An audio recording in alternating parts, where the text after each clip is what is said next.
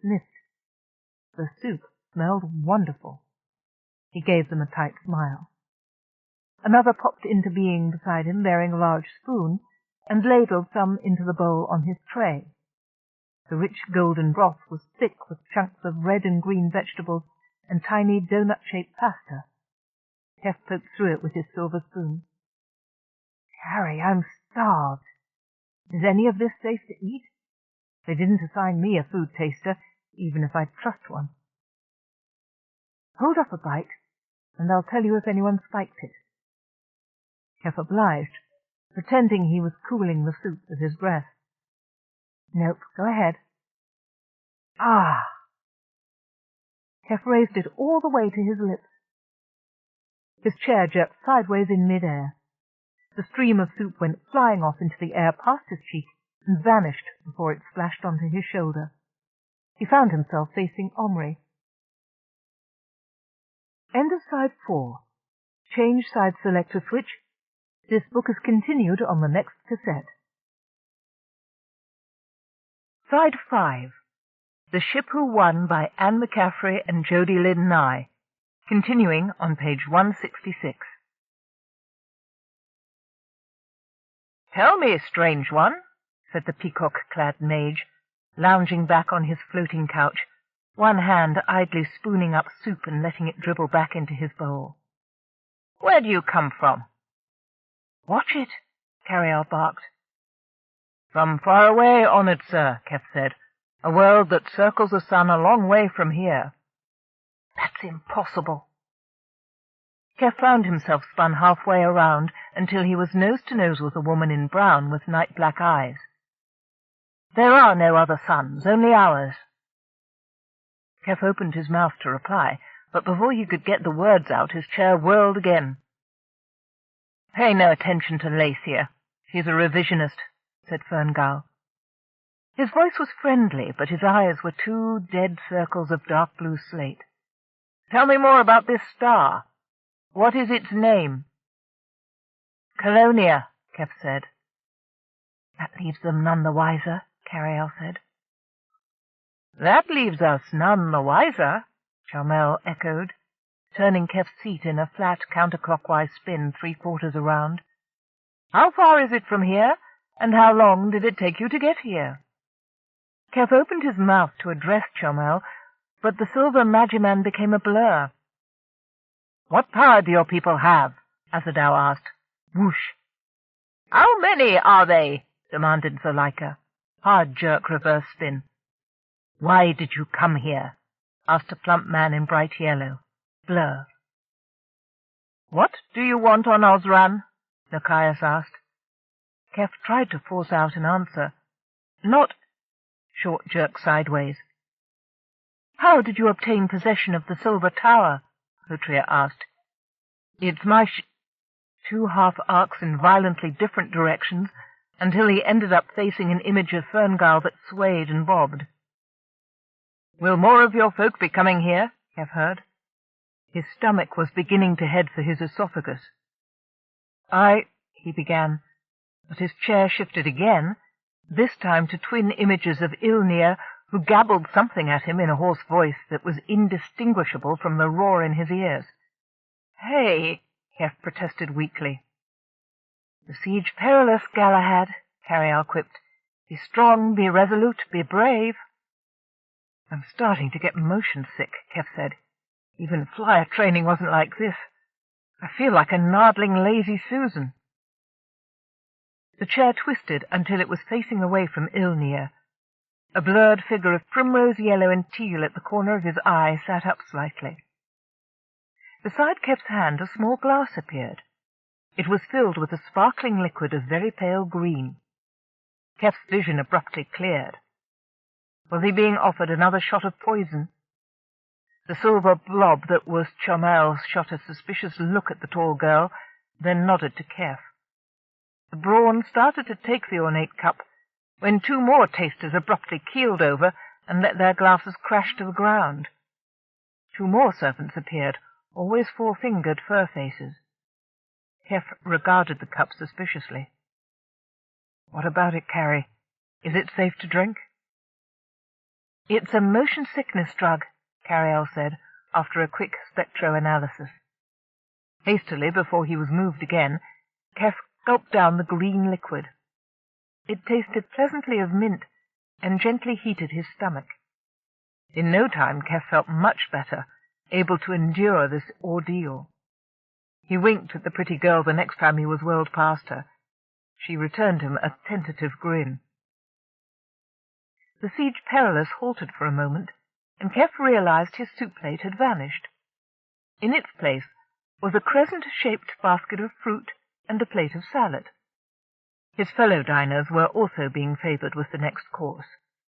Some of them, with bored expressions, waved it away, and were instantly served tall, narrow crockery bowls with salt-encrusted rims. Before he spun away again, he watched Zuleika pull something from it and yank apart a nasty-looking crustacean. "Ugh," Keff said. "No fish course for me." Thanks to the young woman's potion, he felt well enough to eat. While trying to field questions from the Magifolk, he picked up one small piece of fruit after another. Carialle tested them for suspicious additives. "No," Carialle said. "No, no, no. Yes. Whoops, not any more. No, no, yes." Before it could be tainted by long-distance assassins, Keff popped the chunk of fruit in his mouth without looking at it. It burst in a delightful gush of soft flesh and slightly tart juice. His next half-answer was garbled, impeded by berry pulp, but it didn't matter, since he was never allowed to finish a sentence anyway before the next mage greedily snatched him away from his current inquisitor. He swallowed and sought for another wholesome bite. The basket disappeared out from under his hand and was replaced by the nauseating crock. His finger splashed into the watery grey sauce. It sent up an overwhelming odour of rotting oil. Keff's stomach, tantalized by the morsel of fruit, almost whimpered.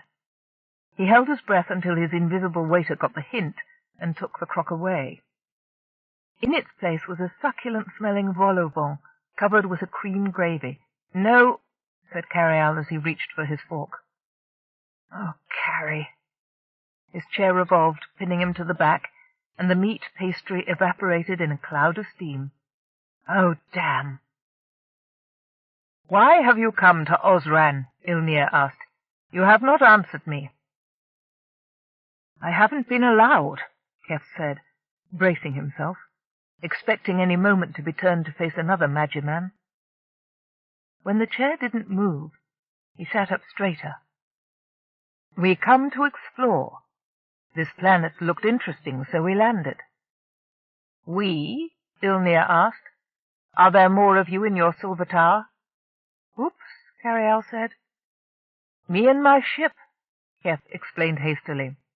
"When you travel alone as I do, you start talking out loud." "And do you hear answers?" Azadal asked to the general laughter of his fellows. Keff smiled. "Wouldn't that be something?" Keff answered sweetly. Azadal smirked. "That man's been zinged, and he doesn't even know it," Carialle said. "Look, I'm no danger to you," Keff said earnestly.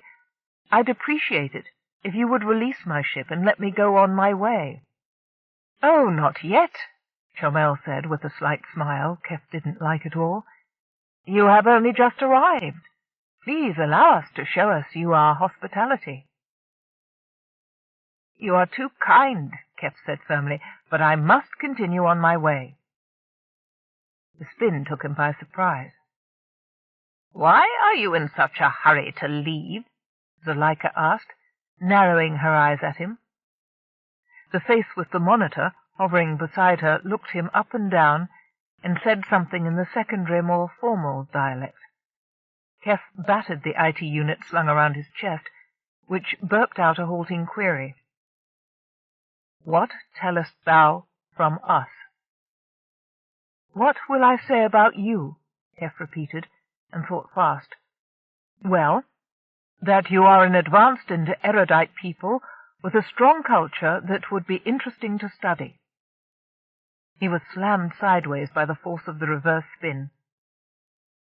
"You would send others here?" Ferngall asked. Not if you didn't want me to, Keff said. If you prefer to remain undisturbed, I assure you, you will be. He suffered a fast spin toward Omri. We'll remain more undisturbed if you don't go back to make a report at all, the peacock Magiman said. A half-whirl this time, and he ended up before Potria. Oh, come, friends, she said with a winning smile. Why assume ill where none exists? Stranger, you shall enjoy your time here with us, I promise you. To our new friendship. She flicked her fingers. A cup of opal glass materialized in front of her and skimmed across the air to Keff's tray. Keff, surprised and gratified, picked it up and tilted it to her in salute. What's in it, Carrie? He subvocalized. Yum! It's a nice mugful of mind-wipe, she said. Stabilized sodium pentothal and a few other goodies guaranteed to make her the apple of your eye. Keff gave the enchantress a smile full of charm and a polite nod, raised the goblet to her once again, and put it down untasted. Sorry, ma'am, I don't drink. The bronze woman swept her hand angrily to one side, and the goblet vanished. Nice try, Peachy, Carrie said triumphantly. Keff seized a miniature dumpling from the next plate that landed on his tray. Yes, Carialle whispered. Keff popped it into his mouth and swallowed. His greed amused the magifolk of the south, whose chairs bobbed up and down in time to their laughter. He smiled kindly at them, and decided to turn the tables. I am very interested in your society. How are you governed? Who is in charge of decision-making that affects you all?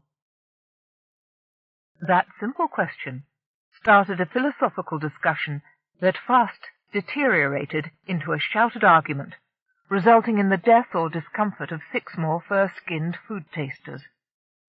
Keff smiled and nodded and tried to follow it, all while he swallowed a few bites. Following Carialle's instructions, he waved away the next 2 dishes, took a morsel from the third, ignored the next 3 when Carialle found native trace elements that would upset his digestive tract, and ate several delightful mouthfuls from the last crisp hot pastries stuffed with fresh vegetables. Each dish was more succulent and appealing than the one before it.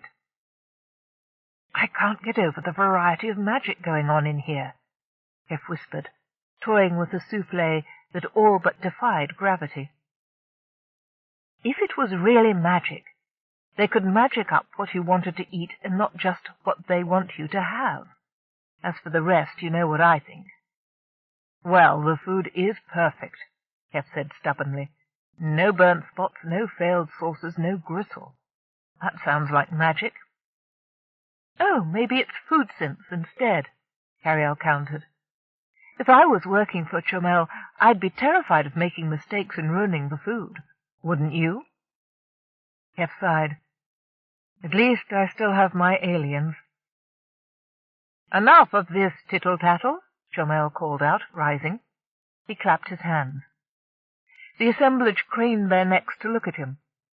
A little entertainment, my friends. He brought his hands together again. Between Nikias and Ferngall, a fur-skin tumbler appeared halfway through a backflip and bounded into the center of the room. Keff's chair automatically backed up until it was between 2 others, leaving the middle of the circle open. A narrow cable suspended from the ceiling came into being. On it, a male and a female hung ankle to ankle 10 meters above the ground. Starting slowly, they revolved faster until they were spinning flat out, parallel to the floor. There was a patter of insincere applause.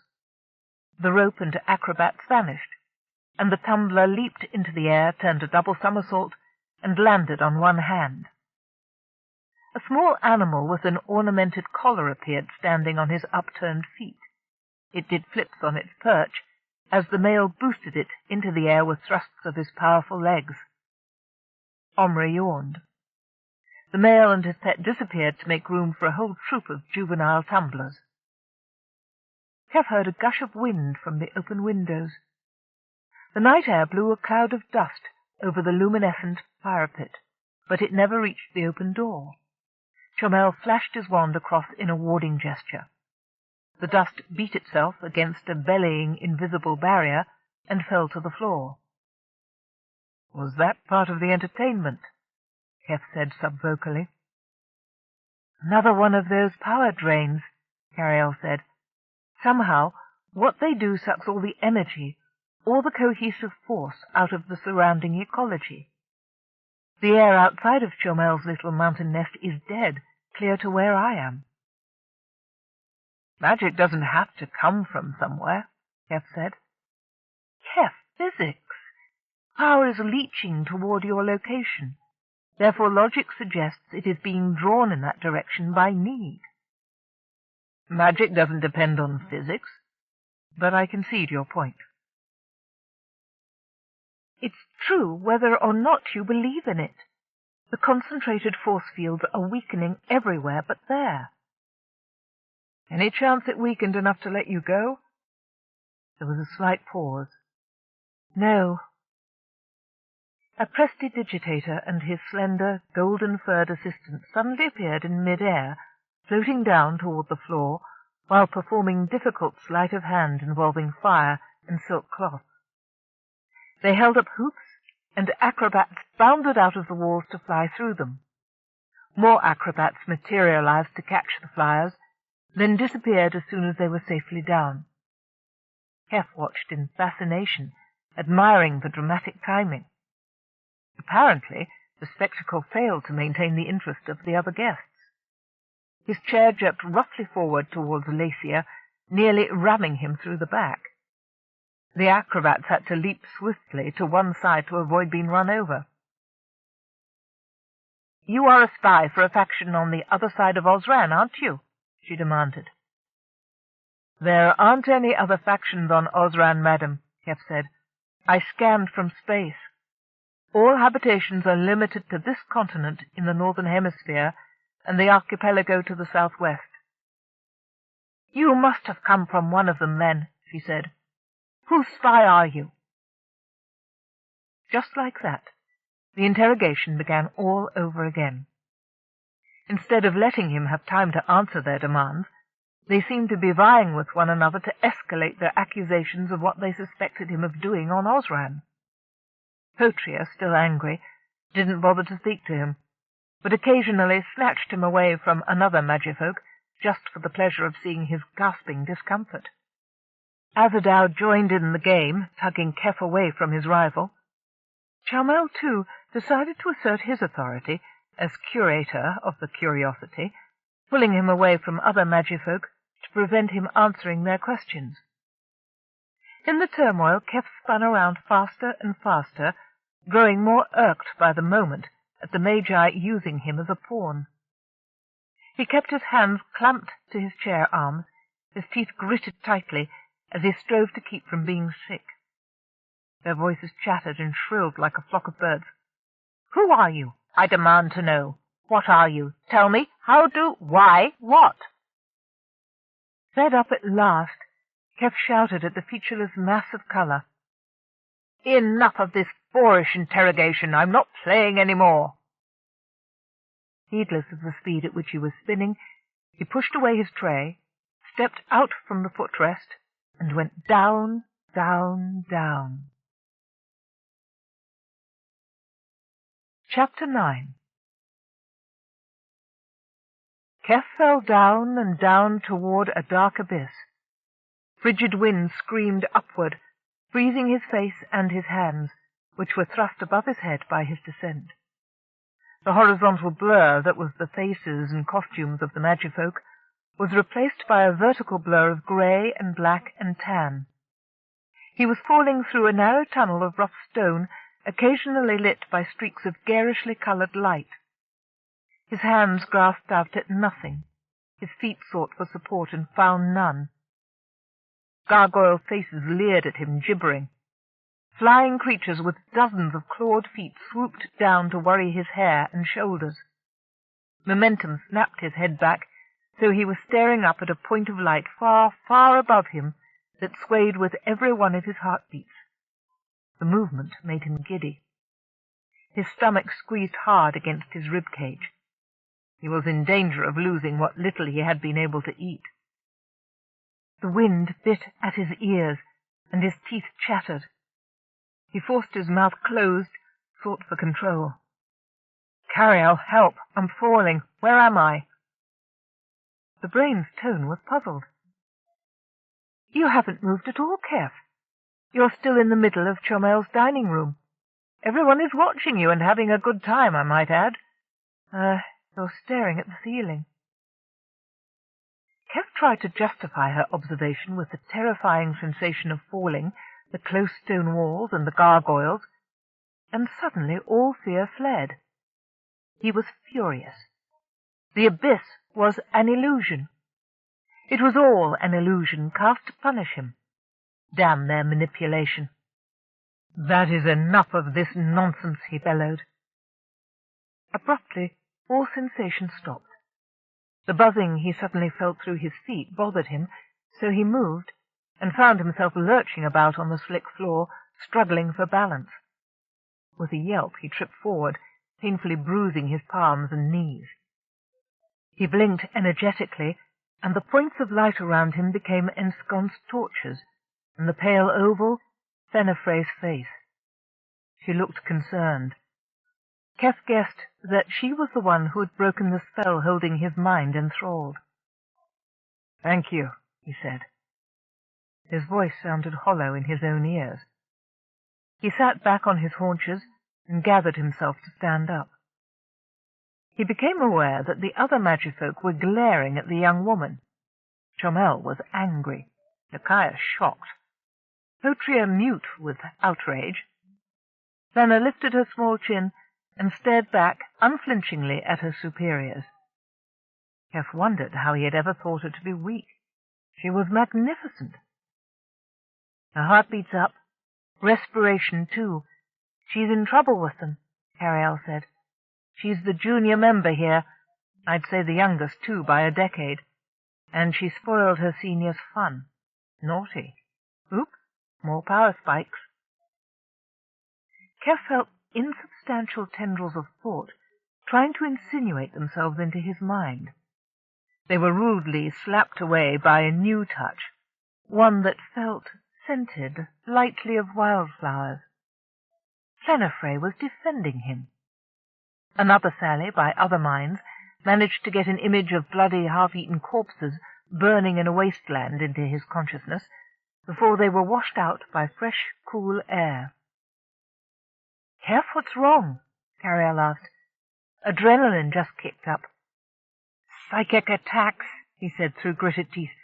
"Trying to control my mind." He fought to think of anything but the pictures hammering at his consciousness. He pictured a cold beer until it dissolved inexorably into a river of green, steaming poison. He switched to the image of dancing in an anti-grav disco with a dozen girls.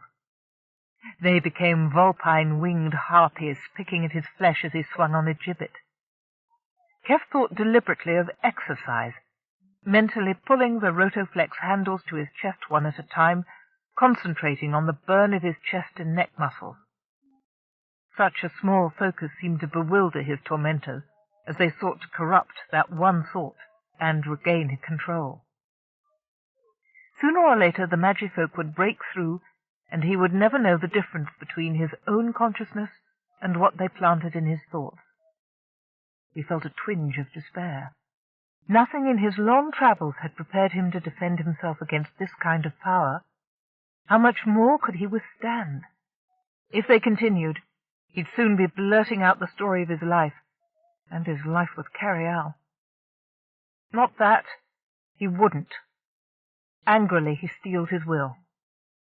If he couldn't protect himself, he couldn't guard Carialle. Even at the cost of his own life, he must prevent them from finding out about her. Her danger would be worse than his, and worse than what had happened to her that time before they became partners. The rotoflex handles of his imagination became knives that he plunged agonizingly again and again into his own breast. He forced his mental self to drop them. They burst into flames that rose up to burn his arms. He could feel the hair crackling on his forearms. Then a soft rain began to fall. The fire died with hisses of disappointment. Keff almost smiled. Plenifre again. He was grateful for the young Magi-woman's intercession. How long could she hold out against the combined force of her elders? He could almost feel the mental sparks flying between Plenifre and the others. She was actually holding her own, which was causing consternation and outrage among them. The outwardly calm standoff threatened to turn into worse. "Small power spikes," Carialle announced. "A jab to the right, a counter to the left. A roundhouse punch.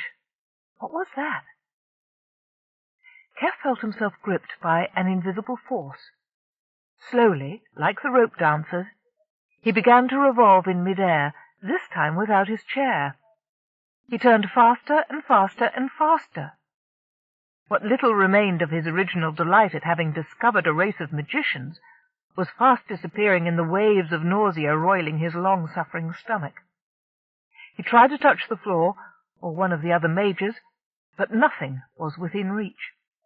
Faster, faster, faster he turned, until the room was divided into strata of light and colour. Images began to invade his consciousness, accompanied by shrieks tinged with fear and anger, shrivelling his nerves. He could feel nothing but pain, and the roaring in his head overwhelmed his other senses. Keff felt a touch on the arm, and suddenly he was staggering weak-kneed across the slick floor behind Plenifre. She had abandoned the battle in favour of saving him. Holding his hand firmly, she made for the open doors. Chomel's transparent wall proved no barrier. Plenifre plunged her hand under her sash to her belt, and a hole opened in the wall just before they reached it, letting a cloud of dust whip past them into the room. Coughing, she and Keff dashed out onto the landing pad. Keff remembered what Carialle had said about colour coordination, and ran after the girl toward the blue-green chair at the extreme edge of the balcony. His feet were unsteady on the humming floor, but he forced himself to cover the distance almost on the young woman's heels. She threw herself into her chariot, hoisted him in, too. Without ceremony, the chair swept off into the night. Behind him, Keff saw other magifolk running for their chairs. He saw Chomel shake a fist up at them, and suddenly the image blanked out. They emerged into a vast, torchlit, stony cavern that extended off into the distance to both left and right. Fenner paused a split second and turned the chair to the right. Her big dark eyes were wide open, her head turning to see first one side, then the other as they passed. Keff clung on as the chair skipped up to Mrs. Stalagmite and ducked a low cave mouth. He gasped. The air tasted moist and mineral-heavy. "Where are you?" Carialle's voice exploded in his ear. "Damnation, I hate that." "Watch the volume, Carrie." Sound level much abated, Carialle continued. "You are approximately 900 meters directly below your previous location, heading south along a huge system of connected underground caverns." "What?" he demanded, then bit his tongue as Plenifre's chair dodged through a narrow pipe and out into a cavern, the bottom of which dropped away like the illusionary abyss. "I'm reading some of those electromagnetic lines down there, not far from you, but not intersecting the tunnel you are currently travelling." "Where are we going?" he asked the girl. "Where we will be safe," she said curtly. Her forehead was wrinkled, and she was hunched forward as if straining to push something with her shoulders. "Is there something wrong?" "It's the lee lines," she said. "Where we are is weak. I'm drawing on ones very far away. We must reach the strong ones to escape, but Chomel stops me." "Lee lines?" Keff said, asking for further explanation. Then a memory struck him. and he sent IT running through similar-sounding names in standard language. It came up with a lay, which it defined as adjective, archaic, related to mystical power. Very similar, Keff noted, and turned his head to mention it. The chair bounced, hitting a small outcropping of a rock, and Keff felt his rump leave the platform. He gripped the edges until his knuckles whitened. The air whistled in his ears. "What if you can't reach the strong ley lines?" he shouted. "We can get most of the way to my stronghold through down here," the girl said, not looking down at him. "It will take longer, but the mountains are hollow below. Oh!" Ahead of them the air thickened, and a dozen chariots took shape. These swooped in at Keff and the girl, who took a hairpin curve in mid-air and looped back toward the narrow passage. Keff caught a glimpse of Chomel in the lead, glittering like a star. The silver mage grinned ferociously at them. Azadal spurred his green chariot faster to beat Chomel to Plenna's vehicle. He succeeded only in creating a minor traffic jam, blocking the neck of stone as Plenafre disappeared into it. By the time they straightened themselves out, their prey had a head start. Plenafre retraced their path through the forest of onyx pillars. Keff leaned back against her knees as she cut a particularly sharp turn to avoid the same outcropping as on the way out. Keff glanced up at her face and found it calm, intense, alert, pale, and lovely as a lily. He shook his head, wondering how he had possibly missed noticing her before. He risked a quick glance back. Far behind them, the Magi men in pursuit were coming to grief amidst the stalactite clusters. Keff heard shouts of anger, then warning, and not long after a crash. Their pursuers were down to 11. "The passage widens out beyond the junction where you first appeared," Carialle said, narrating from her soundings of the underground system. "Life forms ahead." They swooped under a low overhang that marked the boundary of the next limestone bubble cavern. Keff smelled food and squinted ahead in the torchlight. The smell of hot food blended with the cold, wet limestone scent of the caves. Before them lay the subterranean kitchens, whose existence Carialle had postulated. Compared to the frosty ambient temperature above, this place was positively tropical. Keff felt his cheeks reddening from the heat that washed them. Plenafre turned slightly pink. Scores of fur-faced cooks and assistants hurried around like ants, carrying pots and pans to the huge multi-burner stoves lined up against the walls, or hauling full platters of cooked food to vast tables that ran down the center of the chamber. "Natural gas, geothermal heat," Carialle said. "The catering service for the 9 circles of hell." In one corner, discarded like toy dishes in a doll's tea set, were hundreds of bowls, plates, and platters, sent back untouched from upstairs by fussy diners. "What a waste," Keff said, as they passed over the trash heap. The reeking fumes of deteriorating food made his eyes water. He gasped. Avoiding a low point in the ceiling, the chariot bore down on the cooks, who dropped their pans and dishes and dove for cover. The bottom of the runner struck something soft, but kept going. Keff glanced behind them and saw the ruins of a tall cake and the pastry chef's stricken face. "Sorry," Keff called. Behind them, the Magi men on their chariots swooped into the cavern, shouting for Plenafre to surrender her prize. Bolts of red fire struck past them, impacting the stone walls with explosive reports. Chunks of stone rained down on the screaming cooks. Plenafre jerked the chariot downward, and a lightning stroke passed over them, shattering a stalactite into bits just before they reached it. Keff threw his hands up before his face just a split second too late, and ended up spitting out limestone sand. "Don't damage anything," Chomel yelled. "My kitchen!" Keff saw him frantically making warding symbols with his hands, sending spells to protect his property. Plenafre stole a look over her shoulder and poured on the speed. She pulled Keff's body back against her legs. He looked up at her for explanation. she said. "I need my hands," and immediately began weaving her own enchantments in a series of complex passes. Keff braced himself between the end of the chariot back and the chair legs to keep Plenifre from bouncing out of her seat. The cavern narrowed sharply at its far end, forcing them farther and farther toward the floor. Fur-faced noble primitives who had been throwing themselves down to get out of their way went entirely flat, or slammed into the wall as Plenifre's chariot flashed by. Females shrieked, and males let out hoarse-voiced cries of alarm. Scarlet fire ricocheted from wall to wall, missing the blue-green chariot by handspans. The young Magi-woman launched off fist-sized globes of smoky nothingness, flinging them behind her back. Keff, intent on the wall above the cave-mouth zooming toward them, heard cries and protests, followed by a series of explosive puffs. Plenifre resumed control of her chair just in time to direct them sharply down and into the stone tunnel. This must have been the central corridor of Chomel's underground complex. Hundreds of noble primitives dropped their burdens and dove for cover as he and Plenifre zoomed through.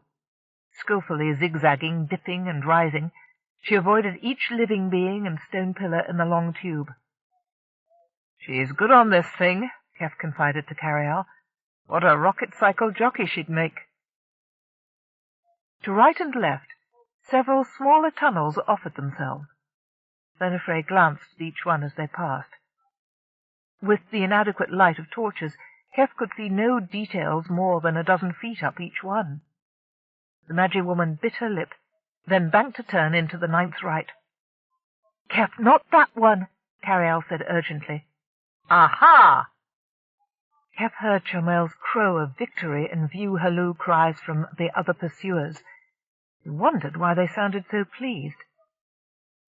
Plena dodged against the left wall to avoid colliding with a grossly wheeled wagon pulled by six-packs and piled high with garbage. There was barely enough space for both of them, but somehow the Magi-woman made it by. After a short interval, Keff heard a few loud scrapes and a couple of hard splats, followed by furious and derisive yells. 2 more Magi-men would be abandoning the race as they went home to clean refuse out of their gorgeous robes. Another scrape ended in a sickening-sounding crunch. Keff guessed the Magi-man on that chariot had misjudged the space between the cart and the wall. That left 8 in pursuit. Keff risked a glance. The silver glimmer at the front was Chomel, and beside him the dark green of Azadal, the pink gold of Potria, Nicaeus's gold, and the shadow that was Ferngal were grouped in his wake. More ranged behind them, but he couldn't identify them. Plenifre wound her way through the irregular, narrowing corridor, tossing spells over her shoulder to slow her pursuers. "I would turn around and weave a web to snare them," she said, "but I dare not take my eyes off our path." "I agree with you wholeheartedly, lady," Keff said. "Keep your eyes on the road. Look, it's lighter up ahead." A lessening of the gloom before them suggested a larger chamber, with more room to maneuver. Plena crested the high threshold and let out a moan of dismay. The room widened out into a big cavern, but it was as smooth and featureless as a bubble. Racks and racks of bottles lined the lower half of the walls. No spaces between them suggested any way out. "A dead end," Keff said in a flat tone. "We're in Chomel's wine cellar." No wonder he was gloating. "I was trying to tell you," Carialle spoke up in a contrite voice. "You weren't listening." "I'm sorry, Carrie, it was a wild ride," Keff said. Plenifre turned in a loop that brought Keff's heart up into his throat and made for the narrow entrance. But it was suddenly filled by Chomel and the rest of the posse. Plenifre reversed her chair until she was hovering in the center of the room. 8 chairs surrounded her, looking like a hanging jury. "And it looks like it's over." "There you are, my friends. You left us too soon," Chomel said. "Major Plenifre, you overreached yourself. You misunderstand how reluctant we are to allow such prizes as this stranger and his tower to be won by the least of our number. Keff felt Plenna's knees tighten against his back. Perhaps he does not want to be anyone's property, she said. I will leave him his freedom. You do not have the right to make that choice, Majess, Nicaeus said. He stretched out his arms and planted one big hand across the ring that encircled his other wrist. Keff braced himself as red bolts shot out of the bracelet, enveloping him and the floating chair. An invisible rod collected the bolts, diverting them harmlessly down into nothingness. The astonished look on Nicaeus's face said that he neither expected Plenifre to defy him, nor to be able to counteract his attack. "That's what hit you on the plane," Carialle whispered in Keff's ear. "Same frequency. It must have been Nicaeus." My, he looked surprised. The other Magimen lifted their objects of power, preparing an all-out assault on their errant member. "Please, friends," Chomel said, moving between them toward the wary pair in the center. His eyes were glowing with a mad inner light. "Allow me." He took the wand from the sleeve on his belt and raised it. Keff glanced up at Plenifre. The Magiwoman, glaring defiance, began to wind up air in her arms. "I see what she's doing," Carialle said, her voice alarmed. "Keff, tell her not to teleport again. I won't—" The cavern exploded in a brilliant white flash. Except for the absence of 8 angry Magimen, Keff and Plenifre might not have moved. They were in the center of a globe hewn from the bare rock. Then Keff noticed that the walls were rougher and the ceiling not so high. Plenifre hastily brought the chair to earth. She sighed a deep breath of relief. Keff seconded it. He sprang up and offered her his hand. With a small smile, she reached out and took it, allowing him to assist her from the chair. "My lady, I want to thank you very sincerely for saving my life," Keff said, bowing over their joined hands. When he looked up, Plenna was pink, but whether with pleasure or embarrassment, Keff wasn't sure. "I could not let them treat you like chattel," she said. "I feel you are a true man for all you are not one of us." "A true man offers homage to a true lady," Keff said, bowing again. Plenifre freed herself and turned away, clutching her hand against herself shyly. Keff smiled. "What pretty manners you have," Carialle's voice said. It sounded thin and very far away. "You're 45 degrees of planetary arc away from your previous location. I just had time to trace you before your power burst dissipated. You're in a small bubble pocket along another one of those long cavern complexes. What is this place?" "I was just about to ask that." Keff looked around him. "Lady, where are we?" Unlike Chomel's wine cellar, this place didn't smell overpoweringly of wet limestone and yeast. The slight mineral scent of the air mixed with a fragrant, powdery perfume. Though large, the room had the sensation of intimacy. A comfortable-looking, overstuffed chair sprawled in the midst of little tables, flat floor pillows, and toy animals. Against one wall, a small bed lay securely tucked up beneath a thick but worn counterpane beside a table of trinkets. Above it, a hanging lamp with a cobalt-blue shade, small and bright like a jewel, glowed comfortingly.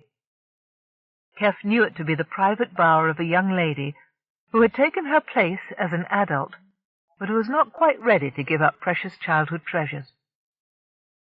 "It is my place," Plenifre said.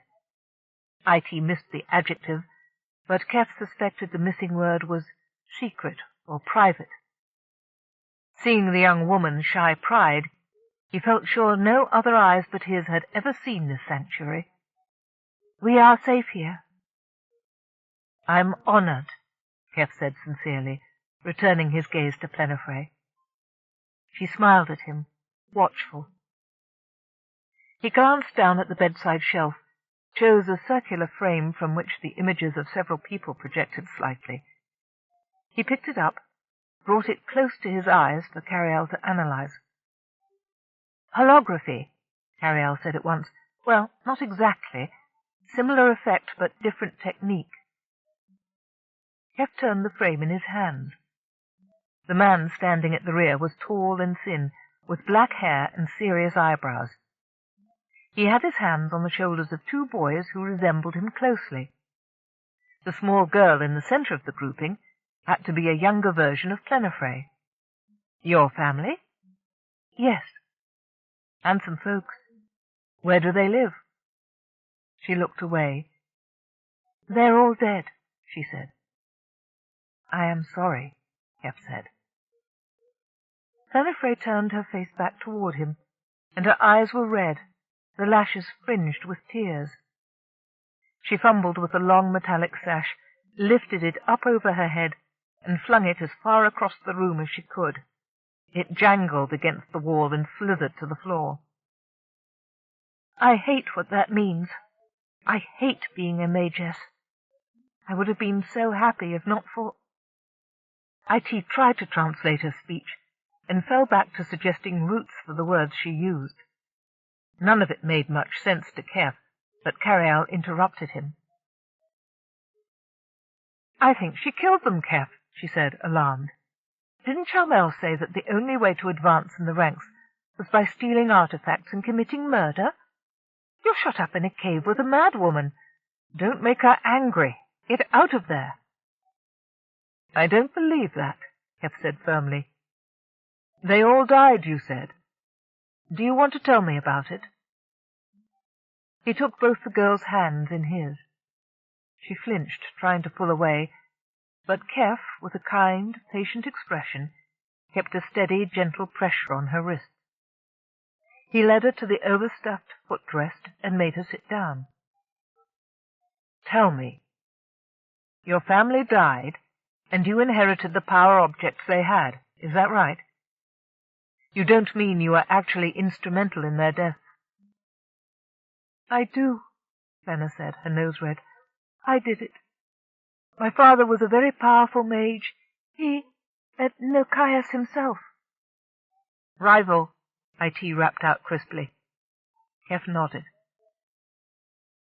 "They both wished the position of Mage of the South, but Nochias took it. Losing the office troubled him. Over days and days, he went—" Helplessly she fluttered fingers in the vicinity of her temple, not daring to say the word out loud. "He went mad," Keff said. Fenna dropped her eyes. "Yes. He swore he would rival the Ancient Ones. Then he decided having children had diminished his power. He wanted to destroy us to get it back." "Horrible," Keff said. "Loved my father. He had to keep his position. You'd like on Osran, any sign of weakness and someone else will step in." "Go on," Keff said gravely. Aided occasionally by IT, Plenifre continued. "There is not much to tell. Father tried many rituals to build up his connection with the core of Osran and thereby increase his power, but they were always unsuccessful. One day 2 years ago, I was studying ley lines, and I felt hostile power stronging up." "Building up," interjected IT. "As I had been taught to do, I defended myself, making power walls." "Warding?" Keff asked, listening to IT's dissection of the roots of her phrase. "Yes, and feeding power back along the lines from which they came. There was more than I had ever felt." The girl's pupils dilated, making her eyes black as she relived the scene. "I was out on our balcony. Then I was surrounded by hot fire. I built up and threw the power away from me as hard as I could. It took all the strength I had. The power rushed back upon its sender. It went past me into our stronghold. I felt an explosion inside our home. That was when I knew what I had done. I ran." Her face was pale and haunted. "The door of my father's sanctum was blown outward. My brothers lay in the hall beyond, all dead, and all my fault." Tears started running down her cheeks. She dabbed at them with the edge of a yellow sleeve. "Nikias and the others came to the stronghold.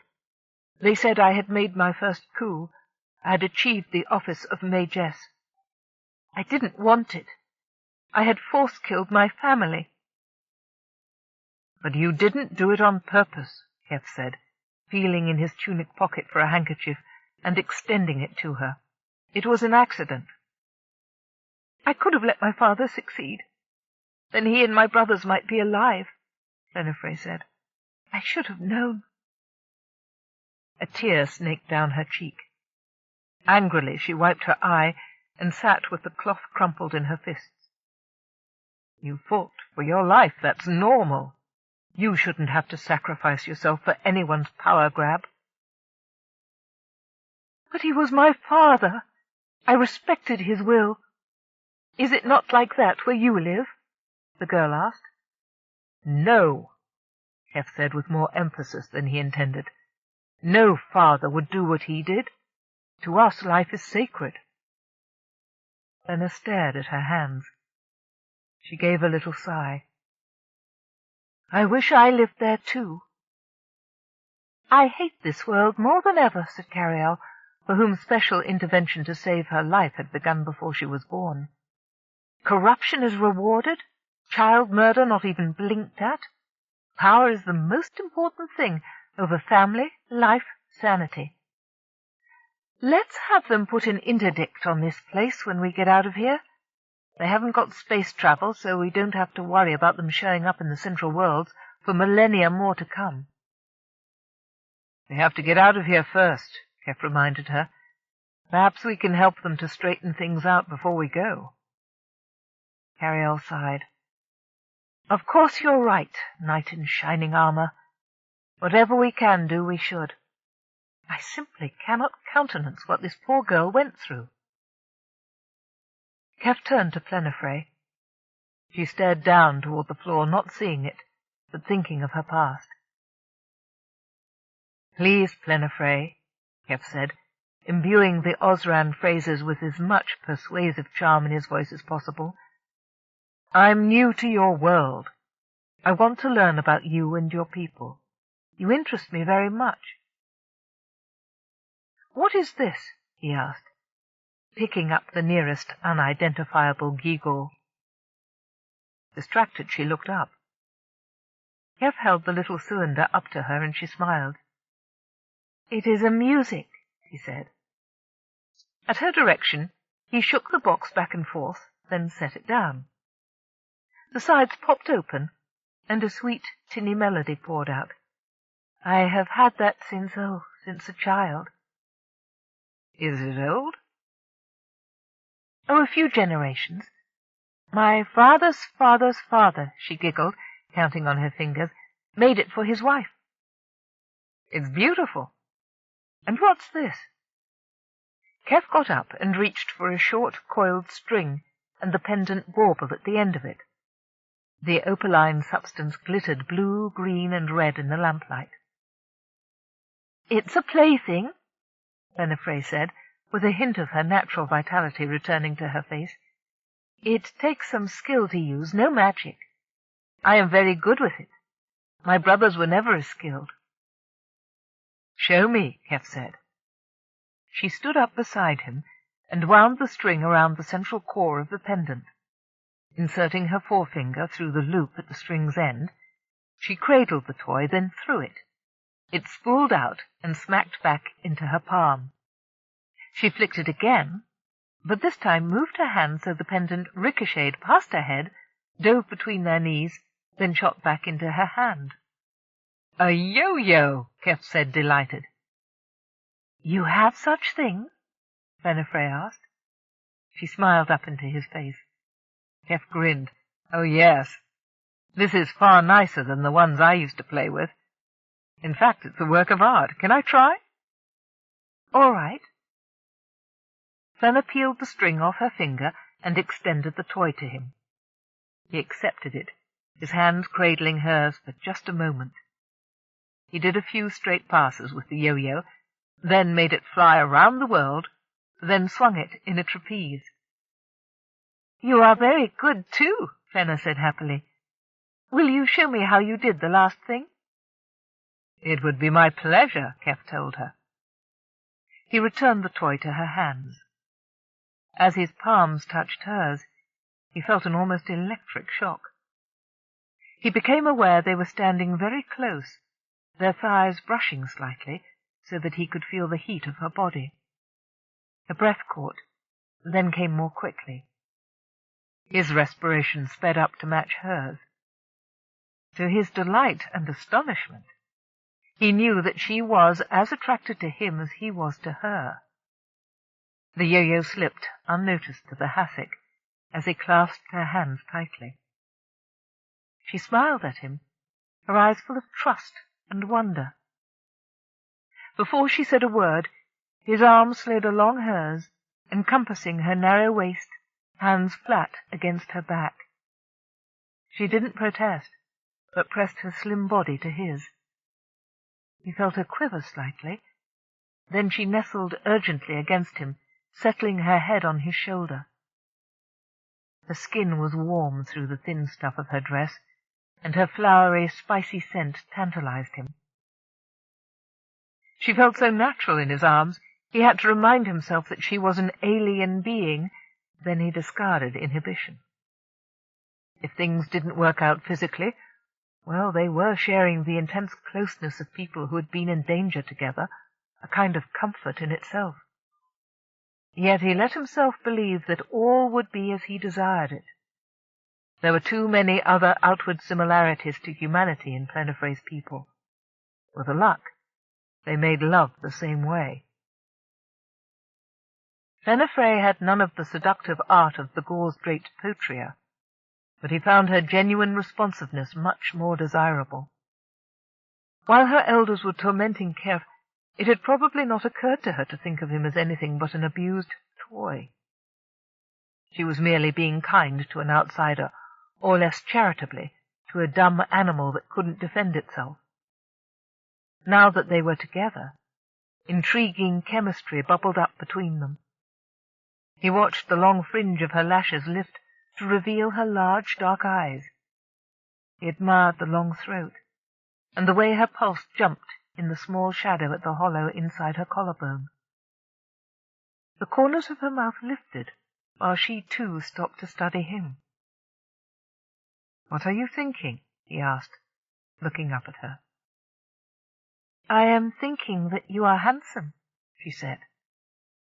"Well, you are very beautiful, Lady Maggess," he whispered, bending down to kiss the curve of her shoulder. "I hate being a Maggess," Plenifre said, in a voice that was nearly a sob. "But I am glad you are a Maggess," Keff said. "If you hadn't been, I would never have met you, and you are the nicest thing I have seen since I came to Osran." He put his hand under her chin, stroked her soft throat with a gentle finger like petting a cat. Almost felinely, Fenna closed her eyes to long slits and let her head drift back, looking like she wanted to purr.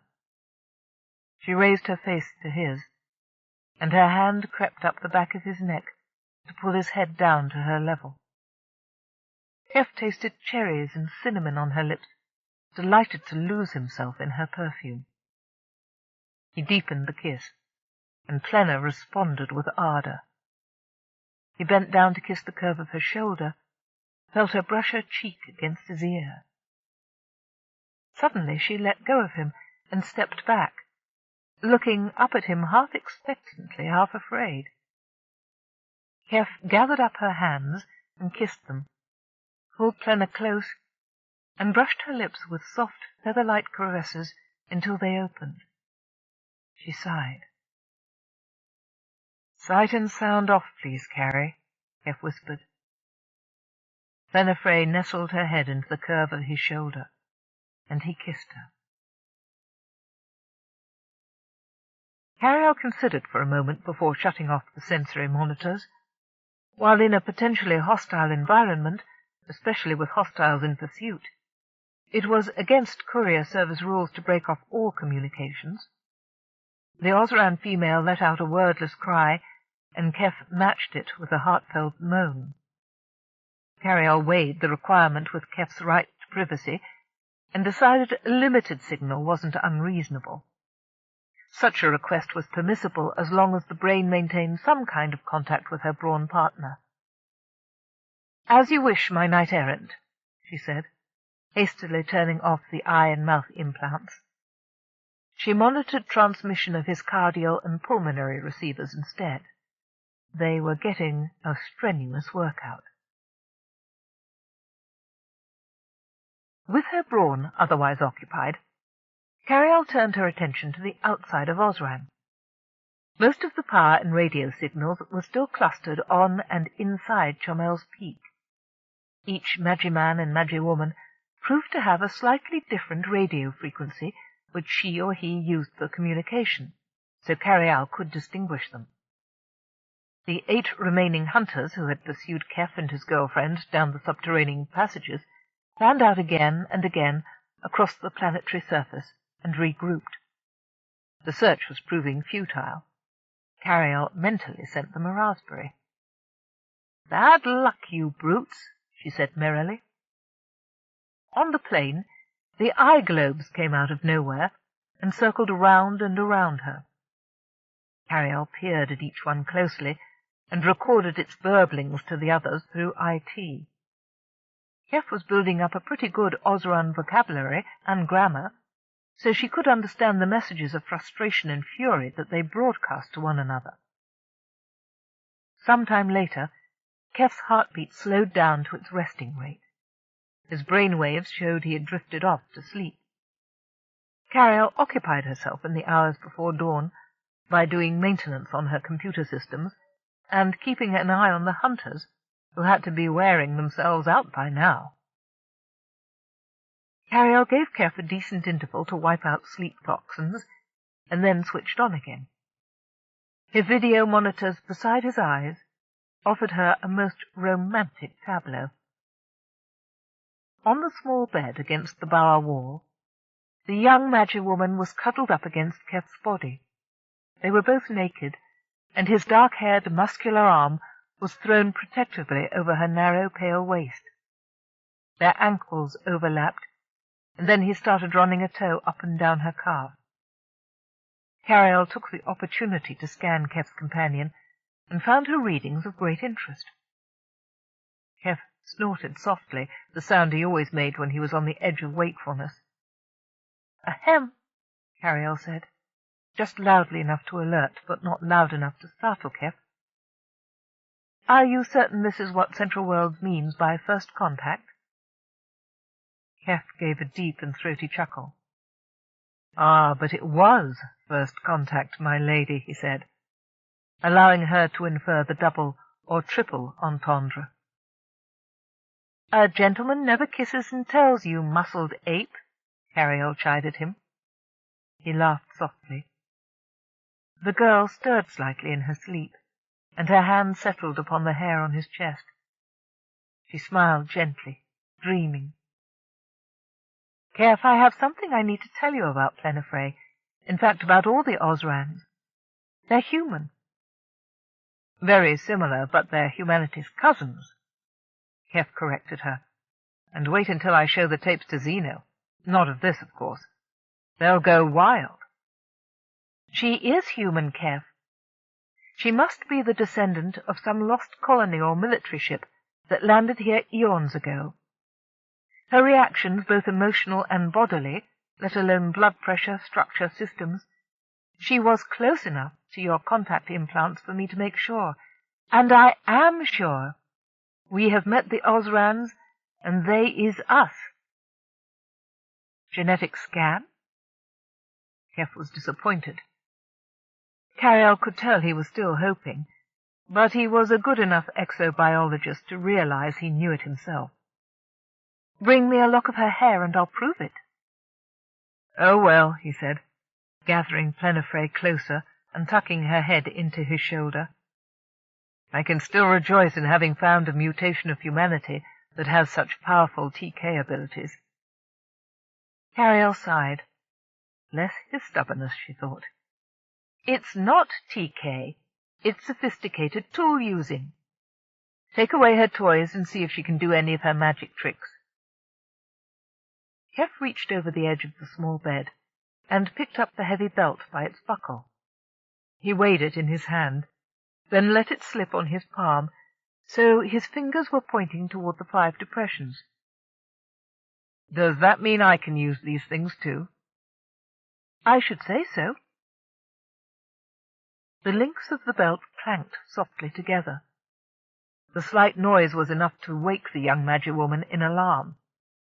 She sat up, her large eyes scanning the chamber. "Who is here?" she asked. Keff held out her belt to her, and she snatched it protectively. "Only me," Keff said. "I'm sorry. I wanted to see how it worked. I didn't mean to wake you up." Fenner looked apologetic for having overreacted to simple curiosity, and offered the belt to him with both hands and a warning. "We mustn't use it here. It is the reason that my bower is secure. We are just on the very edge of the ley lines, so my belt buckle and sash resonate too slightly to be noticed by any other mage." She swept a hand around. "Everything in this room was brought here by hand, or fashioned by hand from new materials, using no power." "That's in the best magical tradition," Keff noted approvingly. "That means there's no vibes left over from previous users. In this case, traces or finding spells." "Or circuits," Carialle said. "How does their magic work?" Her question went unanswered. Before Keff could relay it to Plenna, he found himself gawking up toward the ceiling. As neatly as a conjurer pulling handkerchiefs out of his sleeve, the air disgorged Chomel's flying chair, followed by Potria's, then Azadow's. Chomel swooped low over the bed. The silver mage glared at them through bloodshot eyes. "What a pretty place," he said, showing all his teeth in a mirthless grin. "I'll want to investigate it later on." He eyed Plenifrey's slender nakedness with an arrogant possessiveness. "Possibly with your close assistance, my lady? You've been having a nice time while we've looked everywhere for you." Keff and Plenifrey scrambled for their clothes. One by one the other hunters appeared, crowding the low bubble of stone. "Ah, the chase becomes interesting again," Potria said. She didn't look her best. The chiffon of her gown drooped limply like peach-colored lettuce, and her eye makeup had smeared from lines to bruises. "I was getting so bored running after shadows." "Yes, the prey emerges once again," Chomel said.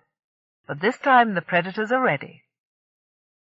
Fenner glared at Chomel as she threw her primrose dress over her head. "We should never have travelled in here by chair," she snarled. Keff stepped into his trousers and yanked on his right boot. "That is correct," Chomel said, easily, sitting back with his abnormally long fingers tented on his belly. "It took us some time to find the vein by which the heart of Osran fed your power, but we have you at last. We will pass judgment on you later, young Magess, but at this moment we wish our prize returned to us." The two stood transfixed, as Nochias, Ferngal, and Omri slid their chairs into line beside their companion. "Your disobedience will have to be paid for," Nochias said sternly to Plenna. The young woman bowed her head, clasping her belt and sash in her hands. "I apologize for my disrespect, High Mage," she said contritely. Keff was shocked by her sudden descent into submissiveness. Nochias smiled, making Keff want to ram the mage's teeth down his skinny throat. "My child, you were rash. I can forgive." The golden chair angled slightly, making to set down in the clear space between Plenna's small bed and her table. With lightning reflexes, Plenifray grabbed Keff's hand, jumped over the lower limb of the chair, and dashed for her own chair. Clutching his armload of clothes and one boot, Keff had a split second to brace himself as Plenna launched the blue-green chariot into the gap left by Nikias and zoomed out into one of the tunnels that led out of the bubble. Keff threw his legs around the edges of Plenifray's chariot to brace himself while he shrugged into his tunic. The strap of the IT box was clamped tightly in his teeth. He disengaged it, dragged it out from under his shirt, and put it around his neck where it belonged. His boot would have to wait. "Well done, my lady!" he shouted. His voice echoed off the walls of the small passage that wound, widened, and narrowed about them. "How dare they invade my sanctum?" Plenifray fumed. Instead of being frightened by the appearance of the other mages, she was furious. "It goes beyond discourtesy. It is like invading my mind. How dare they? Oh, I feel so stupid for teleporting in. I should never have done that." "I'm responsible again, Plenna," Keff said contritely. He hung on as she negotiated a sharp turn. He pulled his legs up just in time. The edge of the chair almost nipped a stone outcropping. Plenifray's hand settled softly on his shoulder, and he reached up to squeeze it. "You were saving my life." "Oh, I do not blame you, Keff," she said. "If only I had been thinking clearly. It is all my fault. You couldn't know what I should have kept in mind, what I have been trained in all my life." Her hand tightened in his, and he let it go. "It is just that now I don't know where we can go." The posse was once again in pursuit. Keff heard shouting and bone-chilling scrapes as the hunters organized themselves a single-file line and attempted to follow. This tunnel was narrower than the ones underneath Chalmel's castle. A fallen stalactite aimed a tooth-like pike at them, which Plenna dodged with difficulty. She scraped a few shards of wood off the side of her vehicle on the opposite wall. Keff curled his legs up under his chin away from the edge and prayed he wouldn't bounce off. "Usually I enter on foot," Plenna said apologetically. "A chair was never meant to pass this way." Keff was sure that Chalmel and the others were figuring that out now. The swearing and crashing sounds were getting louder and more emphatic. If Plenna wasn't such a good pilot, they'd be coming to grief on the rocks too. "Can't we teleport out of here?" Keff asked.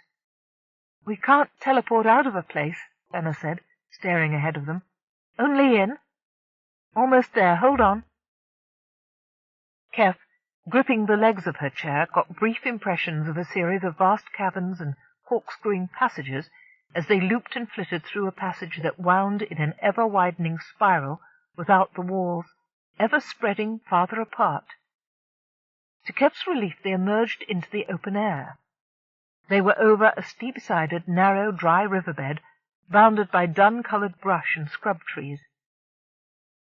He had a mere glimpse of the partly concealed stone niche, where Plenna almost certainly landed her chair when here by herself.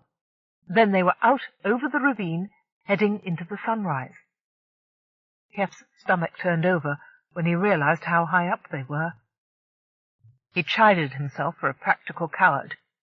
He wasn't afraid of heights and vacuum, but where gravity ruled he was acrophobic. He turned at the sound of a shout. Through a lucky fluke, Chalmel and Azadar were almost immediately behind them. The others were probably still trying to get out of Plenna's labyrinth, or had crashed into the stone walls. As soon as he was clear, Azadar raised his mace. Red fire lanced out at them. Plenna, apparently intuiting where Azadar would strike, dodged up and down, slewing sideways to let the beams pass. The dry brush of the deep river vale smouldered and caught fire. Chalmel was more subtle. Keff felt something creep into his mind and take hold. He suddenly thought he was being carried in the jaws of a dragon. Fiery breath crept along his back and into his hair, growing hotter. The fierce white teeth were about to bite down on him, severing his legs. He groaned, clenching his jaws as he fought the illusion's hold on his mind. The image vanished in the sweet breeze Keff had come to associate with Plena, but it was followed immediately by another horrible illusion. She batted it away at once, without losing her concentration on the battle. Chamel was ready with the next sally. "Don't want them taking my mind," Keff ground out, battling images of clutching octopi with needle-sharp teeth set in a ring. "Concentrate, Keff," Carialle said. "Those devious bastards can't find a crack if you keep your focus small. Think of an equation. 6 to the 8th power is? Times 6 is 36. Times 6 is 216. Times 6 is—" Keff recited. Plenifre started forming small balls of grey nothingness between her hands. Her chair wheeled on its own axis, bringing her face to face with her pursuers. They peeled off to the sides like expert dogfighters, but not before she had flung her spells at them. Explosions echoed down the valley. Ferngal's chair tipped over backward, sending him plummeting into the ravine. Keff heard his cry before the Magiman vanished in mid-air. The black chair vanished too. Nakai zoomed in toward them, his hand laid across his spell-casting ring. Plena threw up a wall of protection just in time to shield them from the scarlet lightning. "Divided by 14 is—" "Come on," Carialle said. "To the nearest integer." One by one, the last 3 mages appeared out of the cave mouth and joined in the aerial battle. Keff couldn't watch Plena weaving spells any more because the webs made him think of giant spiders, which the illusion casters made creep toward him, threatening to eat him. He drove them away with numbers. "How long is a 95 kilohertz radio wave?" Carialle pressed him. "Keff, late-breaking headline. A couple 100 chariots just left Chamel's residence. They're all coming for you. Teleporting. Now." "We're too vulnerable," Keff shouted hoarsely. "If they got through to my mind the way they did in the banquet hall, I'll end up their plaything, if they don't shoot us first." All 6 of the remaining mages positioned themselves around Plena like the sides of a cube, converging on her, throwing their diverse spells and illusions. Hands flying, Plenifre warded herself and Keff in a translucent globe of energy. Carialle's voice became suffused with static. Suddenly, the chair under him dropped. Spells and lightning bolts, along with the shield globe, vanished. The sides of the ravine shot upward like the stone walls in his nightmare. "What happened?" he shouted. All the other mages were falling too, their faces frozen with fear. Before his question was completely out of his mouth, the terrifying fall ceased. Keff felt his hair crackle with static electricity, and bright sparks seemed to fly around all the mages' chariots. Unhesitatingly, Plena angled her chair upward, flying out of the canyon. She crested the ridge and ran flat out toward the east. "What was that?" "Didn't you pay the power bill?" Carialle asked in his ear. "That was a full blackout, a tremendous drop along the electromagnetic lines. I think you overloaded the circuits of whatever's powering them, but they're back online. Fortunately, it got everybody at once, not just you." "Are you all right?" Keff asked. The yearning and frustration in the brain's voice was unmistakable. "For that one moment I was free, but unfortunately I was too slow to take off. All the power on the planet is draining toward you. Even the plants seem to be losing their color. Everyone is out in full force after you, Keff. Get her to bring you here." Like a hive of angry hornets, swarms of chariots poured over the ridge in pursuit. Scarlet bolts whipped past Keff's ear. He grabbed Plenifre's knee and turned his face up to her. "Plena, if you can't teleport out, we have to teleport into somewhere. My ship." She nodded curtly. Over his head, the girl's arms wove and wove. Keff watched the mass of chairs fill the air behind them. He prayed they wouldn't suffer another magical blackout. "Great Mother Planet of Paradise, aid me!" Plena threw up her arms, and the whole scene, angry magicians and all, vanished. Chapter 10. Plonk. The chariot was abruptly surrounded by the walls of Carialle's main cabin. "That was a tight fit," Carialle remarked on her main speaker. "You're nearly close enough to the bulkhead to meld with the paint." "But we made it," Keff said, scrambling out. Gratefully he stretched his legs and reached high over his head with joined hands until his back crackled in 7 places. "Ah!" Fenner rose and stared around her in wonder. "Yes, we made it. So this is what the tower looks like inside. It is like a home, but so many strange things." "I think she likes it," Carialle said approvingly. "Well, what's not to like?" Keff said. "Are the Magi-men still coming?" "They don't know where you've gone. They'll figure it out soon enough. But I'm generating white noise to mask my interior. It's making the spy eyes crazy, but that's all right with me, the nasty little metal mosquitoes." "It is not you talking," Benefray said, watching his lips as Carialle made her later statement. "There is a second voice, a female's. Your tower can speak." Keff, realizing the habits of 14 years were stronger than discretion, glanced at Carialle's pillar and pulled an apologetic face. "Oops," Carialle said. It's not a tower, Plenner. It's a ship," Keff explained. "And it's not his, it's mine." Carialle manifested her myths and legends image of the Lady Fair on the main screen. With tremendous and admirable self-control, Plenifray just caught her mouth before it could drop open. She eyed the gorgeous silhouette, evidently contrasting her own dishevelled costume unfavourably with the rose-coloured gauze and satin of the lady. "You're only a picture," Fenner said at last.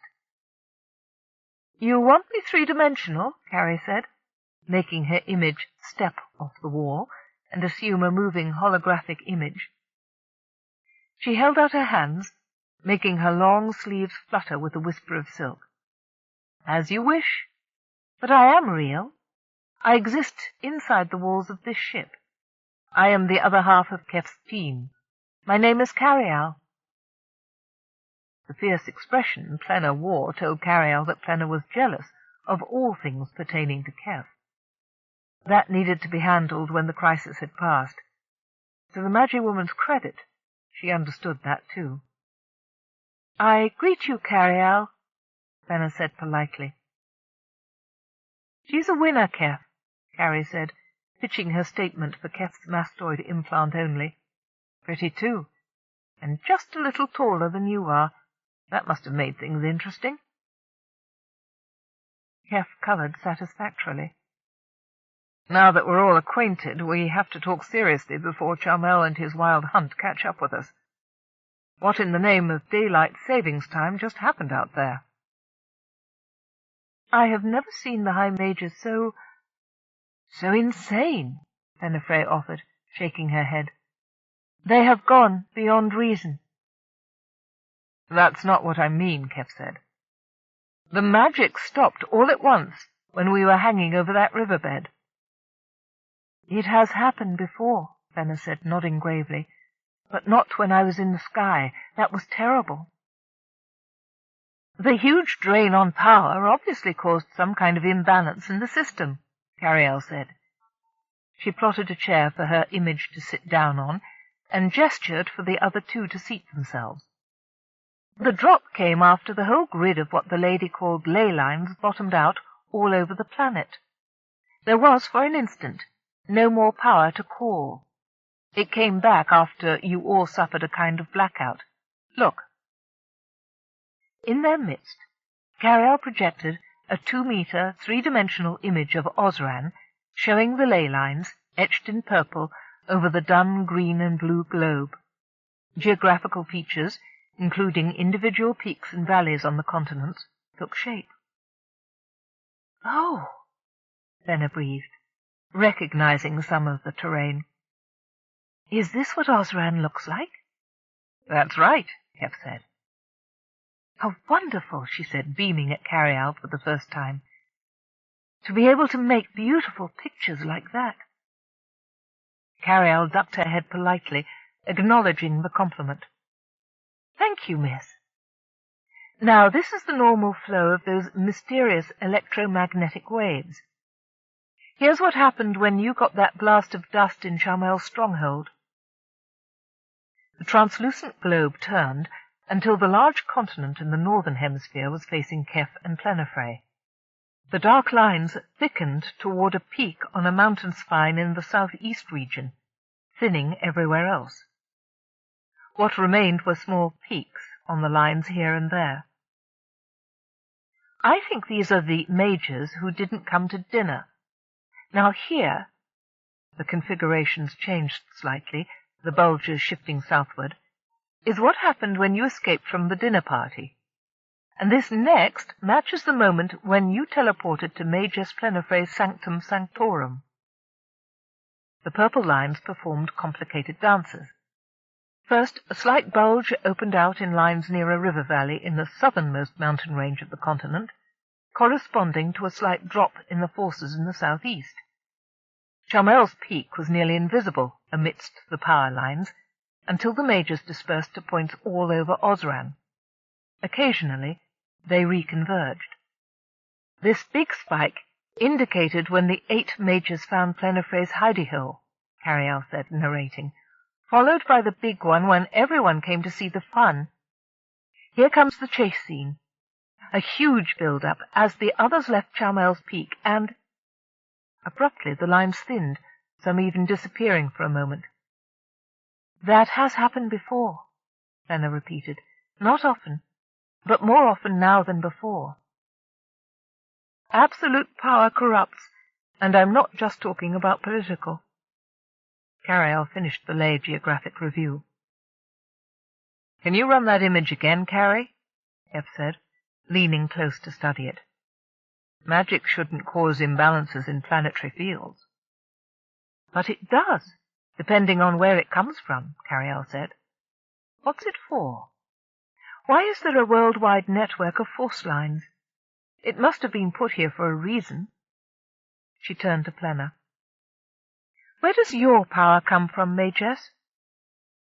Why, from my belt amulet, Plenafre explained, displaying the heavy buckle. The sash is an amulet, too, but it was my father's, and I don't like to use it. She undid her waist cincture and held it out to Carialle. Carialle had her image shake its head. I'm not solid, sweetie. Instead, she directed the artifact to Keff. Carialle turned on an intense spotlight in the ceiling and aimed it so she and her Brawn could have a better look. Keff turned the belt over in his hands. Carialle zoomed in a camera eye to microscopic focus. The 5 indentations were there, as Charmel had said, part of the original design. The buckle had been adapted for wear by some unknown metalsmith at least 800 years ago. Carialle judged by a quick analysis. Braces and a tongue had been welded to its sides. The whole thing comprised approximately 90 cubic centimeters, and was plated with fine gold, which accounted for its retaining a non-corroded surface over the centuries. Carialle recorded all data in accessible memory. "Can you teach me how to use it?" Keff asked, smiling hopefully at her. Plenafre seemed uneasy, but allowed herself to be persuaded by the fatal von Skoik-Larsen charm. "Well, all right," she said. "I'll trust you." Her expression said that she didn't trust often or easily. Such behavior on this world, Carialle noted, would not be a survival trait. Plena stood behind Keff and showed him how to place his fingers in the depressions. "Do not push down, not solidly," she said.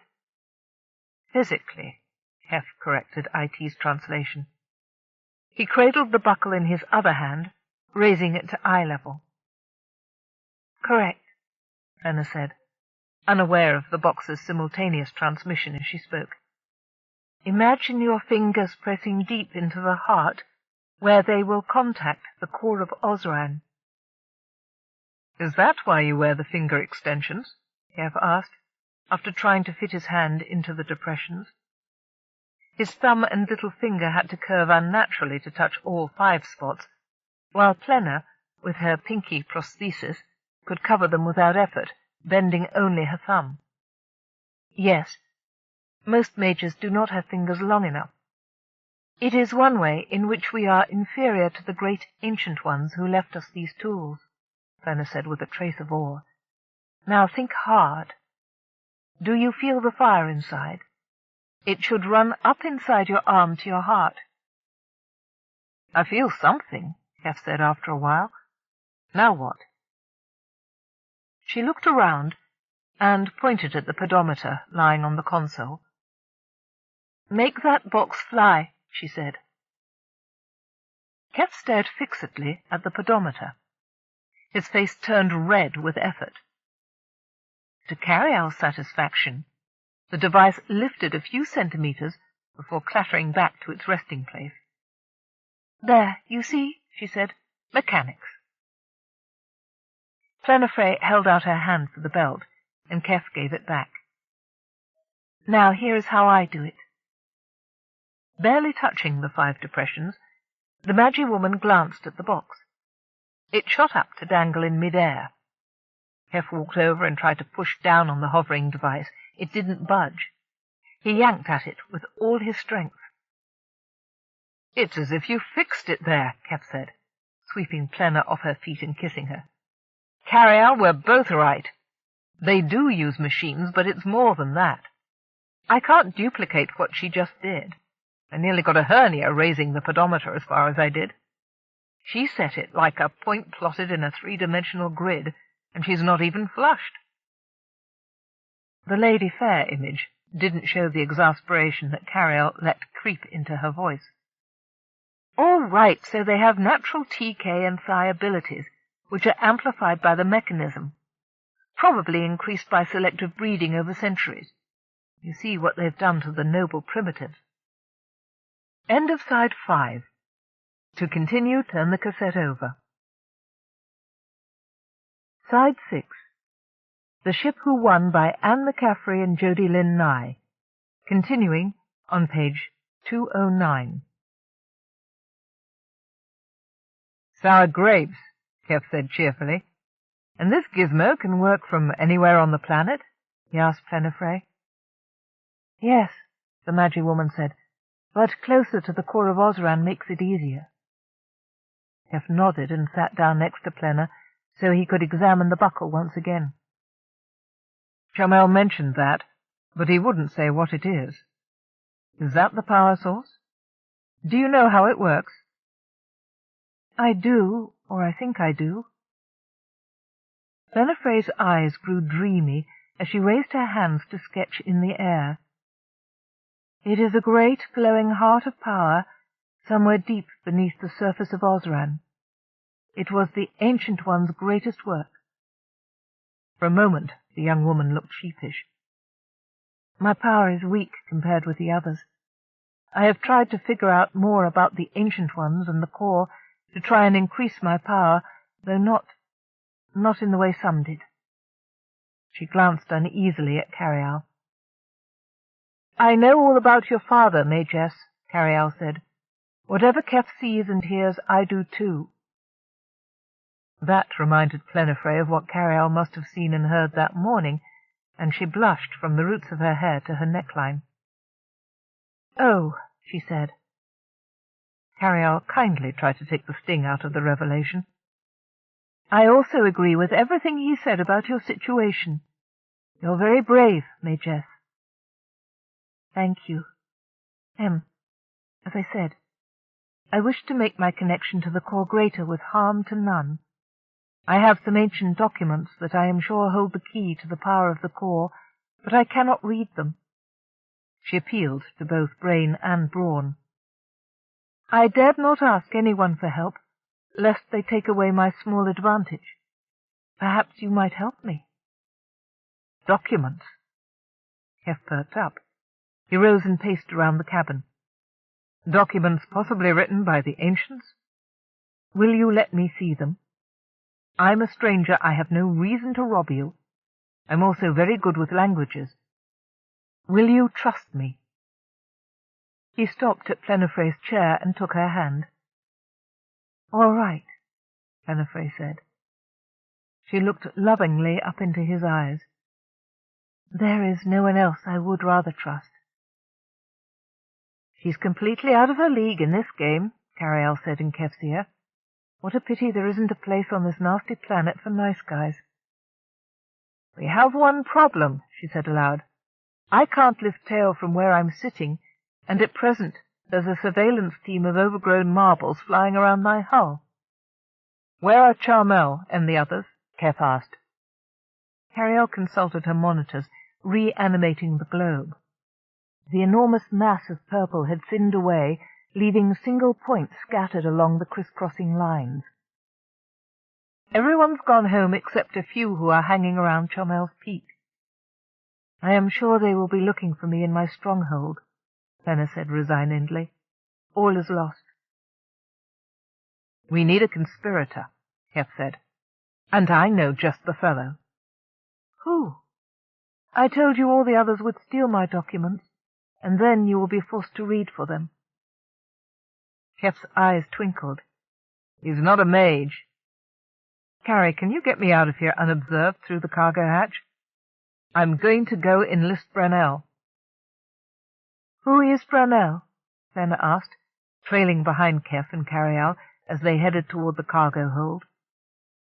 He is one of the workers who lives in the cave out there, Keff said, pointing vaguely outward. A forefinger. You wish to entrust one of Clemei's farmers with secrets of the core of Osran? You don't know what's in your files, Carialle said. Might be a book of recipes from the Dark Ages. Listen, Majess. Carialle's image stopped in the hold as Keff began to move containers out of the way. Fenifre trotted to a halt to avoid bumping into her. We need help. Something very wrong is happening to your world, and I think it has been going bad since your ancestors were babies. Your documents are the first piece of real information we've heard about. Brunel can do what none of us can. He can go in and out of your house without being noticed by the other Magimen. Carrie, Keff gestured at the larger boxes blocking the ladder to the hatch. Service arms detached from the walls and began to stack and move them to other shelves. I'm also going to have to jump down 3 meters. You'll have to create a diversion. Leave that to me, Carialle said. She led the Magiwoman back toward the main cabin. Now we're going to have some fun. Devoting screens around the main console to 3 of her external cameras for Plenna's benefit, Carialle tuned into the eye spheres, the service door, and the main hatchway. They watched the eyes cluster as Carialle let down her ramp and slid open her airlock to disgorge a servo. The low robot rolled down onto the plateau and trundled off into the bushes with the cluster of spy eyes in pursuit. The door slid closed. Go, Carialle said, pitching her voice over the speaker in the cargo hold. She slid open the door just a trifle. Leaving some skin behind, Keff slipped out the narrow opening and dropped to the ground in a crouch. He ran down the hill and across the field toward where the workers were gathering at the cave mouth for their daily toil. Trusting Keff to take care of that half of the arrangements on his own, Carialle watched with amusement through one of the servo's guiding cameras as the spies followed. It rumbled downhill into a gully and plunged into a sudden puddle, splashing some of the eyes so they recoiled. Fenifre laughed. The servo rumbled forward into the midst of a cluster of globe frogs, who rolled hastily backward and gesticulated at one another inside their cases, croaking in alarm. They moved into the servo's path, continuing their tirade as if scolding the machine for scaring them. Carrie guided it carefully so it wouldn't bump into any of them, and headed it for the deepest part of the swamp. Low-frequency transmissions buzzed between the spy eyes. Carialle hooked the IT into the audio monitors. From the look of concentration on her face, Fenner was already listening to them in her own way, and enjoying being in the know for a change. "Where is it going?" asked Potria's voice. "Do you suppose it's going to where they are?" Fenner giggled. "Is the stranger's house doing this on its own?" Nikias asked. "It is a most powerful artifact." Carialle huffed. "They still think I'm an object. Oh, well, there's nothing I can do about that yet." "If they knew you were a living being," Fenner said, "they would not treat you as an object." "Oh," she said, reality dawning. "They would, wouldn't they? They did with Keff. Oh my, what has my world become?" Carialle felt sorry for Fenner. She might be one of the upper class, but she wasn't happy about the status. On the screen, the spy eyes were buzzing busily to one another, circling the area, trying to second-guess the servo's mission. Serenely, the robot rolled into a swampy place where pink-flowering weeds grew. Carialle set its parameters to seek out a marshweed that had exactly 15 leaves and 12 petals. "That should keep it busy for a while," Carialle said. "What does it want in that terrible wet place?" Azadow's voice wailed. "I am getting aches in my bones just watching it." "Keep your eyes open," Nikias's voice cautioned them. "There might be a clue in what this box seeks that will lead us to the stranger." Carialle joined Plenifrey's delighted chuckle. Keff ran to the far side of the cave mouth, so the hill would block the view of him from the spy eye's position. The noble primitives, still wiping traces of breakfast from their faces and chest fur, were listening to their crew chiefs assigning tasks for the day. Brunel, near Altice's group, seemed bored with the whole thing. Keff now suspected that there was something in the noble primitive's metabolism that rejected the amnesia-inducing drug, or he was cleverer than his masters knew. He was banking on the latter possibility.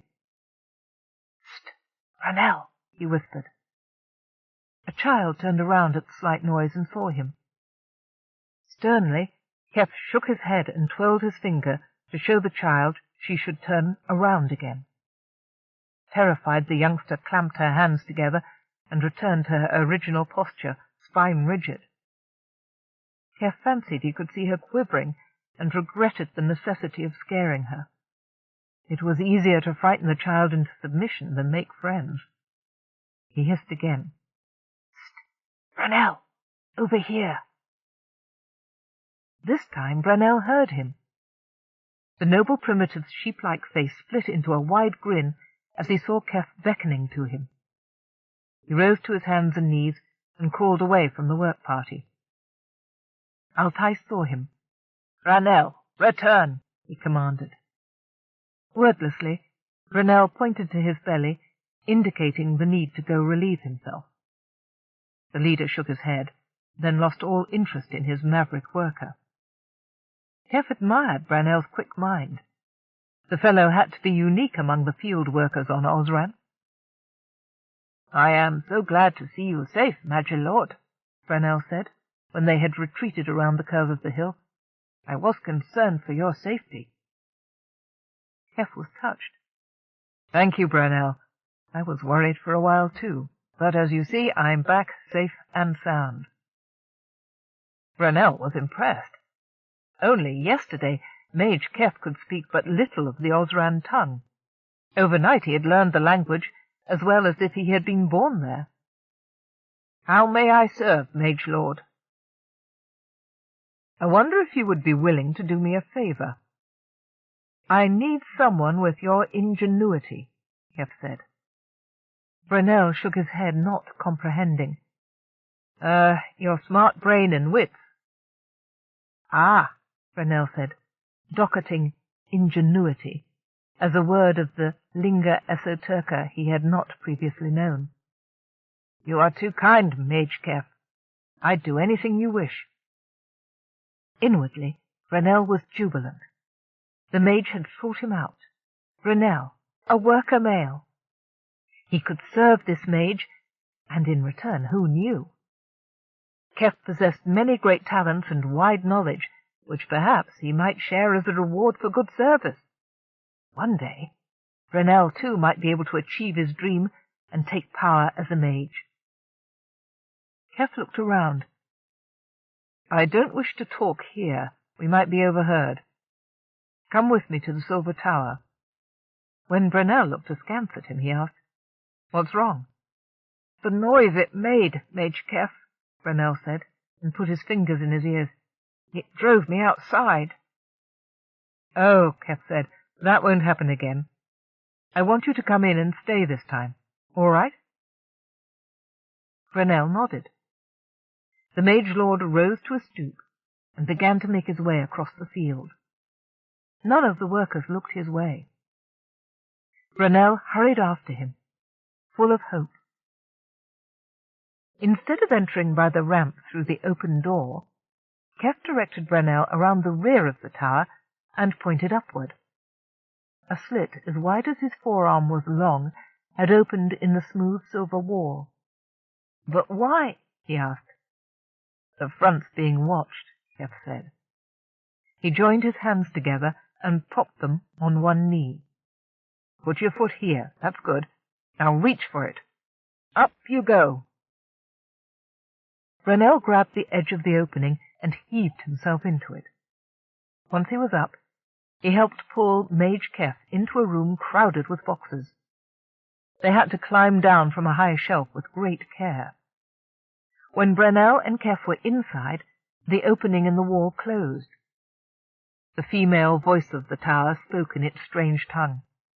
"Aha!" it said. "Come on through." "Come with me," Keff said in Osran. They walked down a short corridor. Two figures sat together in front of the great pictures of the outside. One of them rose and stared at him in horror and surprise. The feeling was mutual. "Magus Plenifray," Brunel, with one fearful glance at Keff, dropped to his knees and stared at the floor. "It's okay, Brunel," Keff said reassuringly, plucking at the worker male's upper arm. "We're all working together here." "Hush, everyone," the other Magus said in the tower's voice. "Here comes our diversion. I don't want the spies to pick up any sound from in here." Carialle turned on a magnetic field in the airlock, strong enough to disable the spy eyes, should any be bold enough to try to pass inside, but not enough to stop the servo. She slid the door upward. The low-slung robot rumbled imperturbably up the ramp and through the arch. In one slim, black metal hand it held very carefully a single marsh flower. Immediately the spy eyes thought they had their opportunity to storm the tower and zoomed after the servo. One hit the field before the others and clanked noisily to the ground, disabled. The over-the-air chatter became excited, and the other spheres reversed course at once, speeding away. "That'll make them crazy," Carialle said. The first spy sphere rolled halfway down the ramp before its owner, on the other side of the continent, was able to take charge of it once again. As soon as it was airborne, it flitted off. "Good riddance," Carialle said, and returned her attention to the situation inside the cabin. Keff stood between Plenifray and Brunel with his hands out. Brunel was on his feet, with his mutilated hands balled into fists by his sides. Plena had both her long-fingered hands planted protectively on her belt-buckle. The Osrans were glaring at each other. Now, Keff said. "I need you both. Please, let's make peace here." "You intend to explain to a worker what we are doing?" Plena asked, appealing to Keff. "This one only has 4 fingers. You can give them directions, but they cannot understand detailed instructions or complicated situations." Brunel, following the secondary dialect with evident difficulty, replied haltingly in that language, which surprised the Magi-woman as much as his daring to speak out in her presence. "I can understand. Mage Keff has agreed to give me a chance to help. I will do whatever Mage Keff wants," he said staunchly. Carialle made her image step forward. "Lady Plenifray, you are suffering from a preconceived notion that all the people who have had the finger amputation are stupid. Brunel is the exception to almost any rule you can think of. He has superior intelligence for someone brought up with the hardships he suffered. I think he's far smarter than the favoured few who live in the mountains with you mages. You're not that different. You belong to the same species," she said, reaching for an example, like Keff and I do." "You?" Plenifray asked. Almost amazed that such a thought had come from her own speakers, Carialle had to pause to consider the change of attitude she had undergone. Much of it was due to seeing the division of a single people on this world into masters and slaves. She now realized that it was counterproductive to separate herself from her parent community. Yes, she was different, but compared with everything else she and Keff encountered, the similarities were more important. Acknowledging her humanity at last felt right and proper. In spite of the way she always pictured herself, she knew inside the metal shell and the carefully protected nerve center was a human being. She felt warmed by the perception. "Yes," she said simply, "me." Keff beamed at her pillar. Her lady fair image beamed happily back at him. Plenifray fumed visibly at the interplay. If Carialle was human, then the Osran had a genuine rival. This, combined with her lover's liberal attitude toward the lower class, obviously dismayed the young woman. As she had proved before, she was resilient and adaptable. Plena seemed to be considering Keff's point of view, but she thoroughly disapproved of Keff having another woman in his life. To disarm the Magi-woman, Carialle made her image step back onto the wall. Plenifray relaxed visibly.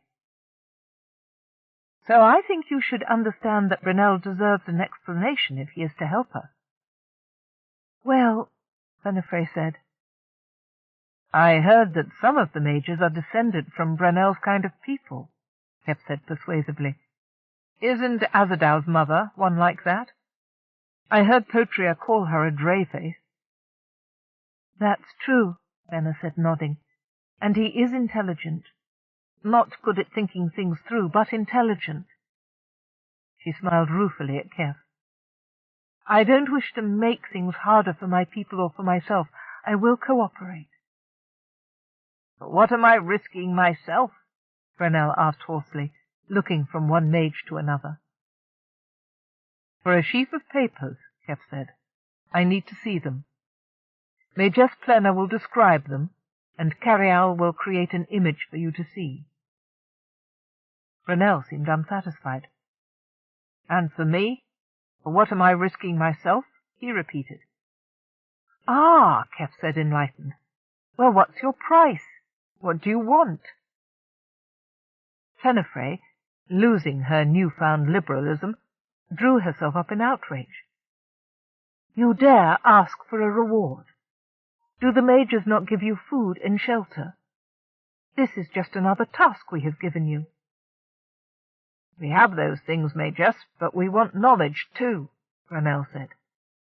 Having begun, he was determined to put his case, even in the face of disapproval from an angry overlord, though somehow he was begging now.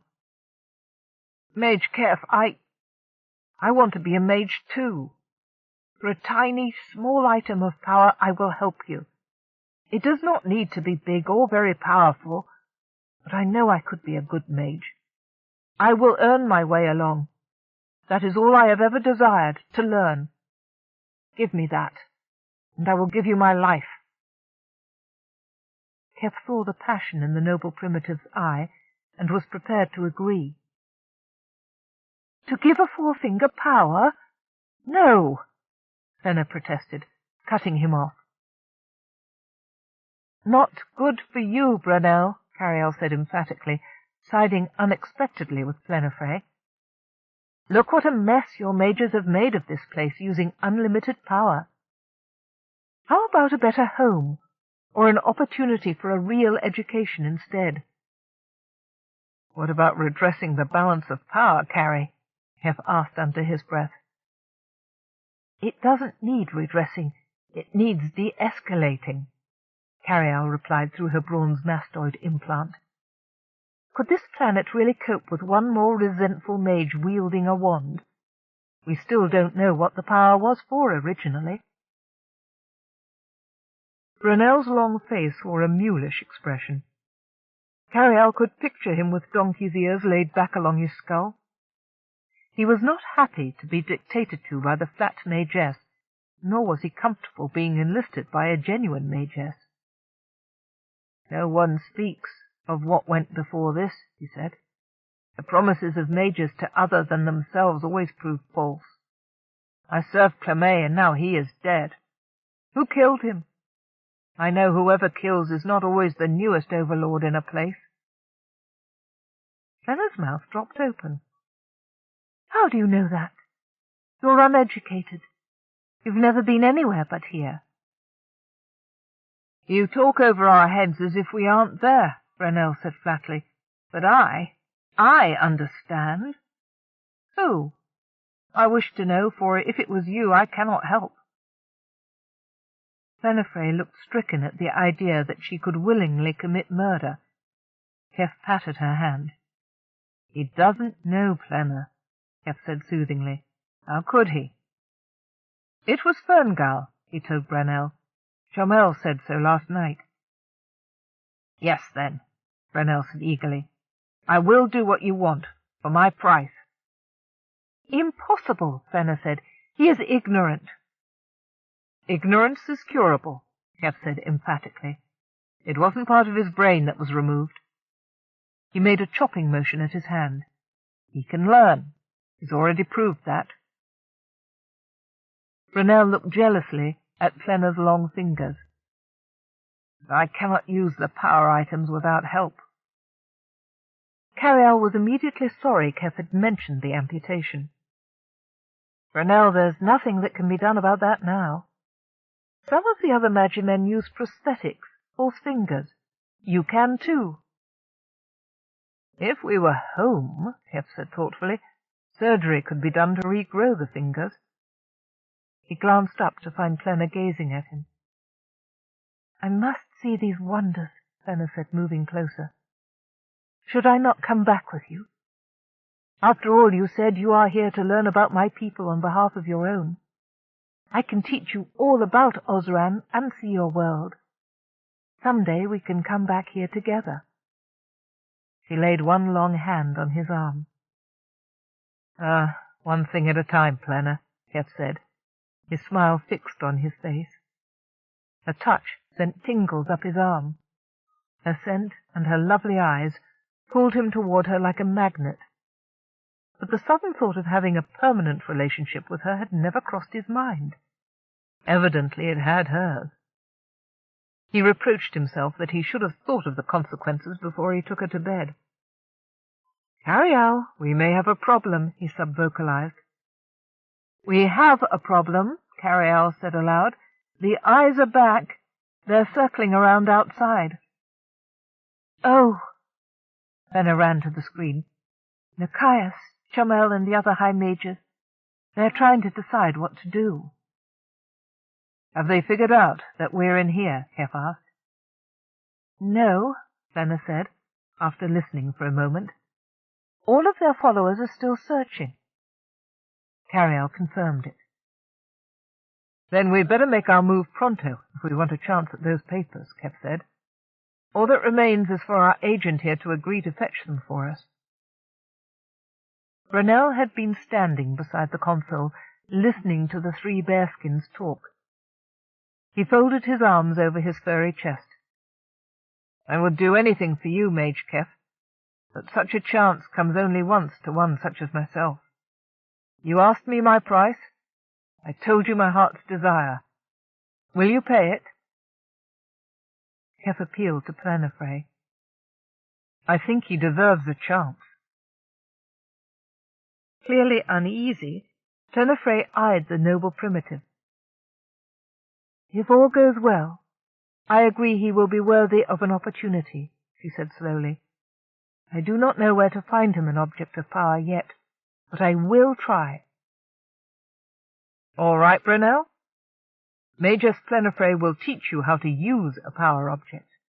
She'll be your teacher, so she will control what you do to a certain extent, but you'll have your chance.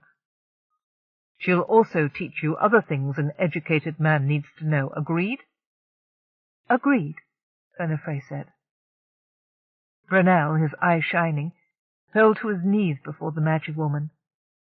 "Thank you, Magus." "There may be no power left for anyone," Carialle reminded them. "If those power drops have been increasing in frequency over time, it may mean that whatever's powering the magic here on Osran is finally running down." "What do I look for?" Brunel asked meekly. Following Plenna's instructions, Carialle created the holographic image of a sheaf of dusty documents, yellow with age, and rotated it so the noble primitive could see all sides. "They are very fragile," Plenna said. "They could shiver to dust if you breathe on them." "I will be careful, Magus, I promise." "We're left with only one problem," Keff said. "How do we get Brunel to Plenaray's stronghold?" Carialle's Lady Fair image drew an impish smile. "It might be worth a try to count on one of those power drops. If we can attract everyone's attention again, I might be able to break loose when the lights go off. After all, I'm not dependent on the core of Osran. I only need a moment. I can be set to launch at any second, and you'll have your diversion to teleport there in peace." "How can we do that?" Keff asked, bemused. "By letting them know where you are," Carrie said. "You zoom outside and start the wild hunt all over. That will bring everyone here with a view halloo, and if I'm right, overload the power lines. As soon as the tractor beam on my tail lets go, I'll take off and distract them away from you. I'll lead them on an orbit of Osran while Brunel is getting your papers." "Do you have enough fuel?" Keff asked. "Enough for one try," Carialle said, showing an indicator of her tank levels. "Or we may not have the wherewithal to get home. I burned a lot trying to break loose before. Don't fail me." "Did I burst my heart in the effort, I never would, fair lady," Keff said, kissing his hand to her.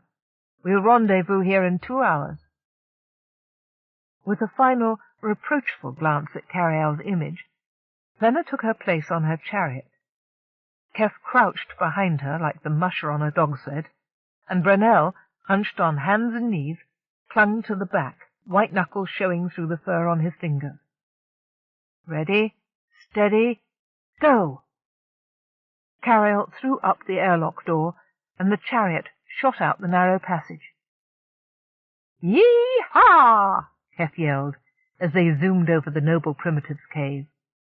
The spy eyes froze in place. Suddenly the air was full of chariots. The majors in them looked here and there for Plenifray, who was already kilometers away from Carialle. "Look!" shouted Azadal, pointing with his whole arm, and the mob turned to follow them. Chomel blinked in, with Nikias and Ferngal alongside him. Like well-trained squadrons, the wings of majors fell in behind. Keff turned and thumbed his nose at them.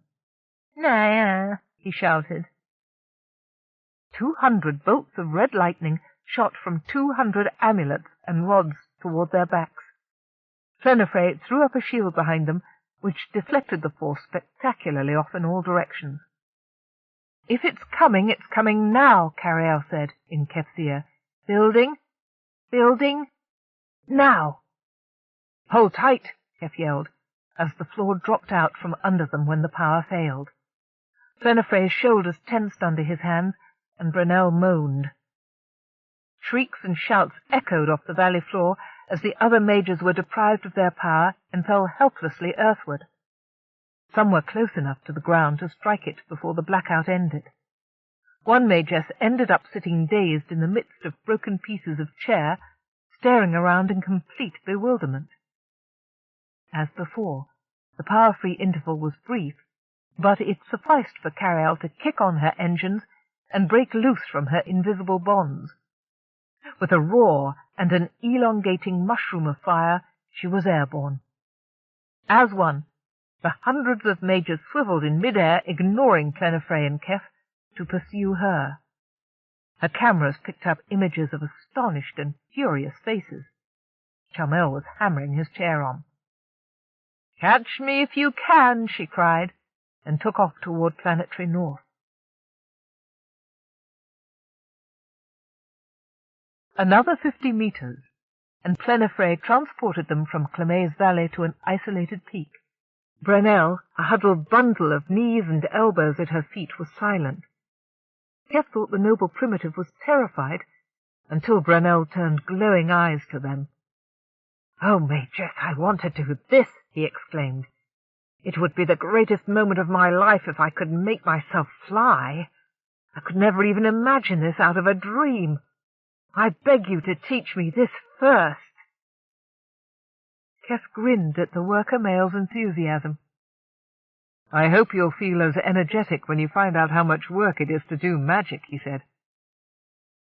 "Oh, it feels so good to be free again," said the voice in his ear. Carialle, knowing in advance where they were going, reconnected instantly with Keff's implants. "I have to keep slowing down so I don't lose my audience. They're such quitters. I've almost lost Potria twice." "Any unwanted watchers out there, Carrie?" Keff asked, pointing his finger so the ocular implants could see. "No spy eyes here yet," Carialle's voice said after a moment. Fenner shot in over the balcony, which was a twin to the one at Chalmel's stronghold, and hovered a few centimeters above the grey tiles. "I mustn't land or the ley lines will indicate it," she said. Brunel hopped off and dashed inside. "Good luck," Keff called after him. Fenner lifted the chair up and looped over the landing pad's edge to wait beneath the overhang. Brunel felt the floor humming through his feet and forced himself to ignore it. The discomfort was a small price to pay for associating with Majors and having them treat him as a friend, if not an equal. Even a true Osran Majess had been kind to him, and the promise Mage Keff had made him. The knowledge put a spring in his step all along the corridor walled with painted tiles. At the green-edged door he turned and put his hand on the latch. "Oh, there!" Brunel turned. A tall fur-face with 5 fingers strode toward him. He had a strange, flat-nosed face, and his eyes turned up at the corners, but he was handsome, nearly as handsome as a mage. "You're a stranger. What do you think you're doing?" "I have been sent by the Majess," Brunel said, leaning toward the house-servant with all the aggression of a fighter who has survived tough living conditions. The servant backed up a pace. "Who? Which Majess?" the servant demanded. He eyed Brunel's prominent jaw with disdain. "You're not one of us." "Indeed I am not," Brunel said, drawing himself upward. "I am Majess Plenifre's pupil." That statement, and the casual use of the Majess's name, shocked the house-male rigid. His tilted eyes widened into circles. Brunel, ignoring him, pushed through the door.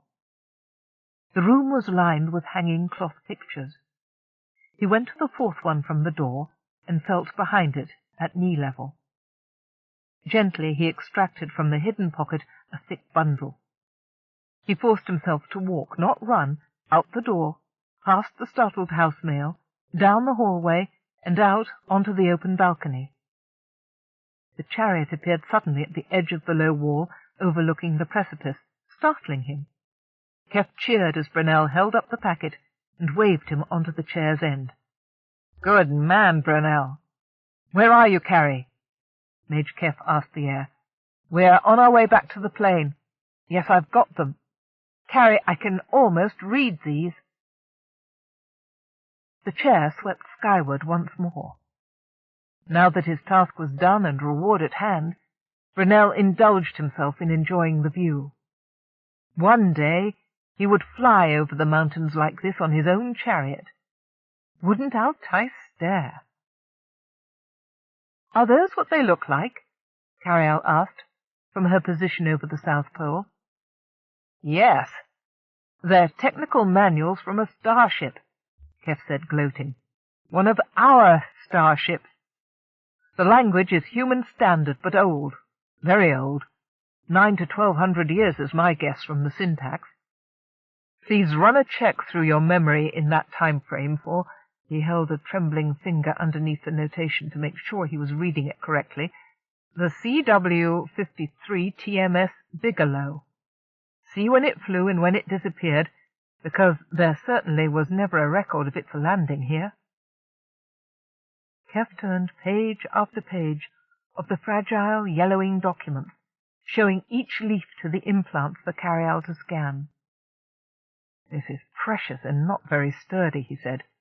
"If anything happens to it before I get there, at least we'll have a complete recording." The covers and pages had been extruded as a smooth-toothed and flexible but now crackling plastic. In a tribute to technology 1,000 years old, the laser print lettering was perfectly black and legible. He wondered, glancing through it, what the original owners would have said if they could see to what purpose their record-keeping was being put.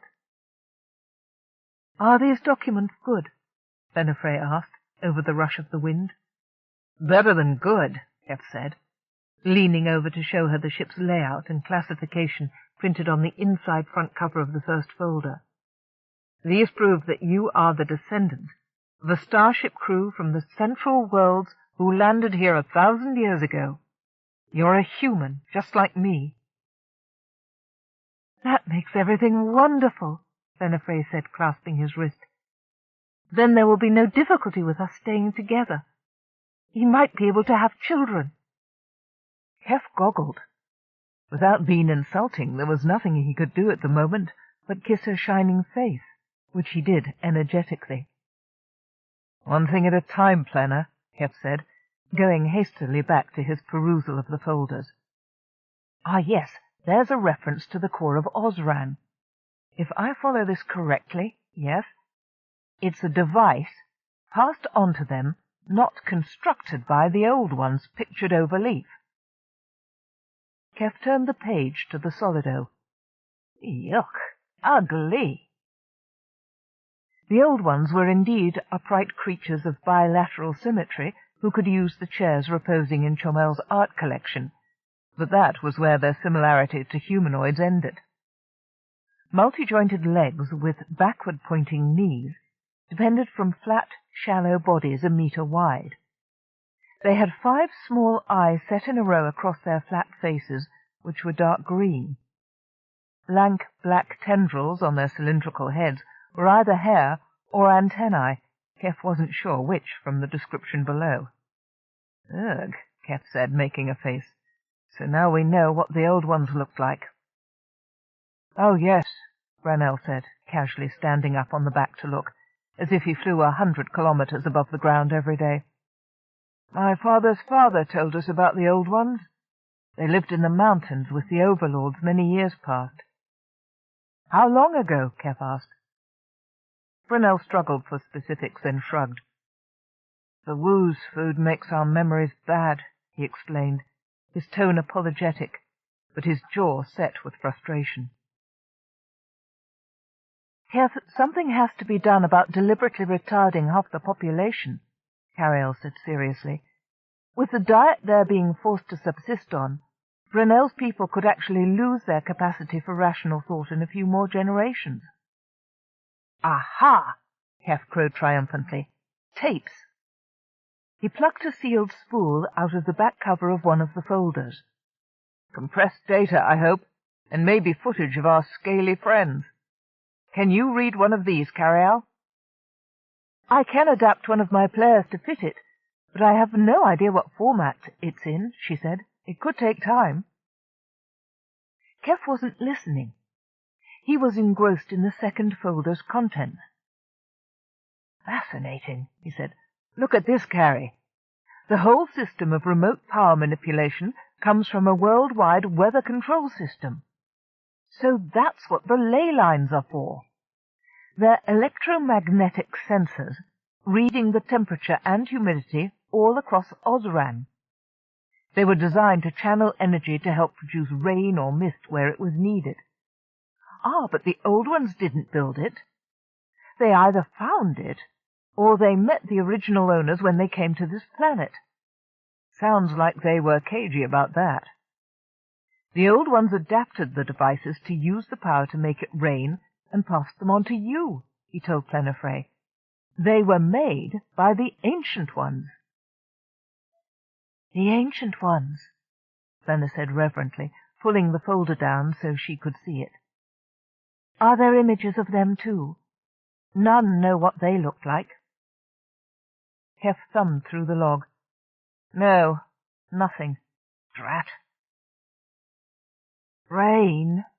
Brunel asked reverently. "They could make it rain?" "Weather control," Carialle said. "Now that does smack of an advanced technological civilization. Pity they're not still around. This planet is an incipient dust bowl. Keff, I'm within 50 clicks of the rendezvous site. Beginning landing procedures. Uh-oh, power traces increasing in your general vicinity. Company." Keff heard cries of triumph and swiveled his head, looking for their source. A score of Magimen, led by Potria and Chomel, had just jumped. Her dark eyes wide. Keff stood upright and grasped the back of her chair. The Magi-woman started to weave her arms in complicated patterns. Brunel, realizing that he was in the firing line of a building spell, dropped flat. Plena launched her sally and had the satisfaction of seeing 3 of the Magimen clear the way. The rattling hiss of the spell as it missed its mark and vanished jarred Keff's bones. "Can you teleport?" Keff asked, clinging to the chair's uprights. "Someone is blocking me," Plena said, forcing the words through her teeth. "I must fight instead." "You'd be a sitting duck in here anyway," Carialle interjected crisply, "because the tractor grabbed me again as soon as I touched down. Keep moving." Plena didn't need Carialle's message relayed to her. She took evasive maneuvers like a veteran fighter, zigzagging over the pursuers' heads and diving between 2 so their red lightning bolts narrowly missed each other. Keff saw Potria's face as he passed. The golden Magi-woman had abandoned her look of elegant boredom for a grim set. If her will or her marksmanship had been up to it, she would have spitted them all. Contrarily, Chomel seemed to enjoy toying with them. He shot his bolts not so much to wound, but more as if he was seeing what Plenifrey would do to avoid them. He seemed to have observed that she wasn't spelling to kill, obviously a novelty among Osran mages. Plenifrey dived low into the valleys, defying the Magifolk to chase her through the nooks and crannies of her own domain. Keff felt the crackle of dry branches brush his shoulders as she manoeuvred her chair through a narrow passage and down into a concealed tunnel. While the others circled overhead, squawking like crows, she flew through the mountain. Brunel's keening echoed off the moist stone walls. Just as swiftly, they emerged into day. Keff thought they might have shaken off their pursuers, but he had reckoned without Chomel's determination. The moment they cleared the tunnel mouth, the silver Magiman was there in mid-air, winding nothingness around and around his hands. Brunel gasped and threw his hands over his head to protect it. Plena flattened her hands on her belt buckle, and a translucent bubble of force appeared around her. "Oh, child!" Chomel grinned and flicked his fingers. The chair started to sink toward the ground. "He made the force shield heavy," Keff said. "We're falling." Abandoning her defensive tactic at once, Plenifre popped the spear and threw a few of her own bolts at Chamel. Almost lazily, the other gestured, and the lightning split around him, rocketing toward the horizon. He made up another bundle of power which Plena averted. She returned fire, sending a handful of toroid shapes that grew and grew until they could surround Chamel's limbs and neck. Two made contact, then fell away as open arcs, snaring and taking the other rings with them. A moment later, Potria and Azadao appeared. "You found them!" Potria called. The pink-gold Magus was jubilant. Plena turned in her seat and fired a double barrel of white spark lightning at her. Potria shrieked when her fine clothes and skin were burned by some of the hot sparks.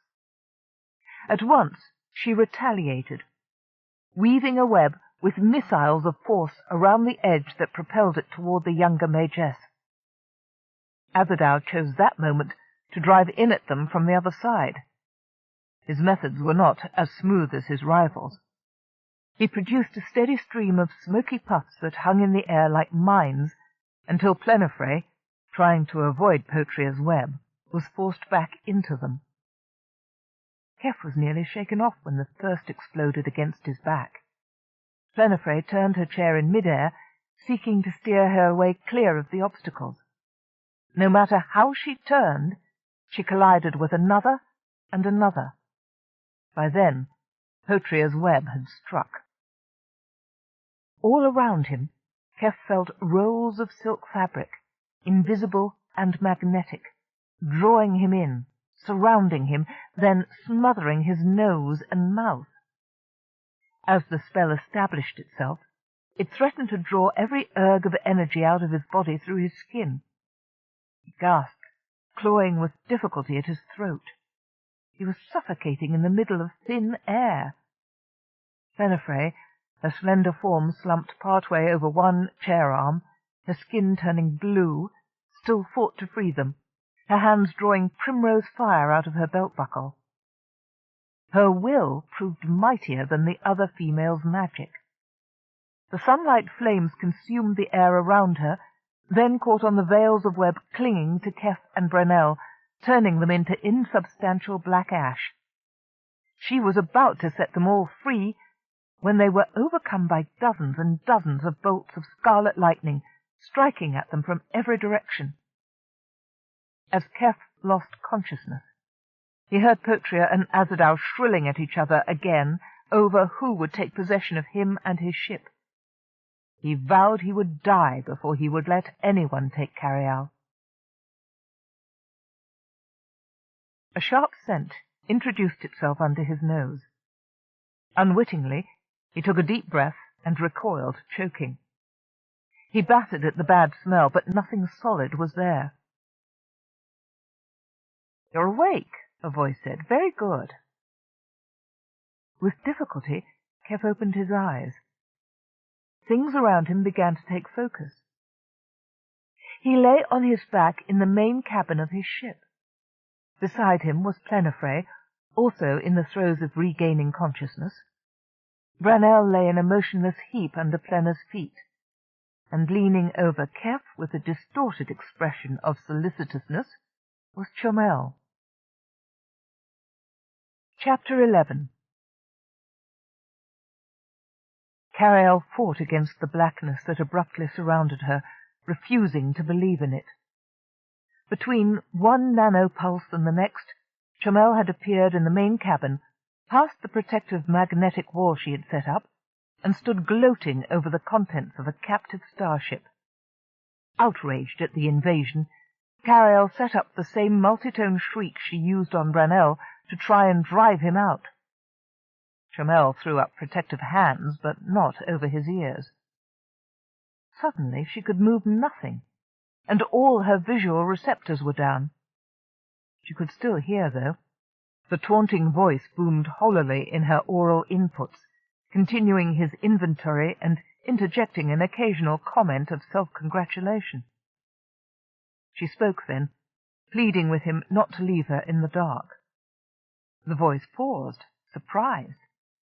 Then Carialle felt hands running over her. impossible, insubstantial hands penetrating through her armor, brushing aside her neural connectors, and yet not detaching them. "My, what are you?" Chomel's voice asked. "Restore my controls," Carialle insisted. "You don't know what you're doing." "How very interesting all of this is," he was saying to someone. "In my wildest dreams I could never have imagined a man who was also a machine. Incredible! But it isn't a man, is it?" The hands drew closer, passed over and through her. "Why, no, it is a woman. And what interesting things she has at her command. I must see that."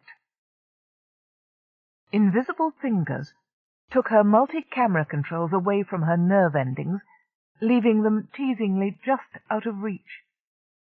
She sensed her life support system starting and stopping as Chomel played with it, using his TK. She felt a rush of adrenaline as he upset the balance of her chemical input, and was unable to access the endorphins to counteract them. Then the waste tube began to back up toward the nutrient vat. She felt her delicate nervous system react against pollution by becoming drowsy and logy. "Stop," she begged. "You'll kill me." "I won't kill you, strange woman in a box," Chomel said, his voice light and airy. "But I will not risk having you break away from my control again, as you did when the magic dropped. What a chase you led us! Right around Osran and back again. You made a worthy quarry, but one grows tired of games." "Keff?" "I'm here, Carialle." The Brawn's voice came, weak but furious. Carialle could have sung her relief. She heard the shuffling of feet and a crash. Keff spoke again through soughing pain. "Chomel will cooperate, but you have to let her alone. You don't understand what you're doing to her." "Why? She breathes, she eats, she even hears and speaks. I just control what she sees and does." For a brief flash, Carialle had a glimpse of the control room. Keff and the silver Magiman faced one another, the Osran very much in command. Keff was clutching his side as if cradling bruised ribs. Flenner stood behind Keff, erect and very pale. Ranel, disoriented, huddled in a corner beside Keff's weight bench. Then the image was gone, and she was left with the enveloping darkness. She couldn't restrain a wail of despair. It was as if she were reliving the memory of her accident again for Inspector Maxwell Corey. All over again. The helplessness she hoped never again to experience. Sensory deprivation, her chemical systems awry, her controls out of reach or disabled. This time, the results would be worse, because this time, when she went mad, her Brawn would be within arm's reach, listening. Swallowing against the pain in his ribs, Keff threw himself at Chomel again. With a casual flick of his hand, Chomel once more sent him flying against the bulkhead. Flenner ran to his side and hooked her arm in his to help him stand. "You might as well stop that, stranger," Chomel advised him. "The result will be the same any time you try to lay hands on me. You will tire before I do." "You don't know what you're doing to her," Keff said, dragging himself upright. He dashed a hand against the side of his mouth. It came away streaked with blood from a split lip. "Ah, yes, but I do. I see pictures," Chomel said, with a smile playing about his lips, as his eyes followed invisible images. "No, not pictures. Sounds that haunt her mind, distinct, never far away from her conscious thoughts. Tapping."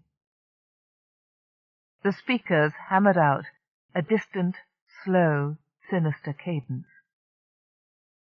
Carialle screamed deafeningly. Keff knew what Chomel was doing, exercising the same power of image-making he had used on Keff to intrude on his consciousness. Against this particular illusion, Carialle had no mental defences. To dredge up the long-gone memories of her accident, coupled with Chamel's ability to keep her bound in place and deprive her of normal function, might rob her of her sanity. "Please," Keff begged. "I will cooperate. I'll do anything you want. Don't toy with her like that. You are harming her more than you could understand. Release her." Chamel sat down in Keff's crash couch, hands folded lightly together. Swathed in his gleaming robes, he looked like the master of ceremonies at some demonic ritual. "Before I lift a finger and free my prisoner," he levelled his very long first digit at Keff, "I want to know who you are and why you are here. You didn't make the entire overlordship of this planet fly circuits for amusement. Now, what is your purpose?" Keff, knowing he had to be quick to save Carialle's sanity, abandoned discretion and started talking. Leaving out names and distances, he gave Chamel a précis of how they had chosen Osran and how they travelled there. "We came here to study you, just as I told you before. That's the truth. In the midst of our investigations, we've discovered imbalances in the power grid all of you use," Keff said. "Those imbalances are proving dangerous directly to you and indirectly to your planet." "You mean the absences that occur in the ley lines?" Chamel said, raising his arched eyebrows. "Yes, I noticed how you took advantage of that last lapse. Very, very clever." "Keff, they're crawling over my skin," Carialle moaned. "Tearing away my nerve endings. Stop them." "Chamel, all in good time. She is not at risk." "You're wrong about that," Keff said sincerely, praying the Magiman would listen. "She suffered a long time ago, and you are making her live it over. And so loudly, too." Chamel flicked his fingers, and Carialle's voice faded. Keff had the urge to run to her pillar, throw himself against it to feel whether she was still alive in there. He wanted to reassure her that he was still out there. She wasn't alone. But he had to fight this battle sitting still, without fists, without épée, hoping his anxiety didn't show on his face, to convince this languid tyrant to free her before she went mad. "I've discovered something else that I think you should know," Keff said, speaking quickly. "Your people are not native to Osran." "Oh, that I knew already," Chamel said with his small smile. "I am a historian, the son of historians, as I told you when you visited me. Our legends tell us we came from the stars. As soon as I saw you, I knew that your people are our brothers. What do you call our race?" "Humans," Keff said quickly, anxious to get the Magiman back on track of letting go of Carialle's mind. "The old term for it was Homo sapiens, meaning the wise man. Now, about Carialle." "And you also wish to tell me that our power comes from a mechanical source, not drawn mystically from the air as some superstitious mages may believe. That I also knew already." He looked at Plenifre. "When I was your age, I followed my power to its source. I know more than the high mages of the points about whence our connection comes to the core. But I kept my knowledge to myself, and my eyes low, having no wish to become a target." Modestly he dropped his gaze to the ground. If he was looking for applause, he was performing for the wrong audience. Keff lunged toward Chamel and pinned his shoulders against the chair back. "While you're sitting here so calmly bragging about yourself," Keff said in a clear, dangerous voice, "my partner is suffering unnecessary and possibly permanent psychic trauma." "Oh, very well," Chamel said, imperturbably, closing his hand round the shaft of his wand as Keff let him go. "What you are saying is more amusing. You will tell me more, of course, or I will pen her up again." Sight and sensation flooded in all at once. Carialle almost sobbed with relief, but managed to regain her composure within seconds. To Keff, whose sympathetic face was close to her pillar camera, she said, "Thank you, Sir Knight. I'm all right, I promise." But she sensed that her voice quavered. Keff looked sceptical as he caressed her pillar, and then resumed his seat.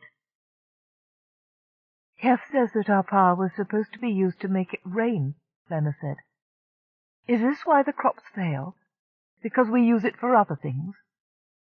"That's right," Keff said. "If you're using the weather technology as you have been, no wonder the system is overloading. Whenever a new mage rises to power, it puts that much more of a strain on the system." "You have some proof of this?" Chamel asked, narrowing his eyes. "We have evidence from your earliest ancestors," Keff said. "Ah, yes," Chamel said, raising the notebooks from his lap. "These. I have been perusing them while waiting for you to wake up. Except for a picture of the inside of an odd stronghold and an image of the old ones, I cannot understand it." "I can only read portions of it without my equipment," Keff said. "The language in it is very old. Things have changed since your ancestors and mine parted company." "It's a data file from the original landing party," Carialle said. "That much we can confirm. Humans came to Osran on a starship called the TMS Bigelow over 900 years ago. And where did you get this data file?" "It's mine," Lena said stoutly. She started forward to reclaim her property, but Chamel held a warning hand toward Carialle's pillar. With a glance at Keff's anxious face, Lena stopped where she stood. "Yours?" The silver Magiman looked her over with a new respect. "I didn't think you had it in you to keep a deep secret, least of magesses. Your father, Rardane, certainly never could have." Lena reacted with shame to any mention of her late father. "He didn't know about it. I found it in an old place after he died." "Does that matter?" Keff said, stepping forward and putting a protective arm around Lena's waist. The tall girl was quaking. "We're trying to head off what could become a worldwide disaster, and you're preventing us from finding out more about the problem." "And this data file will tell you what to do?" Chamel was delicately sceptical. Carialle manifested her Lady Fair image on the wall. After a momentary double-take, Chamel accepted it and occasionally made eye contact with it. "Given time, I can try to read the tapes," Carialle said. "In the meantime, Keff can translate the hard copy." Chamel settled back. "Good. You have all the time you wish. The curtain you set about this place will prevent the others from finding us. In a little while they will be tired of chasing shadows and go home. That will leave us without disturbance. Can I use my display screens?" The silver Magiman was gracious. "Use anything you wish. You can't go anywhere."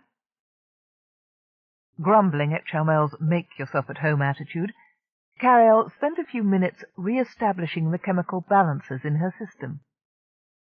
2 full extra cycles of the waste disposal processor, and her bloodstream was clear of everything but what belonged there. She increased the flow of nutrients and gratefully felt the adrenaline high fade away. She assessed the size of the tape cassette Keff held up and noted that there was one place for a spindle on the small airtight capsule. 2 of her input bays were made to take tapes as well as datahedrons.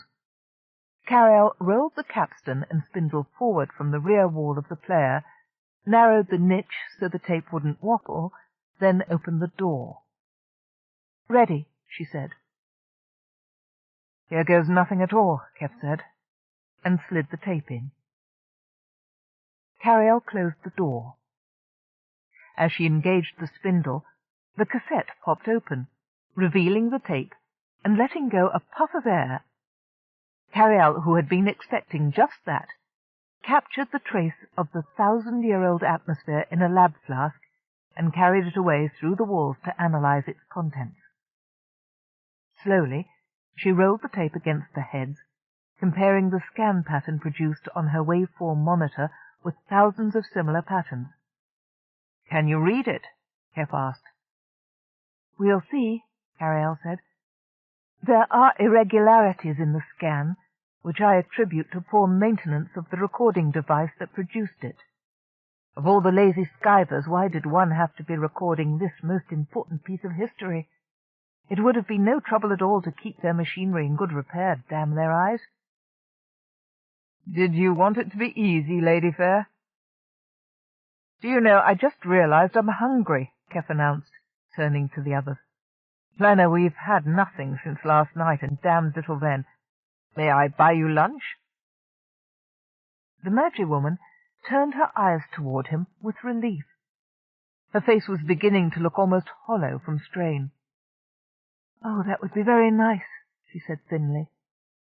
A timid croak from the side of the weight-bench reminded him Brunel was still with them. He was hungry too. "Right. 3 coming up. Chomel?" "No, very kindly, no," the silver Magiman said, waving a hand, although keeping an eye on him that was anything but casual. Keff gave instructions to the synthesizer, and in moments removed a tray with 3 steaming dishes. "Very simple. Meat, potatoes, vegetables, bread," Keff said, pointing the food out to his guests. "Hold it, Keff," Carialle said. "I don't trust our captor." Keff aimed his optical implants at each plate in turn. "Uh-huh. Just checking." "Thank you, lady dear. I count on your assistance," Keff said subvocally. Placing the first plate on its tray in Plenna's lap, he handed the second filled dish and fork to Brunel before he settled on the weight-bench to enjoy his own meal. Brunel was still staring at the divided plate when Keff turned back. "What's the matter?" Keff asked. "It's good. A little heavy on the carbohydrates, perhaps, but that won't spoil the taste." Wordlessly, Brunel turned fearful eyes up to him. "Ah, I see," Keff said, intuiting the problem. "Should I try some first to show you it's all right? We're all eating the same thing. Would you like my dinner instead?" "No, Mage Keff," Brunel said after a moment, glancing wild-eyed at Chomel. "I trust you." If he had any misgivings, one taste later the worker was hunched over his lunch, shoveling in mouthfuls inexpertly with his fork. He probably would have growled at Keff if he had tried to take it away. In no time the dish was empty. "You packed that away in a hurry? Would you like another plate? It's no trouble." Eyes wide with hope, Brunel nodded. He looked guilty at being so greedy, but more fascinated that another plate was no trouble. As soon as the second helping was in his hands, he began wolfing it down. "Huh, crude," Chomel said, fastidiously disregarding the mail. "Well, if you want to keep pets—" Brunel didn't seem to hear the senior mage. He sucked a stray splash of gravy off his hairy fingers and scraped up the last of the potatoes. "How's my supply of synth, Carrie?" Keff asked teasingly. The worker stopped in the middle of a mouthful. "I'm teasing you, Brunel," he said. "We're carrying enough food to supply 1 man for 2 years, or one of you for 6 months. Don't worry. We're friends." Plenna ate more sedately. She smiled brightly once at Keff to show she enjoyed the food. Keff patted her hand. "Bingo!" Carialle said triumphantly. "Got you. Gentlemen and madam, our feature presentation." A wow, followed by the hiss of low-level audio, issued from her main cabin speakers. Carialle diverted her main screen to the video portion of the tape. On it, a distant spinning globe appeared. "The scan is almost vertical across the width of the tape," Carialle explained. "Very densely packed. You could measure the speed in millimeters per second, So where glitches appear, there's no backup scan. Because this was done on a magnetic medium, some is irrevocably lost, though not much. I have filled in where I could. This is not the full official log. I think it was a personal record kept by a biologist or an engineer. You'll see what I mean in the content. The tape showed several views of Osran from space, including technical scans of the continents and seas. Loud static accompanied the glitches between portions. Carialle found the technology was as primitive as stone knives and bearskins compared to her state-of-the-art equipment, but she was able to read between the lines of scan. She put up her findings on a side screen for the others to read. "Looks like a damned fine prospect for a colony," Keff said, critically assessing the data as if it were a new planet he was approaching. "Atmosphere very much like that of old Earth." "Oreth," Lenafrey breathed, her eyes bright with awe. Keff smiled. "Uh-huh. I see why they made planetfall. Their telemetry was too basic. We wouldn't miss above-ground buildings and the signs of agriculture from space, no matter how slight, but they did. Hence, first contact was made." The Bigelow's complement had been 452, all human. Keff fancied he could see a family resemblance to the flamboyant Mage Omri in the dark-skinned captain's face. Chomel lost his veneer of sophistication when the first old one appeared on screen. He stared at it, open-mouthed. Keff, too, was amazed by the alien being, but he could appreciate that to Chomel it was analogous to the gods of Mount Olympus visiting Athens. "I have never seen anything like them. Have you, Carialle?" "No, and neither has Zeno," Carrie said, running a hasty cross-match through her records. "I wonder where they came from. Somewhere else in our sector? Tracing an ion trail at this late date would be impossible." What could not have been indicated by the still image in the folders which Keff had seen was that each of the alien's 5 eyes could move independently. The flat bodies were faintly amusing, like the pack of cardmen in Through the Looking-Glass. The tapes compressed many of the early meetings with the host species, as they showed the crew of the Bigelow around their homes, introduced them to their offspring, and demonstrated some of the wonders of their seemingly inexplicable manipulation of power. The old ones had obviously once had a thriving civilization. By the time the crew of the Bigelow arrived, they were reduced to 2 small segments of population, the number who lived singly in the mountains, and the communal bands who tilled the valley soil. Being few, they hadn't put much of a strain on the available resources, but it wasn't a viable breeding group either. Keff listened to the diarist's narration and repeated what he could understand into IT for the benefit of the Osrans.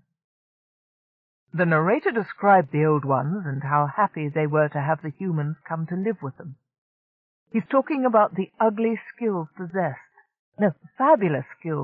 by these ugly aliens who promised to share what they knew.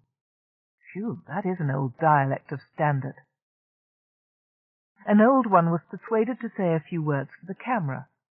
It pressed its frightful face close to the video pickup and aimed 3 eyes at it.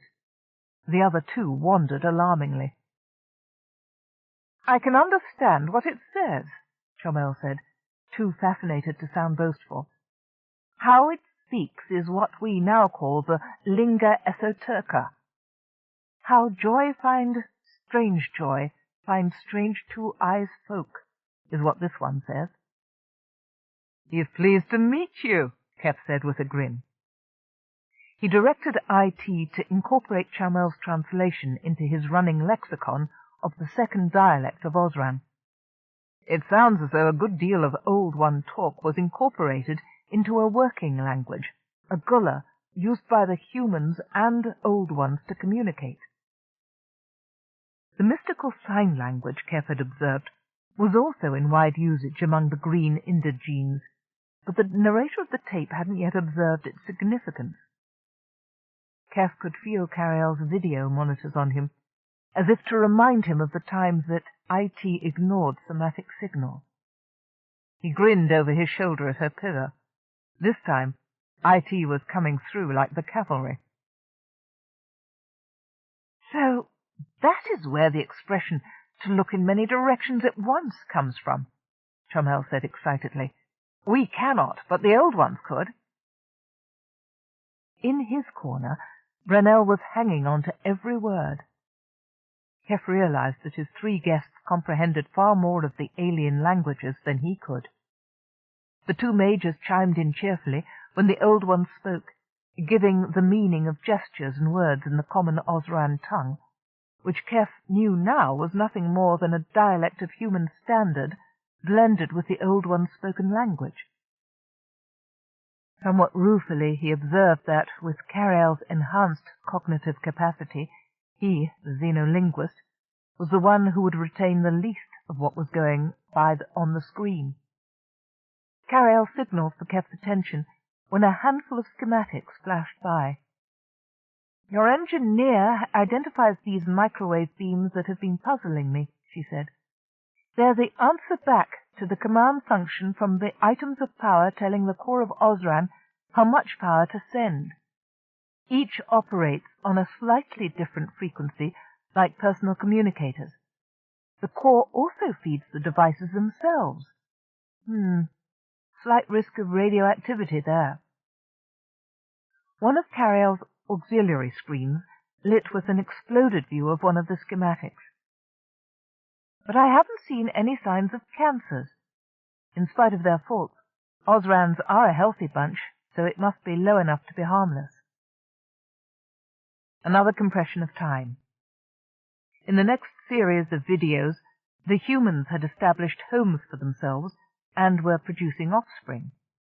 Some, like the unknown narrator, had entered into apprenticeships to learn the means of using the power items from the old ones. The rest lived in underground homes on the plains. "Hence the division of Osrans into two peoples," Keff said, nodding. "It's hard to believe this is the same planet." The video changed to views of burgeoning fields and broad, healthy croplands. Osran soil evidently suited Terran-based plant life. The narrator aimed his recorder at adapted skips full of grain and vegetables being hauled by domesticated six-packs. The next scene, which made the Osrans gasp with pleasure, showed the humans and one or two old ones hurrying for shelter in a farm cavern as a cloudburst began. Heavy rain pelted down into the fields of young green crops. In the next scene, almost an inevitable image, one proud farmer was taped standing next to a prize gourd the size of a small pig. Other humans were congratulating him. Keff glanced at the Osrans. All three were spellbound by the images of lush farmland. "These cannot be pictures of our world," Fenner said. "But those are the mountains of the south. I've known them since my childhood. I have never seen vegetables that big." "It is fiction," Chomel said, frowning. "Our farms could not possibly produce anything like that giant root." "They could once," Carialle said, 1,000 years ago. Before you majors started messing up the system you inherited. Please observe." She showed the full analysis of the puff of air that had been trapped in the tape cassette. Keff read it and nodded. He understood where Carialle was headed. "This shows that the atmosphere in the early days of human habitation of Osran had many more nitrogen, oxygen, carbon chains, and a far higher moisture content than the current atmosphere does." Another image overlaid the first. "Here is what you're breathing now. You have an unnaturally high ozone level. It increases every time there is a massive call for power from the core of Osran. If you want more—" In the middle of the cabin, Carialle created a three-dimensional image of Osran. This is how your planet was seen from space by your ancestors. The globe browned. Ice caps shrank slightly. The oceans nibbled away at coastline and swamped small islands. The continents appeared to shrink together slightly in pain. This is how it looks now. Flenna hugged herself in concern as Osran changed from a healthy green planet to its present state. "And what for the future?" she asked, woe-begone eyes on Carialle's image. "All is not lost, Mages. Let me show you a few other planets in the Central World cluster," Carialle said, putting up the image of an ovoid, water-covered globe studded with small atoll-shaped land masses. Kojuni was in poor condition from industrial pollution. It took an effort, but its population reclaimed it. The sky of Kojuni lightened from leaden grey to a clear light silver. Even planet Earth had to fight to survive. A slightly flattened spheroid of blue, green, and violet spun among them. The green masses on the continents receded and expanded as Carialle compressed centuries into seconds. For additional examples, she showed several Class M planets in good health, with normal weather patterns of wind, rain, and snow scattering across their faces. The three-dimensional maps faded, leaving the image of present-day Osran spinning before them. Chamel cleared his throat. "But what do you say is the solution?" he asked. "You overlords have got to stop using the power," Keff said. "It's as simple as that." "Give up power? Never!" Chamel said, outraged, with the same expression he would have worn if Keff had told him to cut off his right leg. "It is the way we are." "Mage Keff." Brunel, greatly daring, crept up beside them and spoke for the first time, addressing his remarks only to the Brawn. "What you showed of the first new ones and their land, that is what the workers of Clemay have been trying to do for as long as I have lived." He looked at Flenna and Chamel. "We know plants can grow bigger. Some years they do. Most die or stay small. But I know—" "Quiet!" Chamel roared, springing to his feet. Brunel was driven cowering into the corner. "Why are you letting a fur-face talk?" the Silver Mage demanded of Keff. "You can see by his face he knows nothing." "Now look, Chamel," Keff said, aiming an admonitory finger at him. "Brunel is intelligent. Listen to him. He has something that no other farmer on your whole world does, a working memory. And that's your fault, you and your fellow overlords. You've mutated them. You've mutilated them, but they're still human. Don't you understand what you saw on the tape? Brunel knows when and probably why your crops have failed, so let the man talk." Brunel was gratified that Mage Keff stuck up for him, so he gathered courage and tried, haltingly, in the face of Chamel's disapproval, to describe the failed efforts of years. "We seek to feed the earth so it will burgeon like this. I know it could. But every time the plants either die or the cold and dryness come back when the mages have battles. The farms could feed us so much better if there was more water, if it was warmer. Of the crops," he held up all 8 of his digits, "this many do not survive." He folded down 5 fingers. "You're losing over 60% of your yield because you like to live high," Keff said. "Your superfluous uses of power, to show off, to play, to kill, is irresponsible. You're killing your world. One day your farms won't be able to sustain themselves. People will die of starvation. No matter what you think of their mental capacity, you couldn't want that, because then you'd have no food, and no one to do the menial labor you require." Chamel looked from Keff's grim face to the spinning globe of Osran, and sat down heavily in the crash couch. "We are doing that," he said, raising his long hands in surrender. "Everything he says he knows. But if I lay down my items of power to help, my surrender will not stop all the others, nor will appealing to wisdom. We majors distrust each other too much." "Then we need to negotiate a mass cease-fire," Carialle said. "Not without a ready alternative," Chalmel returned promptly. "Our system is steeped in treachery and the counting of coups." "I found references to that too," Keff said, consulting a page of the first manual. "Somebody made a bad translation for your forefathers of instructions given to officers seeking promotion. It says, 'Consideration for continued higher promotion will be given to those individuals who complete the most successful projects in the most efficient manner.'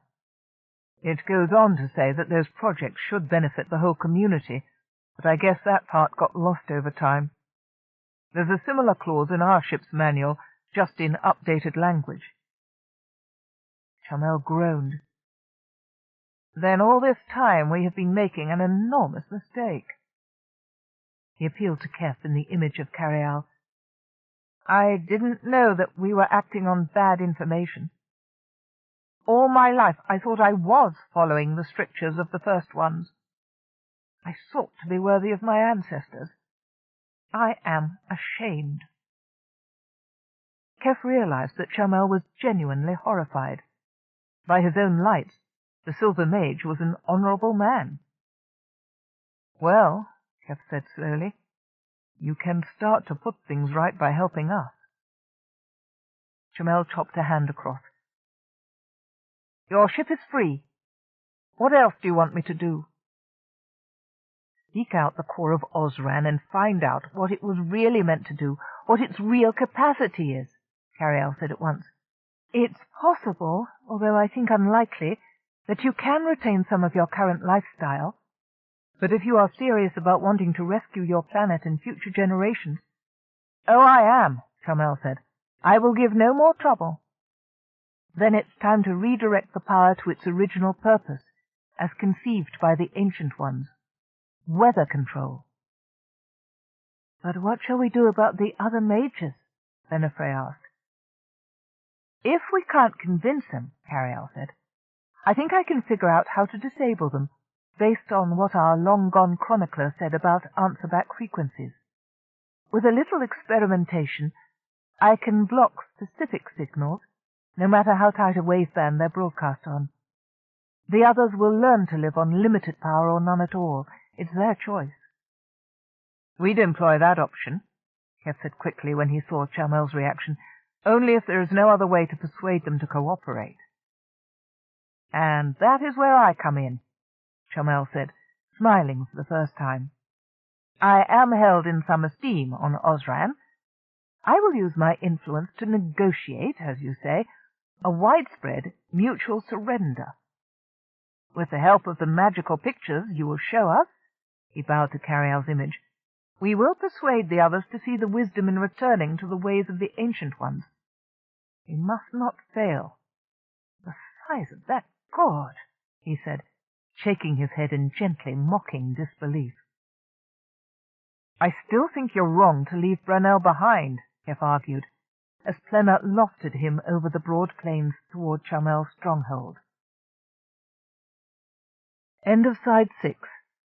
To continue, change side selector switch and turn the cassette over. Side 7. The Ship Who Won by Anne McCaffrey and Jody Lynn Nye, continuing on page 252. It is better that only we three, with the aid of Carialle and her illusion casting, seek to convince the mages, the Silver Magiman said imperturbably. He sat upright in his chariot, hands folded over his belly. "But why not Brunel? I'm not a native. I can't explain things in a way your people will understand." Chalmel shook his head and pitched his voice to carry over the wind. "My fellows will have enough difficulty to believe in a woman who lives inside a wall. They will not countenance a smart forefinger. Come, we must discuss strategy. Tell me again what it said about promotion in the documents. I must memorize that. The chariots flew too far away even to be seen on the magic pictures. Brunel, left alone in the main cabin, felt awkward at being left out, but dared not, in the face of Charmel's opposition, protest. He remained behind, haunting the ship like a lonely spirit. The flat Magi woman appeared on the wall beside him, and paced beside him as he walked up and back. "I don't know when they'll be coming back," Carialle said very gently, surprising him out of his thoughts. "You should go now. Keff will come and get you when he returns." "But, Majest," Brunel began, then halted from voicing the argument that sprang to his tongue. After all, this time she was not driving him away with painful sounds, but he was unhappy at being dismissed whenever the overlords had no need of him. After all the talk of equality and the promise of apprenticeship following his great risk-taking in Majest Plenifre's stronghold, he, the simple worker, was once more ignored and forgotten. He sighed. "Now, Brunel." The picture of the woman smiled. "You'll be missed in the cavern if you don't go. True?" "True." "Then come back when you've finished your work for the day. You can keep me company while I'm running the rest of the tapes." The voice was coaxing. "You'll see them before Majest Plena and Charmel. How about that as an apology for not sending you out with the others?" Brunel brightened slightly. It would be hard to return to daily life after his brush with greatness, but he nodded, head held high. He had much to think about. "Oh, and Brunel," Carialle said. The flat Majest was kind. She gestured toward the food door, which opened. A plate lay there. "The bottom layer is soft bread. You can roll the rest up in it. We call it a sandwich." He walked down the ship's ramp with the sandwich of mage food cradled protectively between his hands. The savory smell made his mouth water, even though it hadn't been long since he had eaten his most delicious lunch. How he would explain his day's absence to Altice Brunel didn't yet know, but at least he would do it on a full belly. Associating with mages was most assuredly a mixed blessing. "Why not relax?" Charmel said, leaning back at his ease in a deeply carved armchair that bobbed gently up and down in the air. "He will come, or he will not. I shall ask the next prospect, and we'll collect High Mage Nikias later. Sit down, relax. I will pour some wine. I have a very good vintage from the south." Keff stopped his pacing up and back in the great room of Charmel's stronghold.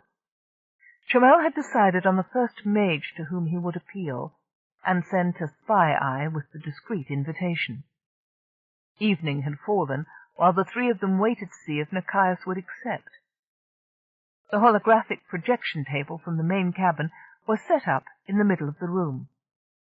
He went over to touch it, making sure it was all right. Plenifre watched him. The young Magi woman sat in an upright chair in her favorite place by the curtains, hands folded in her lap. "It's important to get this right," Keff said. "I know it," Charmel said. "I am cognizant of the risks. I may enjoy my life as it is, but I love my world, and I want it to continue after I'm gone. You may find it difficult to convince my fellows of that. I achieve nothing by worrying about what they will say before I have even asked the question. The evidence speaks for itself." "But what if they don't believe it?" "You leave the rest to me," Charmel said. He snapped his fingers, and a servitor appeared bearing a tray, holding a wine bottle and a glass. He poured out a measure of amber liquid and offered it to Keff. The Brawn shook his head and resumed pacing. With a shrug, Charmel drank the wine himself. "All clear and ready to go," Carialle said through Keff's implant. Receiving, Keff said, testing his lingual transmitter, and let it broadcast to the others. I have pinpointed the frequencies of all of Chamel's and Plenafrey's items of power, including their chariots. They're all within a very narrow wave band. Will you ask Plena to try manipulating something, preferably not dangerous or breakable? Plena, grateful for something to do to interrupt the waiting, was happy to oblige. I shall use my belt to make my shoe float, Plena said, taking off her dainty primrose slipper and holding it aloft. She stepped away, leaving it in place in mid-air. But you're not touching the belt, Keff said. I've noticed the others do that too. Plena laughed, a little thinly, showing that she too was nervous about the coming confrontation. For such a small thing, concentrating is enough. Here goes, Carialle said. Without fanfare, the shoe dropped to the ground. Hurrah! Keff cheered. That is impossible, Plena said. She picked it up and replaced it, this time with her hand under her long sash. Do it again, Carrie. Carialle needed a slightly more emphatic burst of static along the frequency, but it broke the spell. The shoe tumbled to the floor. Plenafrey put it back on her foot. No answer back, no power, Carialle said simply, in Keff's ear. Now all I have to do is be open to monitor the next Magiman's power signals, and I can interrupt his spells too. I'm only afraid that with such narrow parameters there might be a spillover to another item I don't want to shut off. I'm tightening up tolerances as much as I can. Good job, Carrie, Keff said. He smacked his palms together and rubbed them. You are very cheerful about the fall of a shoe, Chamel said. It may be the solution to any problems with dissenters, Keff said. A flash of gold against the dark sky drew their attention to the broad balcony visible through the tall doors. Nicaeus materialized alone above Chamel's residence and alighted in the nearest spot to the door. As their message had bidden him, he had arrived discreetly without an entourage. Chamel rose from his easy-chair and strode out to greet his distinguished guest. Great Mage Nicaeus, you honor my poor home. How kind of you to take the trouble to visit. I regret if my message struck you as anything but a humble request. Nicaeus's reply was inaudible. Chamel continued in the same loud voice, heaping compliments on the mage of the south. Keff and Plena hid behind the curtained doors and listened. Plena suppressed a giggle. Laying it on thick, isn't he? Keff whispered. The girl had to cover her mouth with both hands not to let out a trill of amusement. Nicaeus mellowed under Chamel's rain of praise, and entered the great hall in expansive good humour. Why the insistence on secrecy, old friend? The High Mage asked, slapping Chamel on the back with one of his huge hands. There was a matter that I could discuss only with you, Nicaeus, Chamel said. He beckoned toward the other's place of concealment. Keff stepped out from the curtains, pulling Plena with him.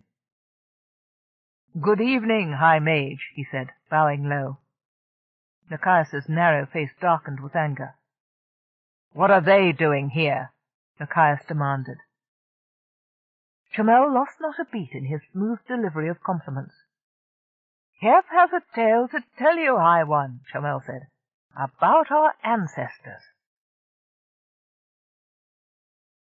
Carialle, alone on the night-draped plain 100 clicks to the east, monitored the conversation through Keff's oral and visual implants.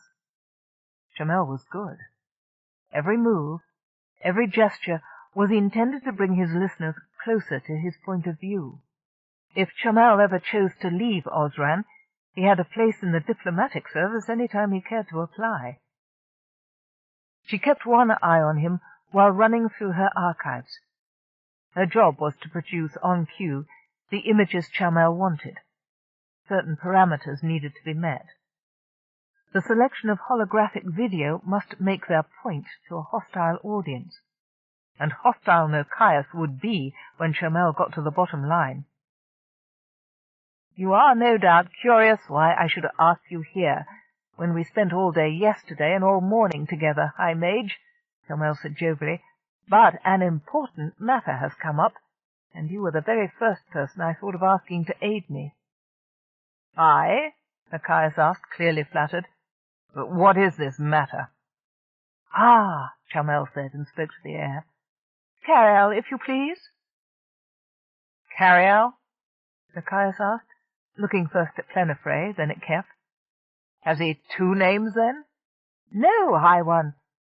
But Keff does come from whence our ancestors came, and his silver tower has another person in it. She cannot come out to see you, but she has many talents." That was the first signal.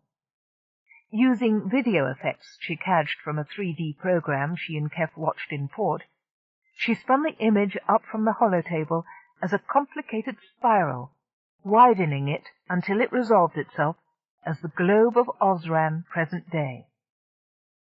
Nochias was impressed by Keff's magic, according him a respectful glance, before studying the picture before him. Chamel led him through a discussion of current farming techniques. At the next cue, Carialle introduced the image of Osran as it had been in their distant past. "If more attention were paid to farming and conservation," Chamel's smooth voice continued. "Maybe a little video of a close-up look at the farms run by the Four Fingers would be helpful. Pity the images taken through Keff's contact button were 2D, but she could coax a pseudo-holograph out of the stereoscopic view from his eye implants." She found the image from the Dog People's commune and cropped out images of the six-packs hauling a clothful of small roots. "Higher yield, water usage, native vegetation, advantage in trade." In the seat of honor, Nochias sat up straighter. Chamel's sally regarding superior trading power among the regions had struck a chord in the southern Magiman's mind. "My people farm the tropical zone," Nochias noted, nodding toward Plenifre, who was all large eyes watching her senior. "We harvest a good deal of soft fruit." Chamel reacted with polite interest, as if it were the first time he'd heard that fact.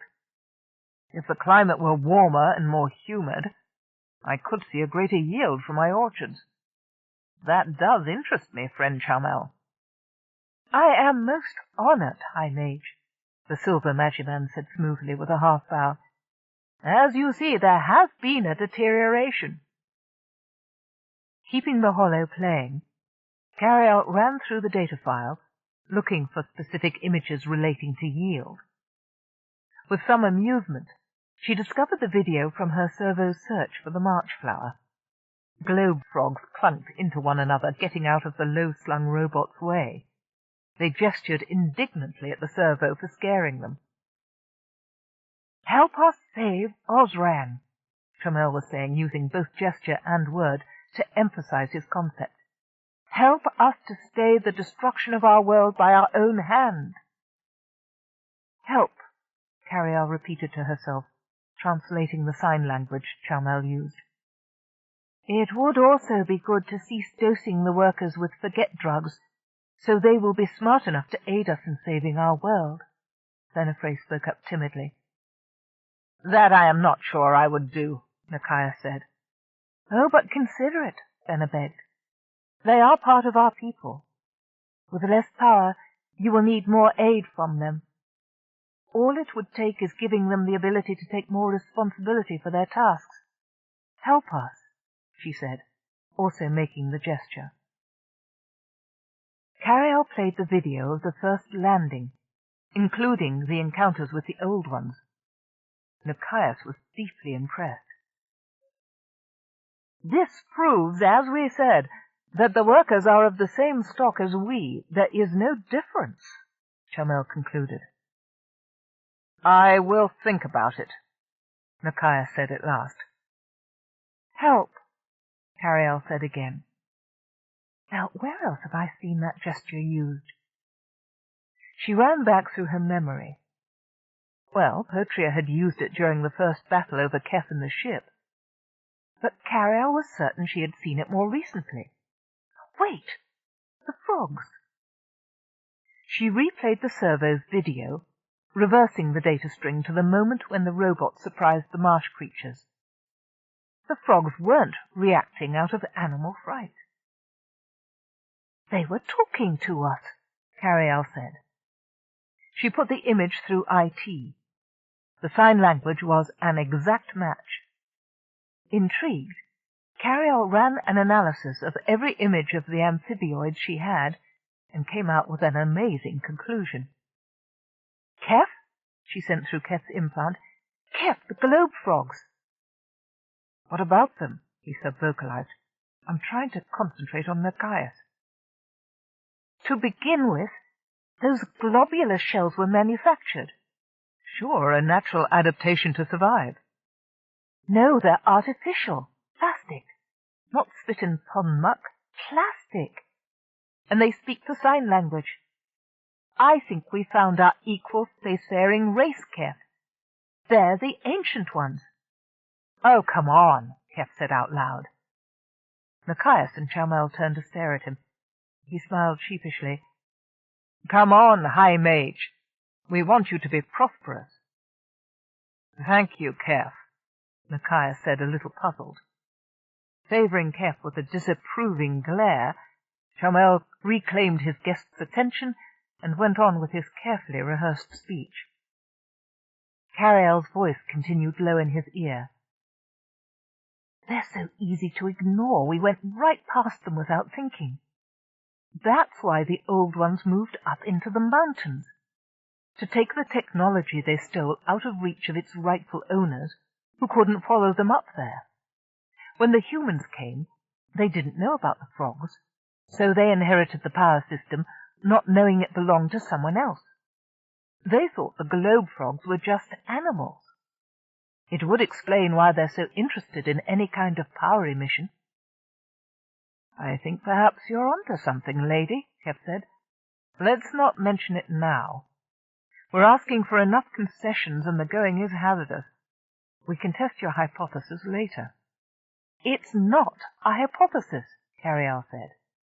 But she controlled her jubilation and went back to being the audio-video operator for the evening. "Very well," Machias said many hours later. "I see that our world will die unless we conserve power. I will even discuss an exchange of greater self-determination for greater responsibility from my workers. But I will let go of my items only if all the others agree too. You can scarcely ask me to make myself vulnerable to stray bolts from disaffected, friends." "High Mage, I agree with you from my heart," Chamel said, placing a hand over his.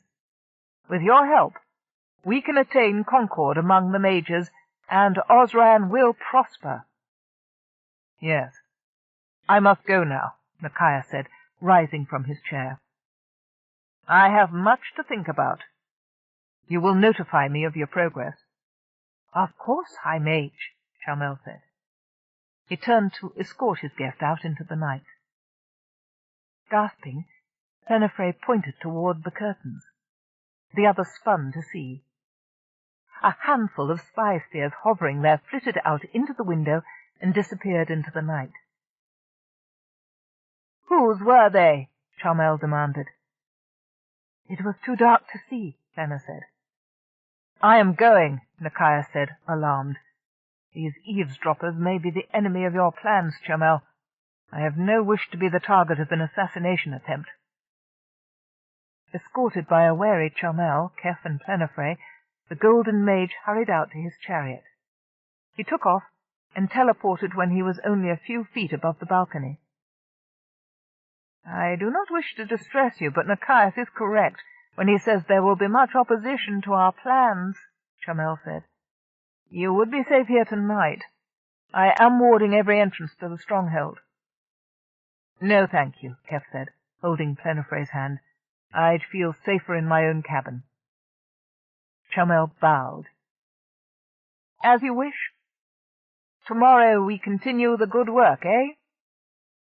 In spite of the danger, he showed a guarded cheerfulness. "Nikias is on our side, friends. I sense it. But he is reasonable to be afraid of the others. If any of us show weakness, it is like baring one's breast to the knife. Good night." Chapter 12.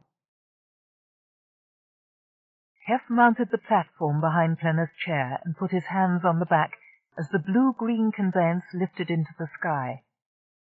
He watched her weave a shield and throw it around them. Chamel, his duties as a host done, went inside. The great doors closed with a final-sounding boom. He suspected the Silver Mage was sealing every nook and cranny against intrusion. Nothing was visible ahead of them but a faint, jagged line on the horizon marking the tops of mountains. Plenna's chair gave off a dim glow that must have been visible for 100 clicks in every direction. The thought of danger sent frissons up his legs into the root and spine of his body, but he found to his surprise that he wasn't frightened. His arms were nudged apart and off the chair back, making him jerk forward, afraid of losing his balance. He glanced down. Plenafre reached for his hands and drew them down toward her breast, turning her face up toward his for a kiss. The light limned her cheekbones and the delicate line of her jaw. Keff thought he had never seen anything so beautiful in his life. "Am I always to feel this excited way about you when we are in peril?" Plenna asked impishly. Keff ran his hands caressingly down her smooth shoulders, and she shivered with pleasure. "I hope not," he said, chuckling at her abandon. "I'd never know if the thrill was danger or love, and I do care about the difference." They didn't speak again for the rest of the journey. Keff listened with new appreciation to the night birds and the quiet sounds of Osran sighing in its sleep. In the sky around them was an invisible network of power, but it didn't impinge on the beauty or the silence. The airlock door lifted, allowing Plenafre to steer her chair smoothly into the main cabin. This time she was able to choose her landing place and park the conveyance against the far bulkhead beside Keff's exercise equipment. Keff handed Plenna off the chair and swung her roughly into his arms. Their lips met with fiery urgency. Her hands moved up his back and into his hair. "Keff, can we talk?" Carialle asked in his ear. "Not now, Carrie," Keff muttered. "Is it an emergency?" "No. I wanted to discuss my findings of this evening with you." "Not now, please," Keff breathed out loud, as Plenna ran her teeth along the tendon at the side of his neck. Crossly, Carialle gave him a burst of discordant noise in both oral implants. He winced slightly, but refused to let her distract him from Plenafre. His thumbs ran down into the young woman's bodice, brushed over hard nipples and soft, pliant flesh. He bent his head down to them. Plenafre moaned softly. "Carialle won't watch us, will she?" "No," Keff said reassuringly. He bumped the control with his elbow, and the cabin hatch slid aside. "Her domain ends at my door. Pray, lady, enter mine." In the circle of his arm, Plenna tiptoed into Keff's cabin. "It is like you," she said, "spare, neat, and very handsome." "Oh, books!" She picked one off the small shelf by his bed and lightly fingered the pages. "Of course I cannot read it." She glanced up at Keff with a bewitching dimple at the corner of her mouth. Her eye was caught by the works of art hanging on the walls. "Those are very good. Haunting. Who painted them?" "You're standing in her," Keff said, grinning. "Carialle is an artist." "She is wonderfully talented," Plenna said with a decided nod. "But I like you better." There was only one answer Keff could give. He kissed her. At the end of their love-making, Keff propped himself up on his elbow to admire Plenifray. Her unbound hair tumbled around her white shoulders and breast like black lace. "You're so lovely," Keff said, toying with the stray strand. "I will feel half my heart wrenched away when I have to go." "But why should I not come with you to your world?" Lena asked, her fingers tracing an intricate design on his forearm. "Because I'm in space 80% of my life," Keff said, "and when I'm planet-side I'm seldom near civilization. My usual job is first contact with alien species. It's very strange and full of so many dangers. I couldn't even describe them all to you. You wouldn't be happy with the way I live." "But I am not happy here now," Lena said plaintively, clasping her hands together in appeal. "If you take me with you, I would cede my claim of power to Brannel and keep my promise to him. There is nothing here to hold me, no family, no friends.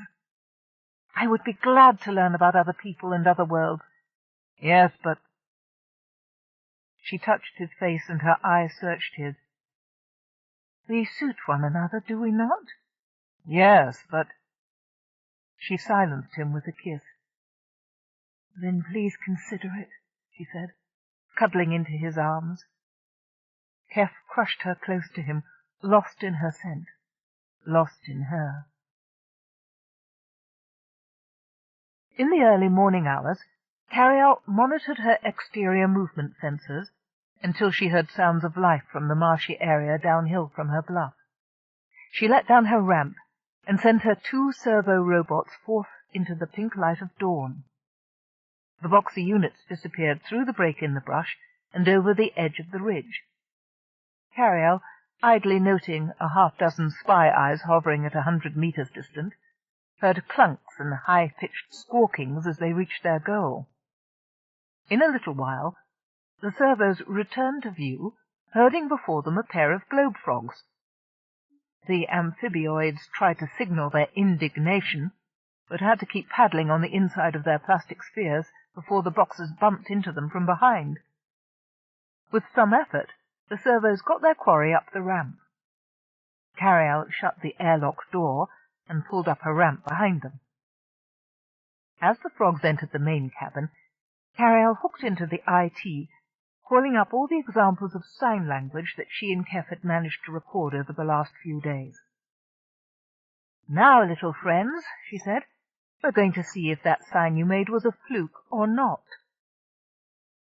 She manifested the picture of another frog on the side screen at their level, like them, but with enough differences of color and configuration to make sure they knew it was a stranger.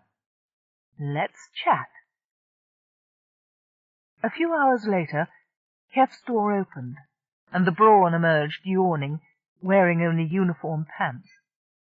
Lena, wrapped in his bathrobe, followed him, trailing a lazy finger down his neck. "Good morning, young lovers," Carialle said brightly. "We have guests." Red lights chased around the walls and formed an arrow, pointing down at the 2 globe frogs huddled together in the corner nearest the airlock corridor.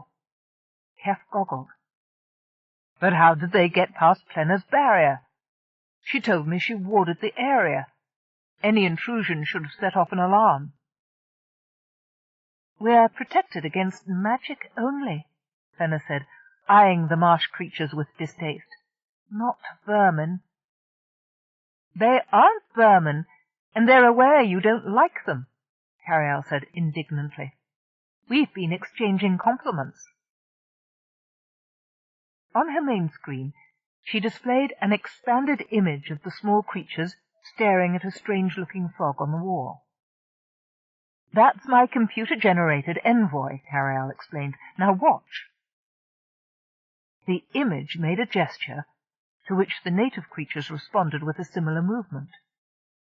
As the complexity and number of signs increased, the frogs became excited, bumping into one another to respond to their imaginary host. Keff watched the data string, glancing once in a while at the frogs. "Monkey see, monkey do," Keff said, shaking his head. They observed the Osrans making signs and copied them. This little performance is without meaning. Beasts blattisant, Carialle countered. Keff grimaced. Keff, I didn't make a subjective judgment on the frequency and meaning of these symbols. Check IT's function log. Read the vocabulary list. When Keff lifted his eyes from the small readout screen, they were shining. Who'd have thought it, he said. Carry all praise to your sharp wits and powers of observation. Plenifrey had been listening carefully to the IT box's translation of Carialle's and Keff's conversation. She pointed to the frogs. Do you mean they can talk? She asked. More than that, Keff said. They may be the founders of your civilization. Fenner's jaw dropped open, and she stared at the two amphibioids. Your belt buckle, may I borrow it? The belt flew out of Keff's room and smacked into Plenna's hand. She started to extend it to him, then withdrew it. What for? She asked. To see if they know what to do with it. Take it off the belt. It's too heavy for them. Obligingly, Plenna detached the buckle and handed it to him. Very slowly, Keff walked to where the frogs stood. They waited passively within their globes, kicking occasionally at the water to maintain their positions, and watching him with their beady black eyes. Keff hunkered down and held out the buckle. Wearing a startled expression on its peaky face, the larger frog met his eyes. Immediately the case opened, splitting into two halves, splashing water on the cabin floor, and the frog stretched out for the power item. Its skinny wrist terminated in a long, sensitively fingered hand, which outspread was as large as Plenifrey's. The ends of the digits slid into the 5 apertures. There was a nearly audible click. It is connected to the core of Osran, Plenifrey said softly. The water that had been inside the plastic ball gathered around the frog's body, as if still held in place by the shell. Thus sheltered, the amphibioid rose on surprisingly long, skinny legs and made a tour of the cabin. Its small face was alive with wonder. Keff directed it to the astrogation tank, showing the position of Osran and its sun. The frog looked intelligently into the 3-dimensional star map and studied the surrounding control panels and keyboards. Then it returned to Keff. Help us, it signaled. You win, lady dear. Here are your ancient ones, Keff said, turning to Plenifrey with a flourish. They were among you all the time. The young Magi woman swallowed. She seemed to have trouble getting the words out. I do not think that I can respect frogs. Chamel was more philosophical when confronted by the facts. I refuse to be surprised, he said, shaking his head. All in the space of a day or so, my whole life is thrown into confusion. The fur faces turn out to be our long-lost brothers, and we have cousins in plenty among the stars ready to search us out. Some of them live inside boxes. Why should we not discover that the ancient ones exist under our noses in the swamp? Try talking to one of them, Keff urged. Doubtfully, Chamel looked at the 3 globe frogs Keff and Plenna had brought to his stronghold. They were rolling around the great room, signing furiously to one another over an artifact or a piece of furniture. Well, Chamel said uneasily. Go on, Keff said. With a few waves of his hands, Keff got their attention and signed to them to return to him. Once or twice the courtiers turned all the way over, trying to negotiate over the slick floor, but the biggest maintained admirable control of his sphere. After the initial attempts at communication, Keff had let Carialle's 2 subjects go, asking them to send back one of their leaders. Within an hour, a larger frog, speckled with yellow to show its great age, had come up the ramp, rolling inside a battered case. A pair of smaller, younger frogs, guards or attendants, hurtled up behind it. The first amphibioid rode directly over to Flenna and demanded her belt-buckle. For his imperious manner, as well as his great size, Keff and Carialle had dubbed him the Frog Prince. From the two symbols with which he designated his name, Keff decided he was called something like Tall Eyebrow. "I'm sure it loses something in the translation," he explained. Chamel knelt and made a few signs of polite greeting. He was unsure of himself at first, but grew enthusiastic when his courtesies were returned and expanded upon. "These are not trained creatures," he said with delight. "It really understands me." "Tall just said the same thing about you," Keff noted, amused. "It has feet. What are the globes for?" "Osran used to have much higher humidity," Keff said. "The frogs' skins are delicate. The shells protect them from the dry air." "We cannot tell the other mages about them until we have negotiated the ceasefire," Chamel told him seriously. "Already Nikias regrets that he said he will cooperate. He suspects Ferngal of sending those spy eyes the other night, and I have no reason to doubt him. If we present them with speaking animals who need bubbles to live, they will think we are mad, and the whole accord will fall apart." Neither Keff nor Carialle, listening through the implant contacts, argued the point. "It's too important to get them to stop using power," Keff said. "It goes against my better judgment, but it'll help the frog's case if we don't try to make the mages believe too many impossible things before breakfast." During the successive weeks, the Brawn and the two magifolk travelled to each mage's stronghold to convince him or her to join with them in the cause of environmental survival. Keff spent his free time, such as remained of it, divided between Plenifray in the evenings and the frogs in the early morning. He had to learn another whole new language, but he had never been so happy. His linguistic skills were getting a good, solid workout. Carialle's memory banks began to fill with hollows of gestures with different meanings and implications. Since the mages had always used the signs as sacred or magical communion, Keff had to begin all over again with the frogs on basic language principles. The mages had employed only a small quantity of gestures that had been gleaned from the old ones in their everyday lives, giving him a very limited working vocabulary. Chamel knew only a few hundred signs, Fenner a few dozen. Keff used those to build toward scientific understanding. Mathematical principles were easy. These frogs were the 500th generation since the life form came to this world. That verified what Keff had been coming to believe, that none of the three dominant life forms who occupied Osran were native to it. Knowledge of their past had been handed down by rote through the generations. The frogs had manufactured the life support bubbles with the aid of the one single item of power that remained to them. The other devices had all been borrowed and then stolen by the flat ones, by whom Keff understood them to mean the old ones. For a change, IT was working as well as he had always hoped it would.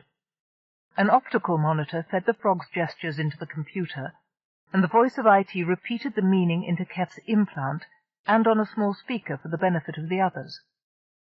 Keff worked out a simple code for body language that IT used to transcribe the replies he spoke out loud.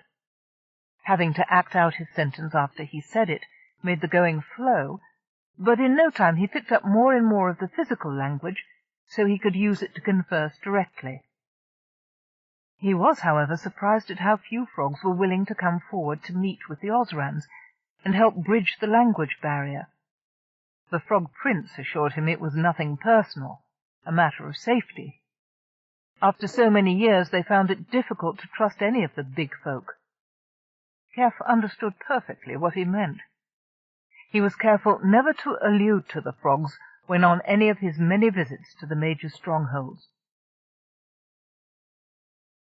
On his knees at the end of another dusty row of roots, Brunel observed Keff and Plenifre returning to the silver ship. Scraping away at the base of a wilted plant as long as he dared, he waited for Keff to keep Carialle's promise and come get him. It seemed funny they couldn't see him, but perhaps they hadn't looked his way when he was standing up. He knew he could go up to the door and be admitted, but he was reluctant to do so until asked, as they seemed disinterested in asking him. Weighing the question of waiting or not waiting, he pushed his gathering basket into the next row and started digging through the clay-thick soil for more of the woody vegetables. His thoughts were driven away by a stunning blow to the side of the head. Brunel fell to the earth in surprise. Altais stood over him, waving a clump of roots from his basket, spraying dirt all over the place.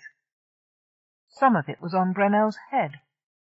A female with light brown fur stood beside the old leader, her eyes flashing angrily. "You're in the wrong row, Brunel," Altais exclaimed. "This is Gunner's row. You should go that way." He pointed to the right, and waited while Brunel picked up his gear and moved. "Your mind in the mountains?" Freylim chortled from his position across the field. What traces of long-term memory the others retained came from rote and repetition, and they had been witness to Brunel's peculiarities and ambitions since he was small. Everyone but his mother scorned the young male's hopes. "We saw the Mage Keff and the Mages Plenifre fly into the tower.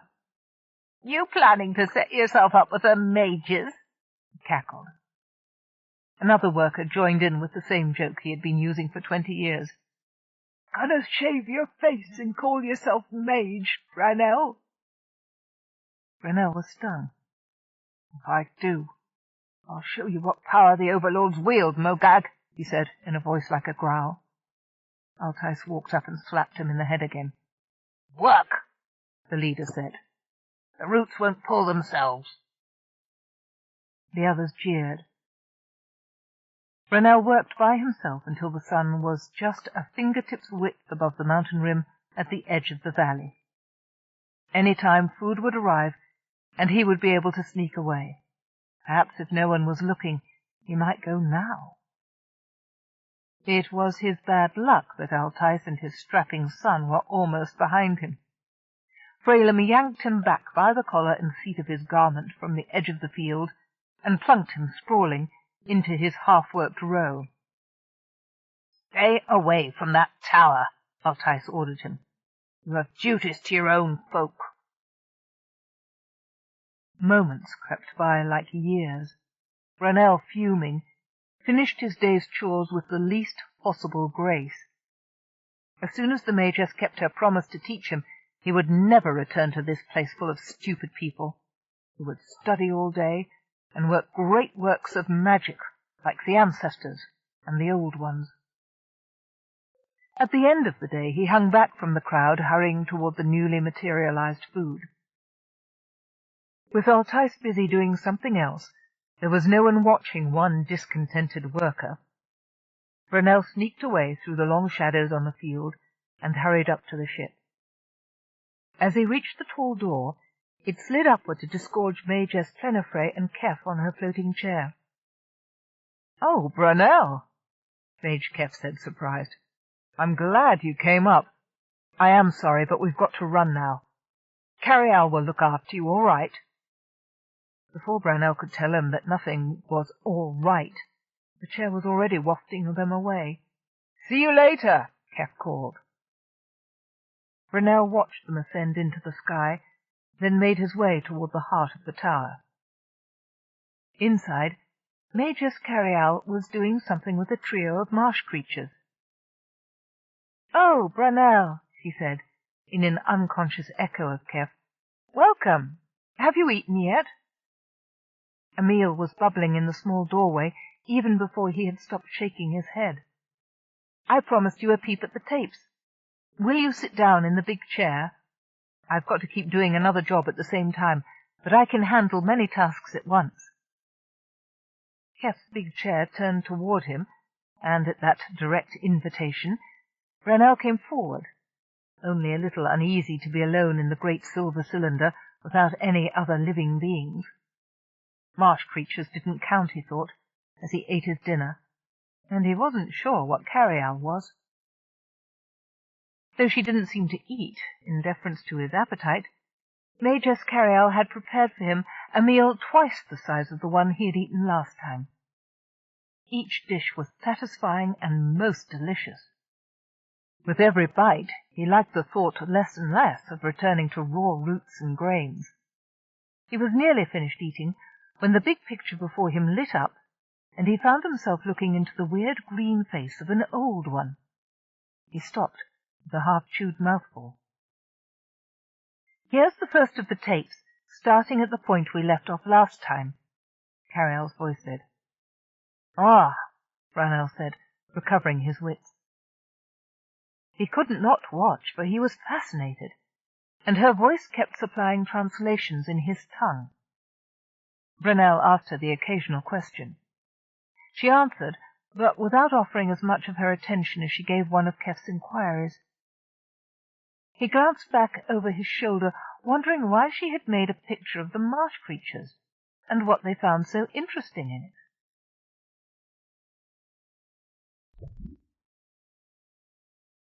"What am I to do now?" Brownell asked, looking around him. Carialle's picture appeared on the wall beside him. "You've done so much for us, and for Osran, by telling us about farming," she said. "All we can do now is wait to see what the Majors think of our evidence." "I would tell the Majors all I know," Brownell said hopefully. "It would help convince them to farm better." The fat Major shook her head. "Thank you, Brownell. Not yet. It would be better if you didn't get involved. Less dangerous for you," she said. "Now, I don't have any tasks that need doing. Why don't you go home and sleep? I'm sure Keff will find you tomorrow or the next day, as soon as he has any definite news to tell you." Brownell went away, but Keff didn't come. The worker spent the next day and the next waiting for Keff to stop off to see him between his hurried journeys to the far reaches of Osran on the Maidess's chair. He never glanced at Brownell. In spite of his promise, he had forgotten the worker existed. He had forgotten their growing friendship. Worse yet, Brownell now had a head full of information about the ancestors and the old ones. And what good did it do him? Nothing to do with teaching him to become a mage, or getting him better food to eat.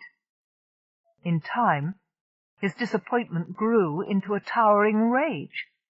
How dare the strangers build up his hopes and leave him to rot like one of the despised roots of the field?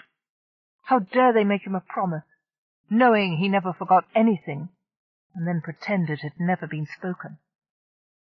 Brownell swore to himself that he would never trust a mage again. Ferngau's stronghold stood alone on a high dentate mountain peak, set apart by diverging river branches from the rest of the eastern range. The obsidian dark stone of its walls offered little of the open hospitality of Chamel's home. In the dark, relatively low-ceilinged great hall, Keff had the uncomfortable feeling the walls were closing in on him. Brown-robed Lacia and a yellow-coated mage sat with Ferngau as Chamel gave his by now familiar talk on preserving and restoring the natural balances of Osran. Chamel, in his bright robes, seemed like a living gas-flame as he hovered behind Carialle's illusions. He appealed to each of his listeners in turn, clearly disliking talking to more than one mage at a time. He had voiced a caution to Keff and Fenner before they had arrived. "In a group there is more chance of dissension. Careful manipulation will be required, and I do not know if I am equal to it." Keff had felt a chill. "If you can't do it, we're in trouble," he had said. "But we need to speed up the process. The power blackouts are becoming more frequent. I don't know how long you have until there's a complete failure." "If that happens," Chamel told his audience, Then mages will be trapped in the mountains with no means of rescue at hand. Food distribution will end, causing starvation in many areas. We have made the fur faces dependent upon our system. We cannot fail them or ourselves. Early in the discussion, Lacia had announced that she viewed the whole concept of the core of Osran as science to be sacrilege. She frowned at Charmel whenever the silver Magiman made eye contact with her. The mage in yellow robes, an older man named Wylashen, said little and sat through Charmel's speech, pinching his lower lip between thumb and forefinger. "I do not like this idea of relying more upon the servant class," Ferngall said. "They are mentally limited." "With respect, High Mage," Keff said, "how would you know? Charmel tells me that even your house servants are given a low dose of the docility drug in their food. I have done tests on the workers in the late Mage Clemets province, and can show you the results. They are of the same racial stock as you, and their capabilities are the same. All they need is more nurturing and education, and of course for you to stop the ritual mutilation and cranial mutations. In the next generation, all the children will return to normal human appearance, with the possible exception of retaining their hirsutism. That may need to be bred out." "Tosh!"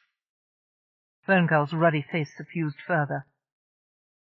"I can't wait to see what happens when we tell him about the Frog Prince," Carialle said through the implant. "He'll have apoplexy." Keff leaned forward, his hands outstretched, making an appeal. "I can explain the scientific process and show you proof you'll understand." "Proof you manufacture proves nothing," Ferngall said. "Illusions, that's all, like these pictures." "But Nikias said—" Fenifrey began. Charmel made one attempt to silence her, but it was too late. "Nikias—" Ferngall cut her off at once. "You talked to Nikias? You spoke to him before you came to me?" The black Magiman's nostrils flared. "Have you no respect for protocol?" "He is my liege," Fenna said with quiet dignity. "I was required. You would demand the same from any of the mages of the East." "Well, that is true." "Will you not consider what we have said?" she pleaded. "No, I won't give up power, and you can stuff your arguments about making the peasants smarter in a place where a magic item won't fit. You're out of your mind asking something like that. And if Nikias is softened enough to say yes, he will regret it." Ferngall showed his teeth in a vicious grin. "I'll soon add the south to my domain. Charmel, you ought to know better." "High Mage, sometimes truth must overcome even common sense." Abruptly, Ferngall lost interest in them. "Go," he said, tossing a deceptively casual gesture toward the door behind him. "Go now, before I lose my temper." "Heretics!" screamed Lacia. With what dignity he could muster, Charmel led the small procession around Ferngall toward the doors. Keff gathered up the hollow table and opened his stride to catch up without running. He heard a voice whisper very close to his ear, not Carialle's, a man's. "Some of us have honor," the voice said. "Tell your master to contact me later." Startled, Keff turned around. Wylashen nodded to him, his eyes intent. In spite of Charmel's pleas for confidentiality, word began to spread to the other mages before he had a chance to speak with them in person. Rumors began to spread that Charmel and an unknown army of mages wanted to take over the rest by destroying their connection to the core of Osran. Charmel spent a good deal of time on what Keff called damage control, scotching the gossip and reassuring the panic-stricken magifolk that he was not planning an Osran-wide coup. "No one will be compelled to give up all power," Charmel said, trying to calm an angry Zuleika. He sat in her study in a hovering chair with his head at the level of her knees to show respect. Keff and Plenifre stood on the floor meters below them, silent and watching. Each mage needs to be allowed free will in such an important matter. But I think you see, Zuleika, and everyone will see in the end that, inevitably, we must be more judicious in our use of power. You, in your great wisdom, will have seen that the core of Osran is not infinite in its gifts. Zuleika was guarded. Oh, I see the truth of what you say, Chamel. But so far you have offered us no proof. Pictures, what are they? I make pretty illusions like those for my grandchildren. We are working on gathering solid proof, Chamel said, proof that will convince everyone that what we say about the core of Osran is the truth. But in the meantime, it is necessary to soften the coming blow, don't you think? I'm an old woman, Zuleika snapped. I don't want words to soften the coming blow. I want facts. I'm not blind or senile. I will be convinced by evidence. Her eyes lost their hard edge for a moment, and Keff fancied he saw a twinkle there for a moment. You have never lied to me, Chamel. You say 1,000 words, well, one will do, but you are not a liar nor an imaginative man. If you're convinced, so will I be. But bring proof. As they flew off Zuleika's balcony, Chamel sat bolt upright in his chariot, a smug expression on his face. That was most satisfactory. It was?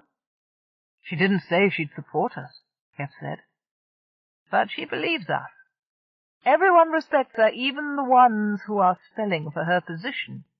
Chamel made a cursory pass with one hand in the air to show what he meant. Her belief in us will carry weight, whether or not she actually says she supports us. She does by not saying she doesn't. There speaks a diplomat, Carialle said. He makes pure black and white print into one of those awful moire paintings. Progress report. Out of some 217 mages with multiple power items, I now have 152 frequency signatures. It is now theoretically possible for me to selectively intercept and deaden power emissions in each of those items. Good going. We might need it, Keff said, but I hope not. With Zuleika, 4 of the High Mages had given tentative agreement to stand down power at the risk of losing it, but meetings with some of the lesser magifolk had not gone well. Potria had heard the first few sentences of Chamel's discourse, and driven them out of her home with a miniature dust storm. Harvel, the next most junior mage above Plena, had accused her of trying to climb the social ladder over his head. When Chamel explained that their traditional structure for promotion was a perversion of the ancestor system, the insulted Harvel had done his best to kill all of them with a bombardment of lightning. Carialle turned off his 2 magic items, a rod and a ring, and left him to stew as the others effected a hurried withdrawal. I think that among the remaining mages we can concentrate on the potential troublemakers, Chamel said, as they materialized above his balcony. Most of the others will not become involved. 100 of them barely use their spells except to fetch and carry household items, or to power their flying chairs. They'll miss it the most, Keff said, but at least they aren't the conspicuous consumers. Oh, well put, Chamel said, chortling, as he docketed the phrase. The conspicuous consumers have been making us do most of the work for them. I laughed when Howard said he'd agree if we talked to his farm workers for him. Verney, what are you doing out here? Below them, clinging to the parapet of Chamel's landing pad, was his chief servant. As soon as the Magiman angled in to touch down, Verney ran toward him, wringing his hands. "Master High Mage Nochias is here," he whispered, as Chamel rose from the chariot. "He is in the Hall of Antiquities. He has warded the ways in and out. I have been trapped out here for hours." "Nochias," Chamel said, sharing a puzzled glance with Keff and Plenifre. What does he want here? And warded? Yes, master, the servant said, winding his hands in his apron. None of us can pass in or out until he lets down the barriers. How strange! What can frighten a high mage? Chomel strode through the great hall. The servant, Keff, and Plenifre hurried after him, having to scoot to avoid the tall glass doors closing on their heels. The silver mage stood back a pace from the second set of doors and felt the air cautiously. Then he moved forward and pounded with the end of his wand. "High mage!" he shouted. "It is Chomel. Open the door. I have warded the outside ways." The door opened slightly, only wide enough for a human body to pass through. Chomel beckoned to the others and slipped in. Keff let Plenna go first, then followed with the servant. No one was behind the door. It snapped shut as soon as they were all inside. Now Caius waited halfway down the hall, seated on the old hover chair, his hands positioned and ready to activate his bracelet amulet. Even at a distance, Keff could see the taut skin around the mage's eyes. "Old friend," Chomel said, coming forward with his hands open and relaxed. "Why the secrecy?" "I had to be discreet," Caius said. "There's been an attempt on me at my citadel already. You've stirred up a fierce gale among the other mages, Chomel. Many of them want your head. They're upset about your threats of destruction. Most of the others don't believe your data. They do not want to, that is all. I came to tell you that I cannot consider giving up my power. Not now." "Not now?" Keff echoed. "But you see the reasoning behind it? What's changed?" "I do see the reasoning," the mage of the south said.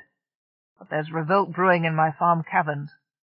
I can't let go with violence threatened. People will die. The harvest will be ruined." "What has happened?" Chomel asked. Caius clenched his big hands. "I have been speaking to village after village of my workers.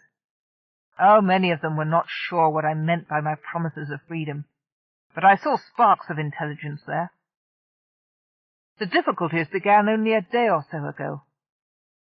My house servants report that among the peasantry there is fear and anger. They cry that they will not cooperate. It is stirring up the others. If I lose my ability to govern, there will be riots." "It's only their fear of the unknown," Chomel said smoothly. "They should rejoice in what you're offering them. The first high mage in 20 generations to change the way things are to the way things might be." "They cannot understand abstract thinking," Caius corrected him sternly. "I will go and talk to them on your behalf, Caius," Chomel said. "I've done so for Zuleika.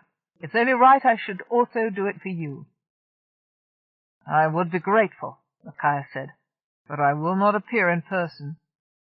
"You don't need to," Chomel assured him. "I and my friends here will take care of it."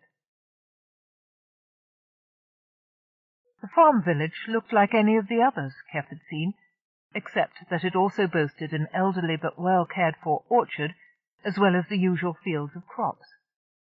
A few lonely late fruit clung to the uppermost branches of the trees nearest the home cavern. Caius's farmers were harvesting the next row's yield.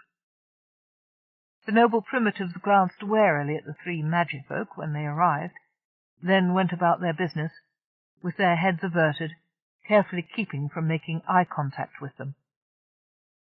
"Surely they are wondering what brings 3 mages here," Keff said. "They dare not ask," Anna said. "It isn't their place." Chomel looked at the sun above the horizon. "It's close enough to the end of the working day." He flung his hands over his head, and the air around him filled with lights of blue and red. Like will-o'-the-wisps, the sparks scattered, surrounding the farmers, dancing at them, to make them climb down from the trees, gathering them toward the 3 waiting by the cavern entrance. Keff, flanking Chomel on the left, watched it all with the admiration due a consummate showman. Plenifre stood demure and proud on Chomel's right. "Good friends," Chamel called out to them when the whole village was assembled, "I have news for you from your overlord Nikias." In slow, majestic phrases, Chamel outlined the events to come when the workers would have greater capacity to think and to do. "You look forward to something unimaginable by your parents and grandparents. You workers will have greater scope than any since the ancestors came to Osran." "Uh-oh," Carialle said to Keff. "Someone out there is not at all happy to see you. I'm noting heightened blood pressure and heartbeat in someone in the crowd. Give me a sweep view and I'll try to spot them." Not knowing quite what he was looking for, Keff gazed slowly around at the crowd. The children were open-mouthed, as usual, to be in the presence of one of the mighty overlords. Most of the older folk still refused to look up at Chamel. It was the younger ones who were sneaking glances, and in a couple of cases staring openly at them the way Branel had. "Nikias has sent me, Chamel the Silver, to announce to you that you shall be given greater freedoms than ever in your lifetime," Chamel said, sweeping his sleeves up and around his head. "We, the mages, will be more open to you on matters of education and responsibility. On your part, you must continue to do your duty to the mage folk, as your tasks serve all Osran. These are the last harvests of the season. It is vital to get them in so you will not be hungry in the winter. In the spring, a new world order is coming, and it is for your benefit that changes will be taking place. Embrace them! Rejoice!" Chamel waved his arms, and the illusion of a flock of small bluebirds fluttered up behind him. The audience gasped. "No, it's a lie." A deep male voice echoed over the plainlands. When everyone whirled right and left to see who was talking, a rock came whistling over the heads of the crowds toward Plena.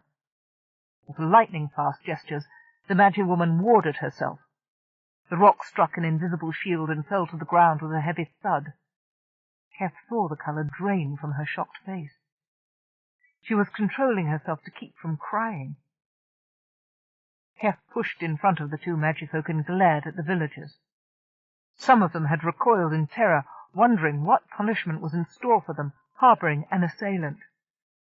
The male who had thrown the stone stood at the back, glaring and fists clenched. Keff hurtled through the crowd after him. The farmer was no match for the honed body of the spacer. Before the panicked worker could do more than turn away and take a couple of steps, Keff cannoned into him. He knocked the male flat with a body blow.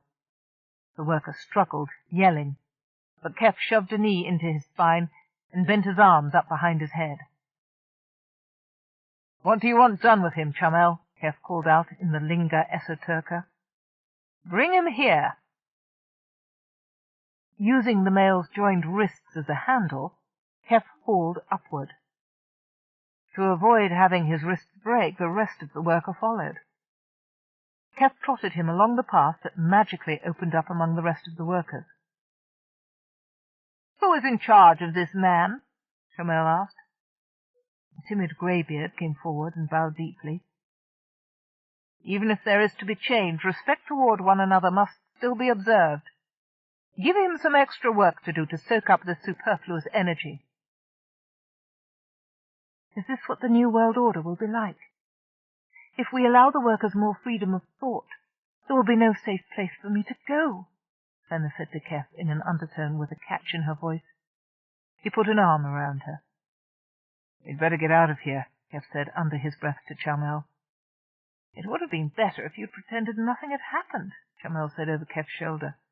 "They are supposed to be above such petty attacks. Never mind. Follow me." Though he was obviously shaken, too, the Magiman negotiated a calm and impressive departure. The three of them flew hastily away from the village. "I don't understand it," Chamel said, when they were 100 meters over the plain. "In every other village they've been delighted with the idea of learning and being free. Could they enjoy being stupid? No, he chided himself. Keff sighed. "I'm beginning to think I put my hand into a hornet's nest, Carrie," he said under his breath. "Have I done wrong trying to set things straight here?" "Not at all, Sir Galahad," Carialle reassured him. "Think of the fogs and the power blackouts. Not everyone will be delighted with global change, but never lose sight of the facts. The imbalances of power here, both social and physical, could prove fatal to Osran. You're doing the right thing, whether or not anyone else thinks so." When they returned to Charmel's residence, another visitor awaited them. Ferngale, with a mighty entourage of lesser Eastern mages, did not even trouble to wait inside. The underlings covered the landing pad with wardings and minor spells of protection like a presidential security force. Charmel picked his way carefully toward his own landing strip, passing a hand before him to make sure it wasn't booby-trapped. He sat down lightly and approached the black chariot on foot. "Hi, Mage Ferngale! How nice to see you so soon," Charmel said, arms wide with welcome. "Come in. Allow me to offer you my hospitality." Ferngale was in no mood for chit-chat. He cut off Charmel's compliments with an angry sweep of his hand. "How dare you go spreading sedition among my workers? You dare to preach your nonsense in my farmsteads? You have overreached yourself." "Hi, Mage! I have not been speaking to your farmers. That is for you to do or not, as you choose," Charmel said, puzzled. "I would not presume upon your territories." "Oh, no? It could only be you. You will cease this nonsense about the core of Osran at once, or it will be at your peril."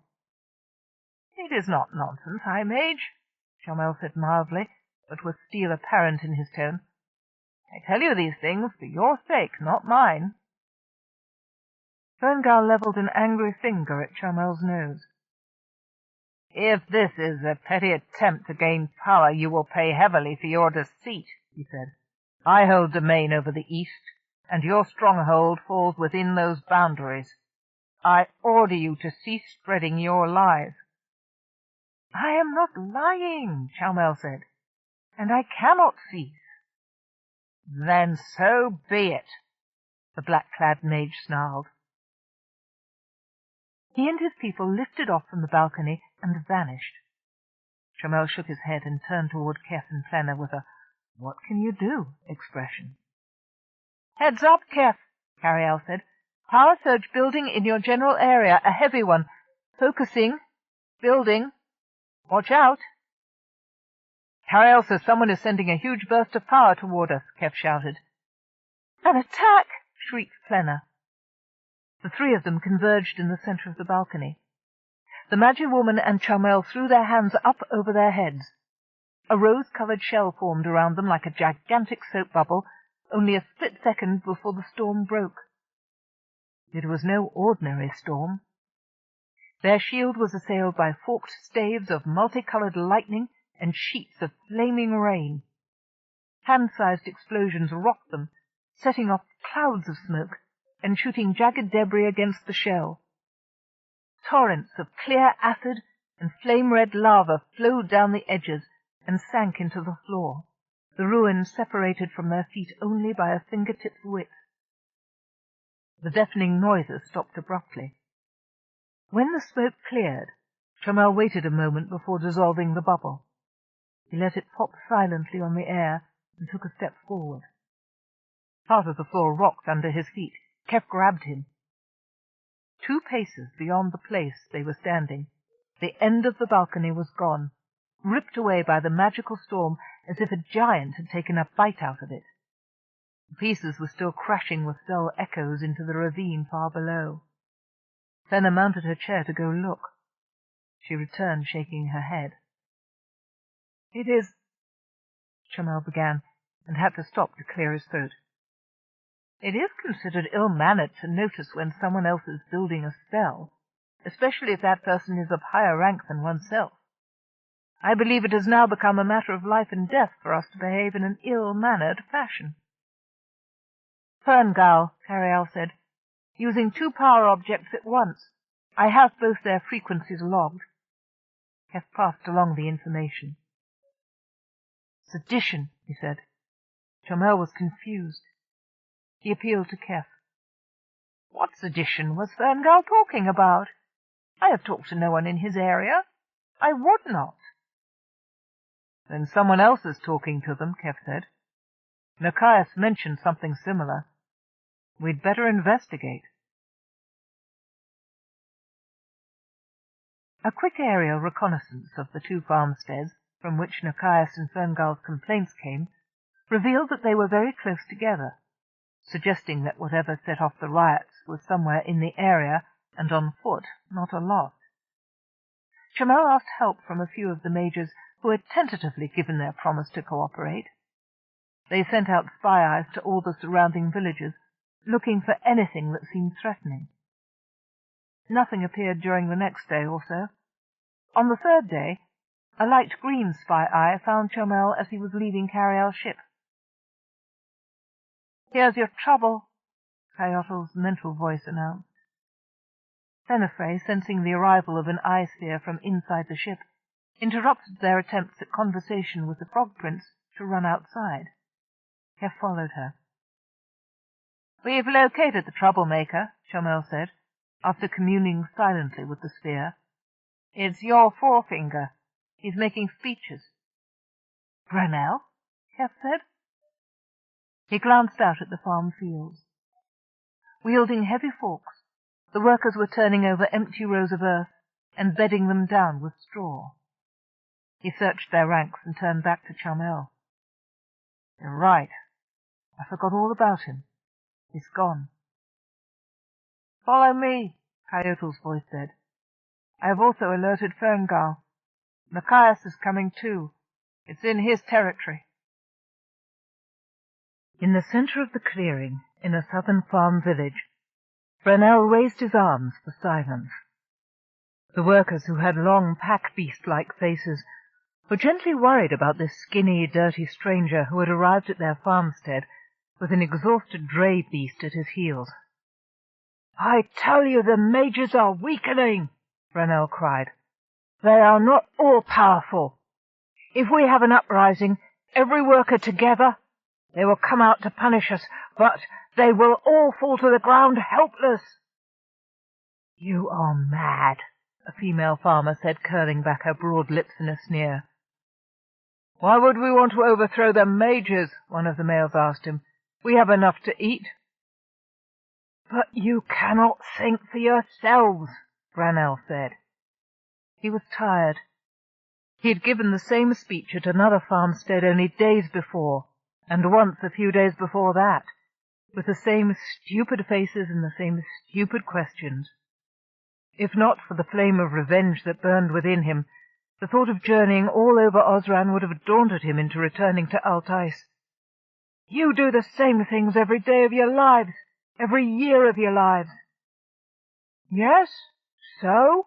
What else should we do?" Most of the listeners were more inclined to heckle, but Brunel thought he saw the gleam of comprehension on the faces of a few. "Change is coming, but it won't be for our sakes, only the majors. If you want things to change for you, don't eat the mage food. Don't eat it tonight, not tomorrow, not any day. Keep roots from your harvest and eat them. You will remember," Brunel insisted, pointing to his temples with both hands. "Tomorrow you will see. It will be like nothing you've ever experienced in your life. You will remember. You need to trust me only for one night. Then you will see for yourselves. You grow the food. You have a right to it. We can get rid of the mage folk. On the first day of the next planting, when the sun is highest, throw down your tools and refuse to work." The whirring sound in the air distracted most of the workers, who looked up, then threw themselves flat on the ground. Brunel and his few converts remained standing, staring up at the 4 chariots descending upon them. The black and gold chairs touched down first. "Kill him," Ferngal said heatedly, pointing at the sheep-faced male, "or I will do so myself. His people have been without an overlord too long. They're getting above themselves. No, Keff said. He leaped off Plenna's chair, putting himself between the High Mage and the peasant. Don't touch him. Brunel, what are you doing?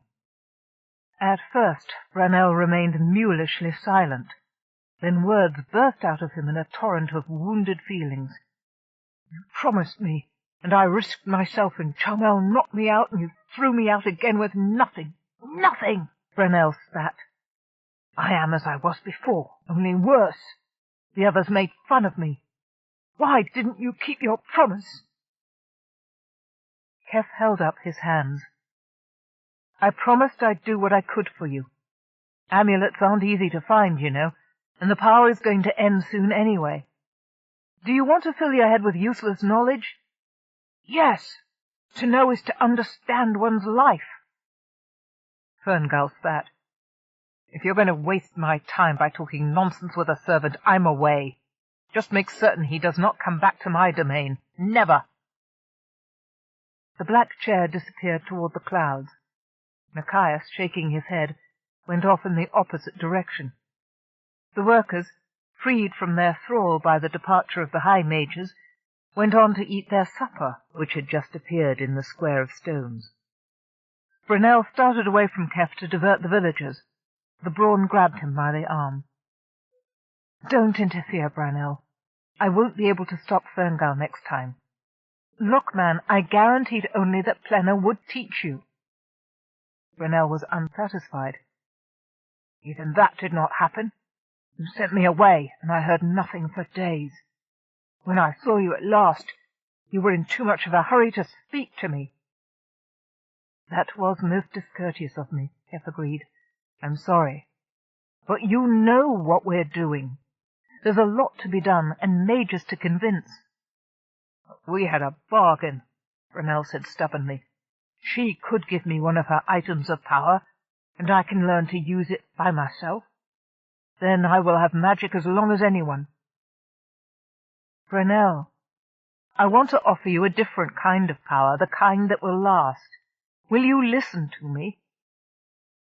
Reluctantly, but swayed by the sincerity of his first friend ever, the embittered noble primitive agreed at last to listen. Keff beckoned him to a broad rock at the end of the field, at a far remove from both the magifolk and the grey-faced farmers. If you still want to help, Keff said, and you're up to continuing your journey, I want you to go on with it. Talk to the workers. Explain what's going to happen. But High Mage Ferngull said, Ferngull doesn't want you to make things more difficult.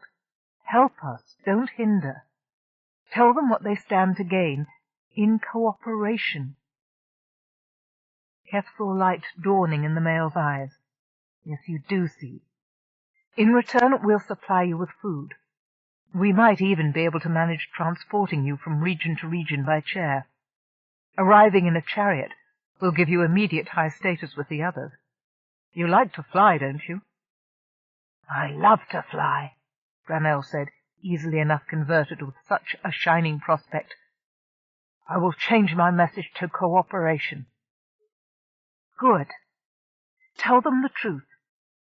The workers will get better treatment and more input into their own government when the power is diminished. The mages will need you more than ever. That I will be happy to tell my fellow workers, Brunel said gravely. I have a secret to tell you, but you and only you, Keff said, leaning toward the worker. Do you promise? Good. Now listen. The mages are not the true owners of the core of Osran. Remember it. Brunel was goggle-eyed. I never forget, Mage Keff. 7 days later, Charmel returned to his great room, dusting his hands together. A quintet of chariots lifted off the balcony and disappeared over the mountain tops. He stood for a moment as if listening, and turned with a smile to Plenna and Keff. That is the last of them, he said with satisfaction. Everyone who has said they will cooperate has also promised to press the ones who haven't agreed. In the meantime, all have said that they will keep voluntarily to the barest minimum of use. On the day you designated, 2 days hence, at sunrise in the eastern province, the great mutual truce will commence." "Not without grumbling, I'm sure," Keff said, with a grin. "I'm sure there'll be a lot of attempts before that to renegotiate the accord to everyone else's benefit. Once the power levels lessen, it'll give me the last direction I need to find the core of Osran." "Leave the last-minute doubters to me," Chamel said. "At the appointed moment you must be ready. Such a treaty was not easily arranged and may never again be achieved. Do not fail." Chapter 13. The high mountains looked daunting in their deep pre-dawn shadow as Plenna and Chamel flew toward them. Keff, on Plenna's chair, had the ancient manual spread out on his lap. As he smoothed the plastic pages down, they crackled in the cold. "The sun's about to rise over Ferngal's turf," Carialle informed him. "You should see a drop in power beginning in 30 seconds. "Terrific, Carrie. Chamel, any of this looking familiar?" Chamel, in charge of 3 globe frogs he was restraining from falling off his chair with the use of a mini-containment field generated by his wand, nodded. "I see the way I came last time," he shouted. His voice was caught by the great mountains and bounced back and forth like a toy. "See above us? The 2 sharp peaks together like the tines of a fork? I kept those immediately to my left all the way into the heart. They overlook a narrow passage." "Now," Carialle said. Chamel's and Plenna's chariots shot forward slightly, and the seat-belts around the globe frogs brightened to a blue glow. "That's kickback," Keff said. "Every other mage in the world has turned off the lights, and the power available to you two is near 100%. "A heady feeling, to be sure," Chamel said jovially, "if it were not that each item of power is not capable of conducting all that there is in the core. I must tell you how difficult it was to convince all the mages and magesses that they should not each send spy eyes with us on this journey. Ah, the passageway! Follow me." He steered to the right and nipped into a fold of stone that seemed to be a dead end. As the 2 chairs closed the distance, Keff could see that the ledge was composed of gigantic rough blocks, separated by a good 4 meters. The thin air between them was no barrier to communication between Keff and the Frog Prince. Lit weirdly by the chariot light, the amphibioid resembled a grotesque clay gnome. Keff waved to get his attention. "Do you know where we are going?" he signed. "Too long for any living to remember," Full Eyebrow signaled back. "The High Fingers," he pointed up, "mentioned in history." "What's next?" "Lib, hole, long cavern." "Did you get that, Carialle?" Keff asked. Flying into the narrow chasm robbed them of any ambient light to see by. Chamel increased the silver luminance of his chariot to help him avoid obstructions. "I did," the crisp voice replied. "My planetary maps show that you are approaching a slightly wider plateau that ends in a high saddle cliff, probably the lip. As for the hole, the low range beyond is full of chimneys." "That's what the old manuals can tell me," Keff said, reading by the gentle yellow light of Plenafrey's chair. "According to this, the cavern where the power generator is situated is at 93 degrees, 6 minutes, 2 seconds east, 47 degrees, 15 minutes, 7 seconds north." He held up a navigational compass. "Still farther north." "The lee lines lead straight ahead," Chamel informed him. "Without interference from the rest of Osran, I can follow the lines to their heart. You are to be congratulated, Keff. This was not possible without a truce." "We can't miss it," Keff said, crowing in triumph. "We have too much information."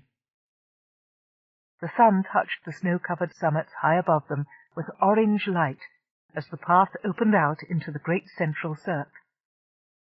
Though scoured by glaciers in ages past, the mountains were clearly of volcanic origin. Shards of black obsidian glass stuck up unexpectedly from the cloudy whiteness of snowbanks under ice falls. The two chairs ran along the moraine until it dropped abruptly out from underneath. Keff had a momentary surge of vertigo as he glanced back at the cliff. "How high is that thing, Carrie?" he asked. 800 meters. You wonder how the original humans got here, let alone the globe frogs who built it." At his signal, Fenner dropped into the dark, cold valley. Keff shivered in the blackness and hugged himself for warmth. He glanced up at Fenner, who was staring straight ahead in wonder. "What do you see?" he asked. "I see a great skein of lines coming together," she said. "I will try to show you." End of side 7. To continue, turn the cassette over. Side 8. The Ship Who Won, by Anne McCaffrey and Jody Lynn Nye. Continuing on page 295. She waved her hands, and the faintest glimming of blue fire a fingertip wide started above their heads, and ran down before them like a burning fuse. A moment later, a network of similar lines appeared coming over the mountain ridges all around them, converging on a point still ahead. A glowing gaze met Keff's eyes. "It is the most amazing thing I have seen in my life." "Your point of convergence is roughly in the center of your 5 high majors regions," Carialle pointed out. "Everyone shares equal access to the core." "Has anyone else ever come here?" Keff asked Chomel.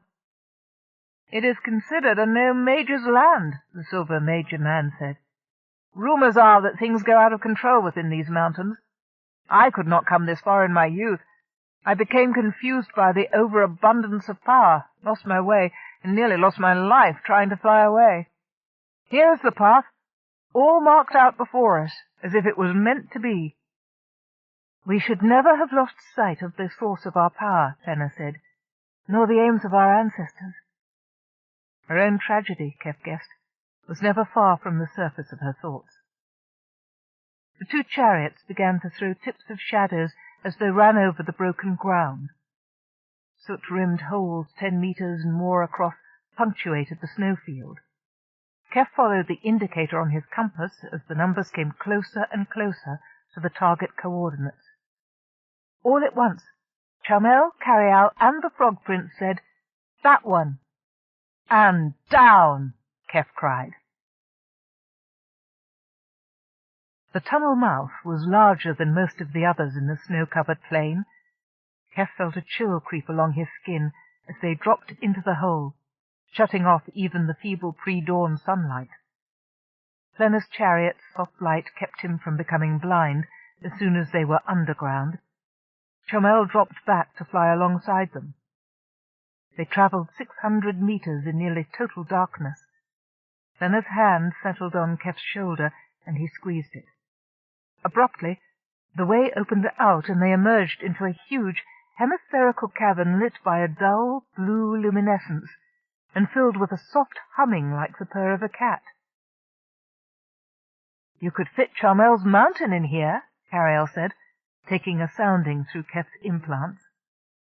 The ceiling of this cavern had been scalloped smooth at some time in the distant past, so that it bore only new tiny stalactites, like cilia at the edges of each sound-deadening bubble. Here and there, a vast textured onyx pillar stretched from floor to roof, glowing with an internal light. The globe frogs began to bounce up and down in their cases, pointing excitedly. Keff felt like bouncing too. Ahead, minute in proportion, lay a platform situated on top of a complex array of machinery. It wasn't until he identified it that he realized they had been flying over an expanse of machinery that nearly covered the floor of the entire cavern. "I have never seen anything like it in my life," Chomel whispered, the first to break the silence. His voice was captured and tossed about like a ball by the scalloped stone walls. "Nor has anyone else living," Keff said.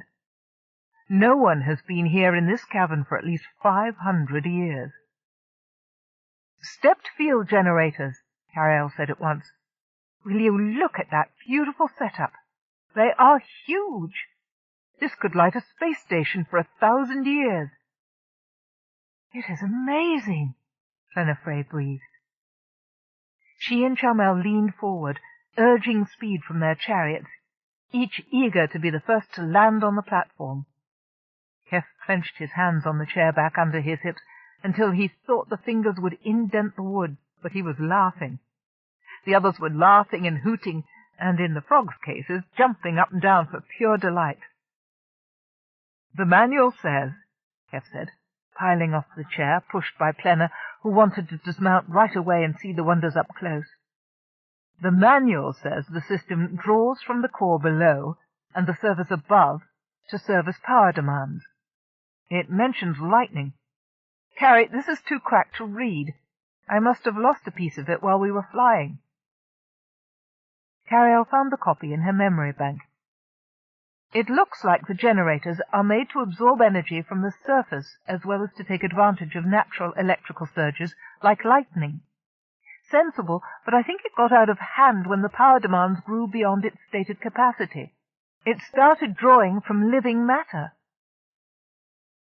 Plenna surrendered her belt-buckle to the Frog Prince. He left his shell and joined Keff and Chamel at the low-lying console at the edge of the platform. The Brawn, on his knees, displayed the indicator fields to Carialle through the implants while signing with the amphibioids. Stopping frequently to compare notes with his companions, the Frog Prince read the fine scrawl on the face of each, then tried to tell the humans through sign language what they were. "So that says internal temperature of the core, eh, Tor?" Keff asked, marking the gauge and standard with an indelible pen. "And by the way, it's hot in here. Did you notice?" "Residual heat from years of overuse," Carialle said. "I calculate that it would take over 2 years to heat that cavern to 40 degrees centigrade." "Well, we knew the overuse didn't occur overnight," Keff said. "Ah, he says that one is the power output? Thanks, Chamel." He made another note on a glass-fronted display as the Magiman gesticulated with the amphibioid. "Pity your ancestor didn't have any documentation on the mechanism itself, Plenna." "Isn't that level rising?" Flenafre asked, pointing over Keff's shoulder. Keff looked up from the circuit he was examining. "You're right, it is," he said.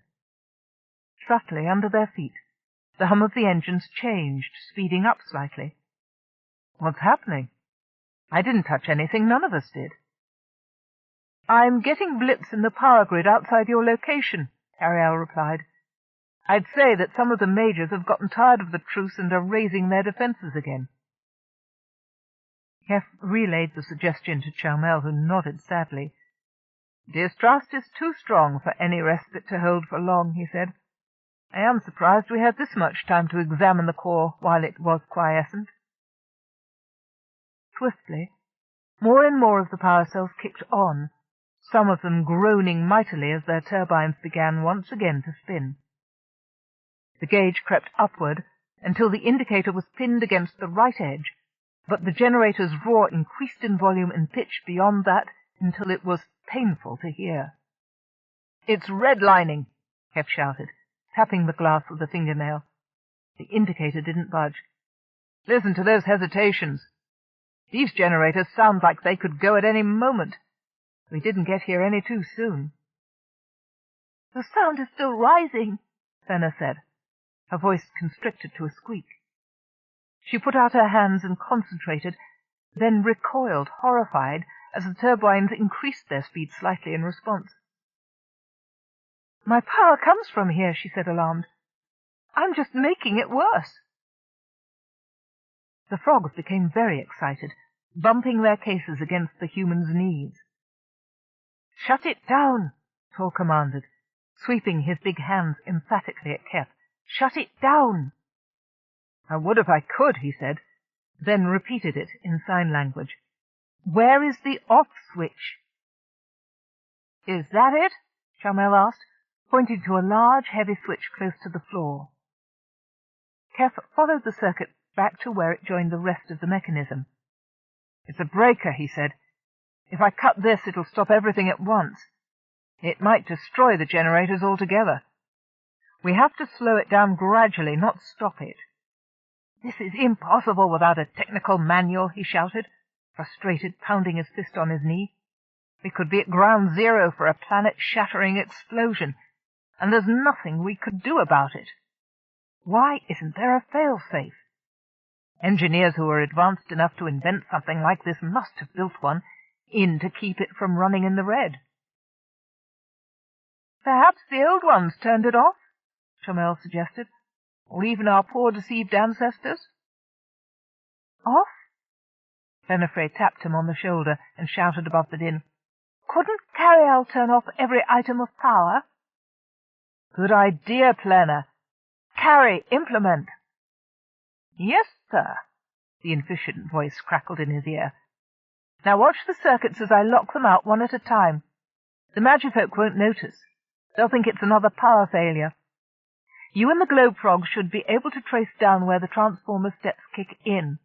See if you can make a permanent lower-level adjustment."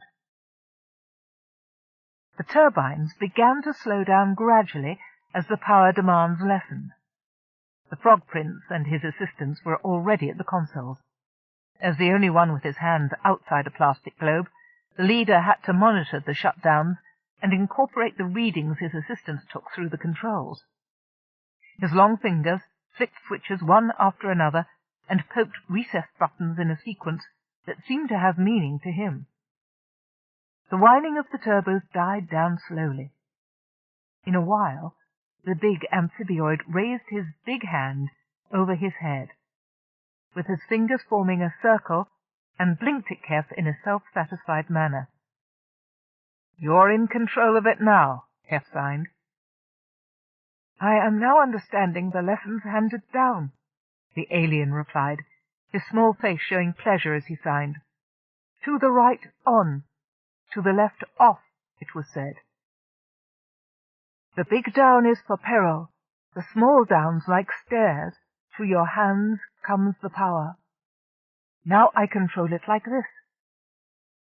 He held up Plenifrey's belt buckle. His long fingers slid into the depressions. "This one is in much better condition than the single we have, which has done service for our whole population for all these many years." Thor glanced toward the controls. The switches pressed themselves. Dials and levers moved without a hand touching them. The great engines stilled to a barely perceptible hum. "At last," he gestured, "after 500 generations we have our property back. We can come forward once again." He seemed less enthusiastic once the extent of the damage began to emerge. Series of lights showed that several of the turbines were running at half efficiency or less. Some were not functioning at all. At one time, some unknown engineer had tied together a handful of the generators under a single control, but the generators in question were nowhere near one another on the cave floor. "It'll take a lot of fixing," Keff said, examining the mechanism, with the frogs crowded in around him. The indicators in some of the dials hadn't moved in so long they had corroded to their pins. He snapped his fingernail at one of them, trying to jar it loose. "We'll have to figure out if any of the repair parts can be made out of components I have on hand. If they're too esoteric, you might need to send off for them, providing they're still making them on your home planet." "Home?" one of the globe frogs signed back, with the fillip that meant an interrogative. "If you have the coordinates, we have your transportation," Keff offered happily, signing away to the oops, eeps, and ops of IT shorthand dictation. "Our job is to make contact with other races, and we're very pleased to meet you. My government would be delighted to open communications with yours." "That is all well, Keff," Chamel asked, "but do not forget about us. What of the majors? They will be wondering what happened to their items of power. Blackouts normally last only a few moments. There will be pandemonium." "And what for the future?" Plena asked. "Your folk will have to realize that you now coexist with the globe frogs," Keff said thoughtfully. And, Paul, she's right. You are going to have to do something about the majors. They're dependent upon the system to a certain extent. Can we negotiate some kind of share agreement? They can have it all, Paul said, with a scornful gesture toward the jury-rigged control board. All this is ruined. Ruined. You come from the stars. Why do you not take my people back to our home world? We are effectively dispossessed. We've been ignored since the day we were robbed by the Flat Ones. No one will notice our absence. Let the thieves who have used our machinery have it, and the husk that remains of this planet. We'd be happy to do that, Keff said, carefully. But forgive me, Tall, you won't have much in common with the people of your home world any more, will you? You were born here. 500 generations of your people have been native Osrans. Just when it could start to get better, do you really want to leave? Hear, hear, said Carialle. One of the amphibioids looked sad and made a gesture that threw the idea away. The Frog Prince looked at him. I guess we do not. Truth, I do not. But what to do? What was your people's mission? Why did you come here?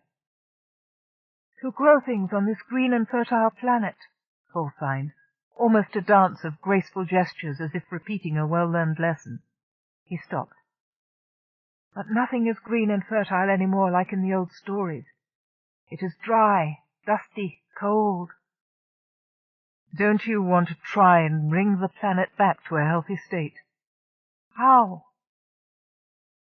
Keff touched the small amphibioid gently on the back and drew Chamel closer with the other arm.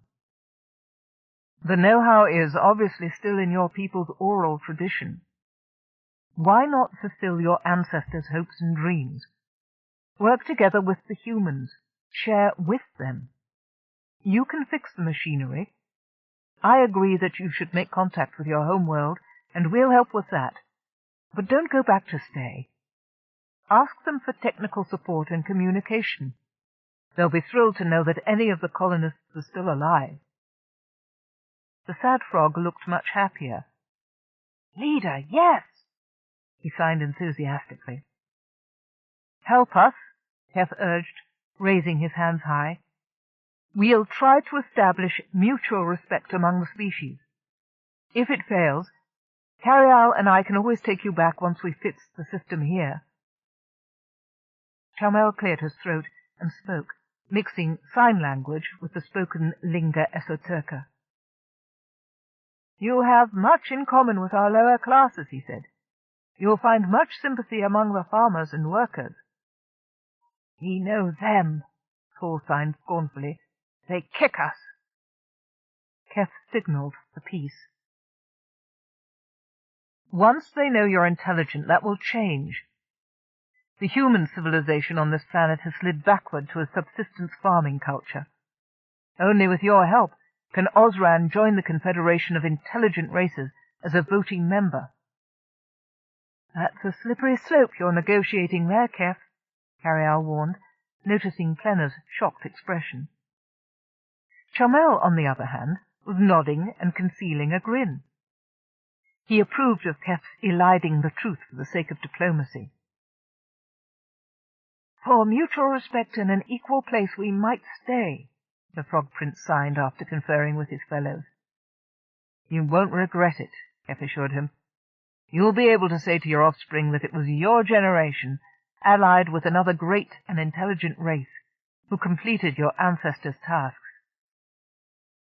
To go from nothing to everything, the Frog Prince signed, his pop eyes going very wide, which Keff interpreted as a sign of pleasure. The ages may not have been wasted after all. Only if we can keep this planet from blowing up, Carialle reminded them. Keff relayed her statement to the others. But what needs to be done to bring the system back to a healthy balance? Chamel asked. Stop using it, Keff said simply, or at least stop draining the system so profligately as you have been doing. The majors will have to be limited in future to what power remains after the legitimate functions have been supplied, weather control, water conservation, whatever it takes to stabilize the environment, that's what those devices were originally designed to do. Only the most vital uses should be made of what power's left over. And until the frogs get the system repaired, that's going to be precious little. You saw how much colder and drier Osran has become over the time human beings have been here. It won't be long until this planet is uninhabitable and you have nowhere else to go. I understand perfectly, Chamel said, but the others are not going to like it. They must see for themselves. Fenner spoke up unexpectedly. Let them come here. Your girlfriend has a good idea, Carialle told Keff. Show them this place. The globe frogs can keep everyone on short power rations. Give them enough to fly their chariots here, but not enough to start a world war. Just enough, Keff stressed, as the frog prince went to make the adjustment. So they don't feel strangled, but let's make it clear that the days of making it snow firecrackers are over. Ah, Chamel said, what would impress them most is if you could make it snow. Everyone will have to see it for themselves, or they will not believe. The meeting must be called at once. The Frog Prince and his companions paddled back to Keff. We will stay here to feel out the machinery and learn what is broken. Keff stood up, stamping to work circulation back into his legs. And I'll stay here too. Since there is no manual or blueprints, Carialle and I will plot schematics of the mechanism and see what we can help fix. Carrie? I'll be there with tools and components before you can say Alakazam, Sir Galahad, she replied. I had better stay too, then, Fenner said. Someone needs to keep others from entering if the Silver Tower leaves the plain. She attracts too much curiosity. Good thinking. Bring Brunel too, Keff told Carialle. He deserves to see the end of all his hard work. This will either make or break the accord. It will be either the end or the beginning of our world, Chamel agreed, settling into the silver chair. It lifted off from the platform and skimmed away toward the distant light. Chapter 14. The vast cavern swallowed up the few hundred mages like gnats in a garden. Each high mage was surrounded by underlings, spread out and upward in a wedge to the rim of an imaginary bowl, with Keff, Chamel, Plenna, Brunel, and the three globe frogs at its centre on the platform.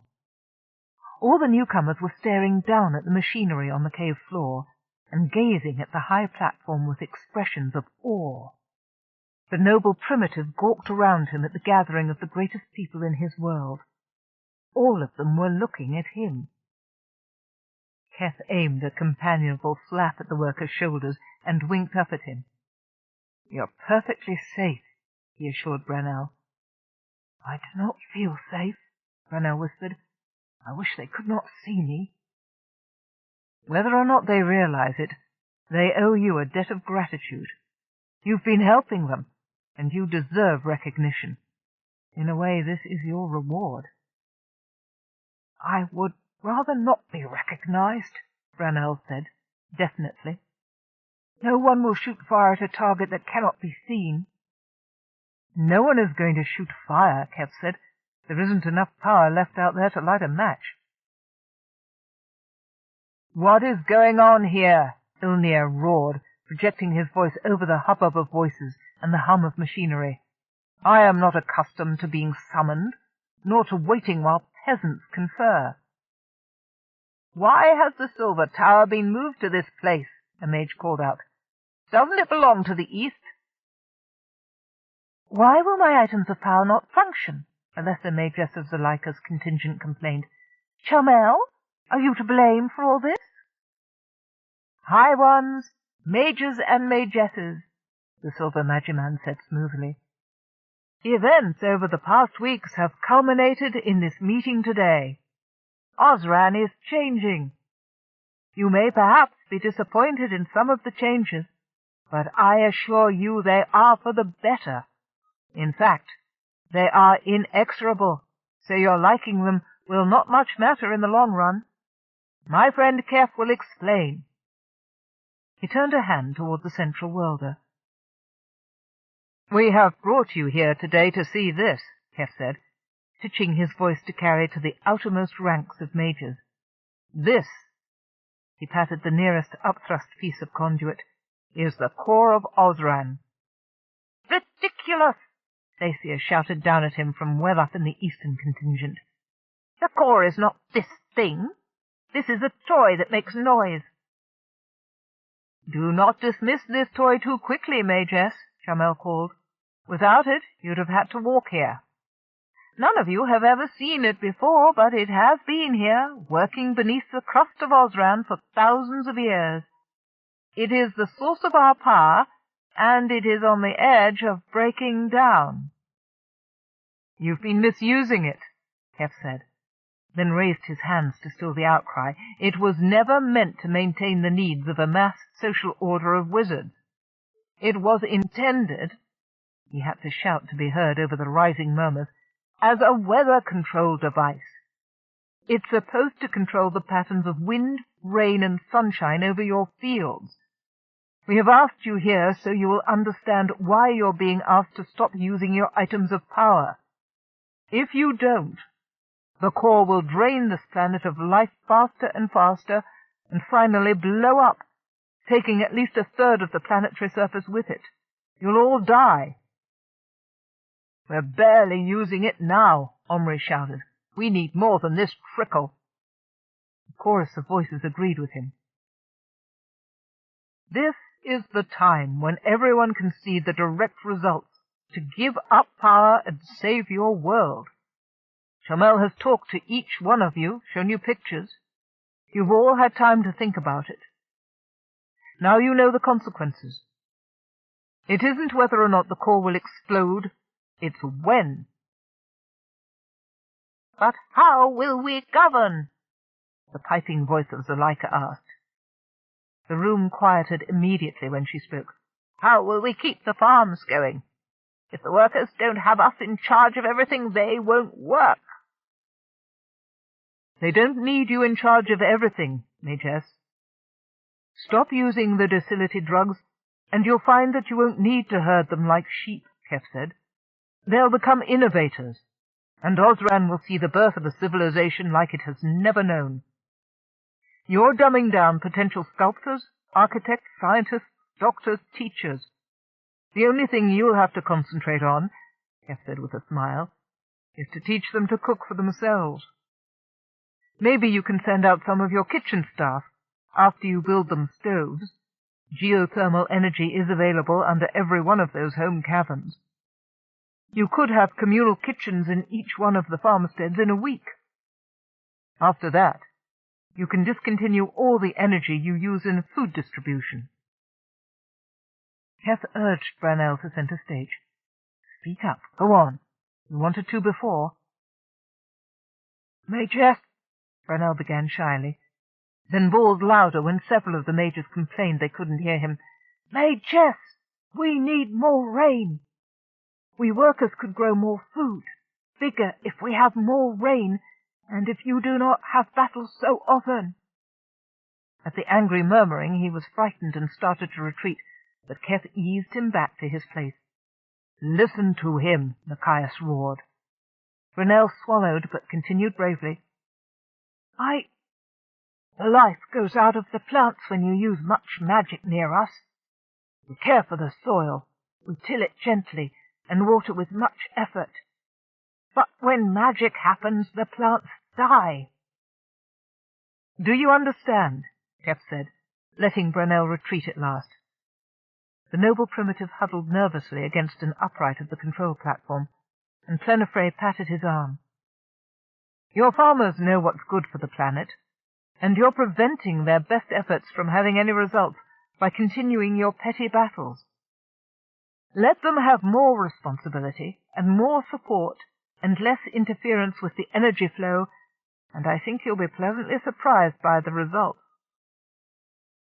"You go on and on about the peasants," Azadao shouted, We've heard all about the peasants. But what are they doing here?" The green-clad Magiman pointed at the frogs. Keff smiled. "This is the most important discovery we've made since we started to investigate the problems with the core.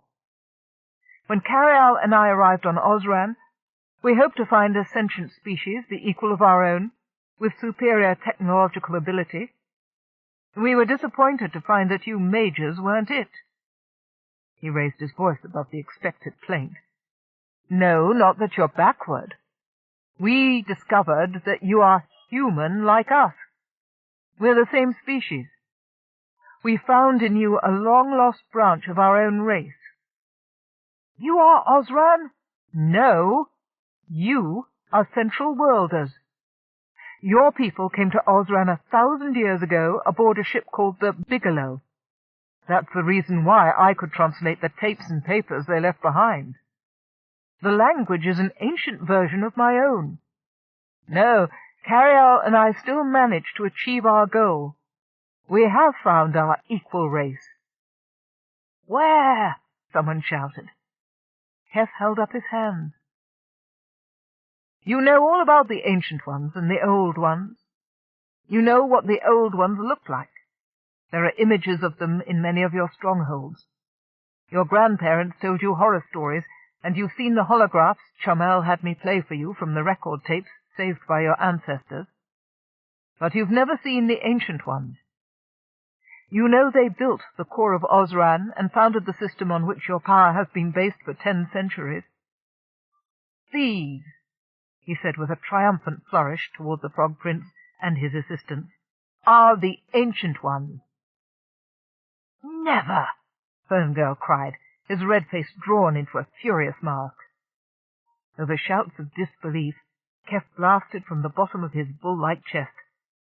"These people have been right here under your nose for 10 centuries. These are the Ancient Ones who invented the core and all the items of power." The murmuring died away. For a moment there was complete silence. Then hysterical laughter built until it filled the vast cavern. Keff maintained a polite expression, not smiling. He gestured to the Frog Prince. The amphibioid stepped forward and began to sign the discourse he had prepared with Keff's help. It was eloquent, asking for recognition and promising cooperation. The mages recognized the ancient signs, their eyes widening in disbelief. Gradually the merriment died down. Every face in the circle showed shock. They stared from Tall Eyebrow to Keff. "You're not serious, are you?" Machias asked. Keff nodded. "These are the Ancient Ones?"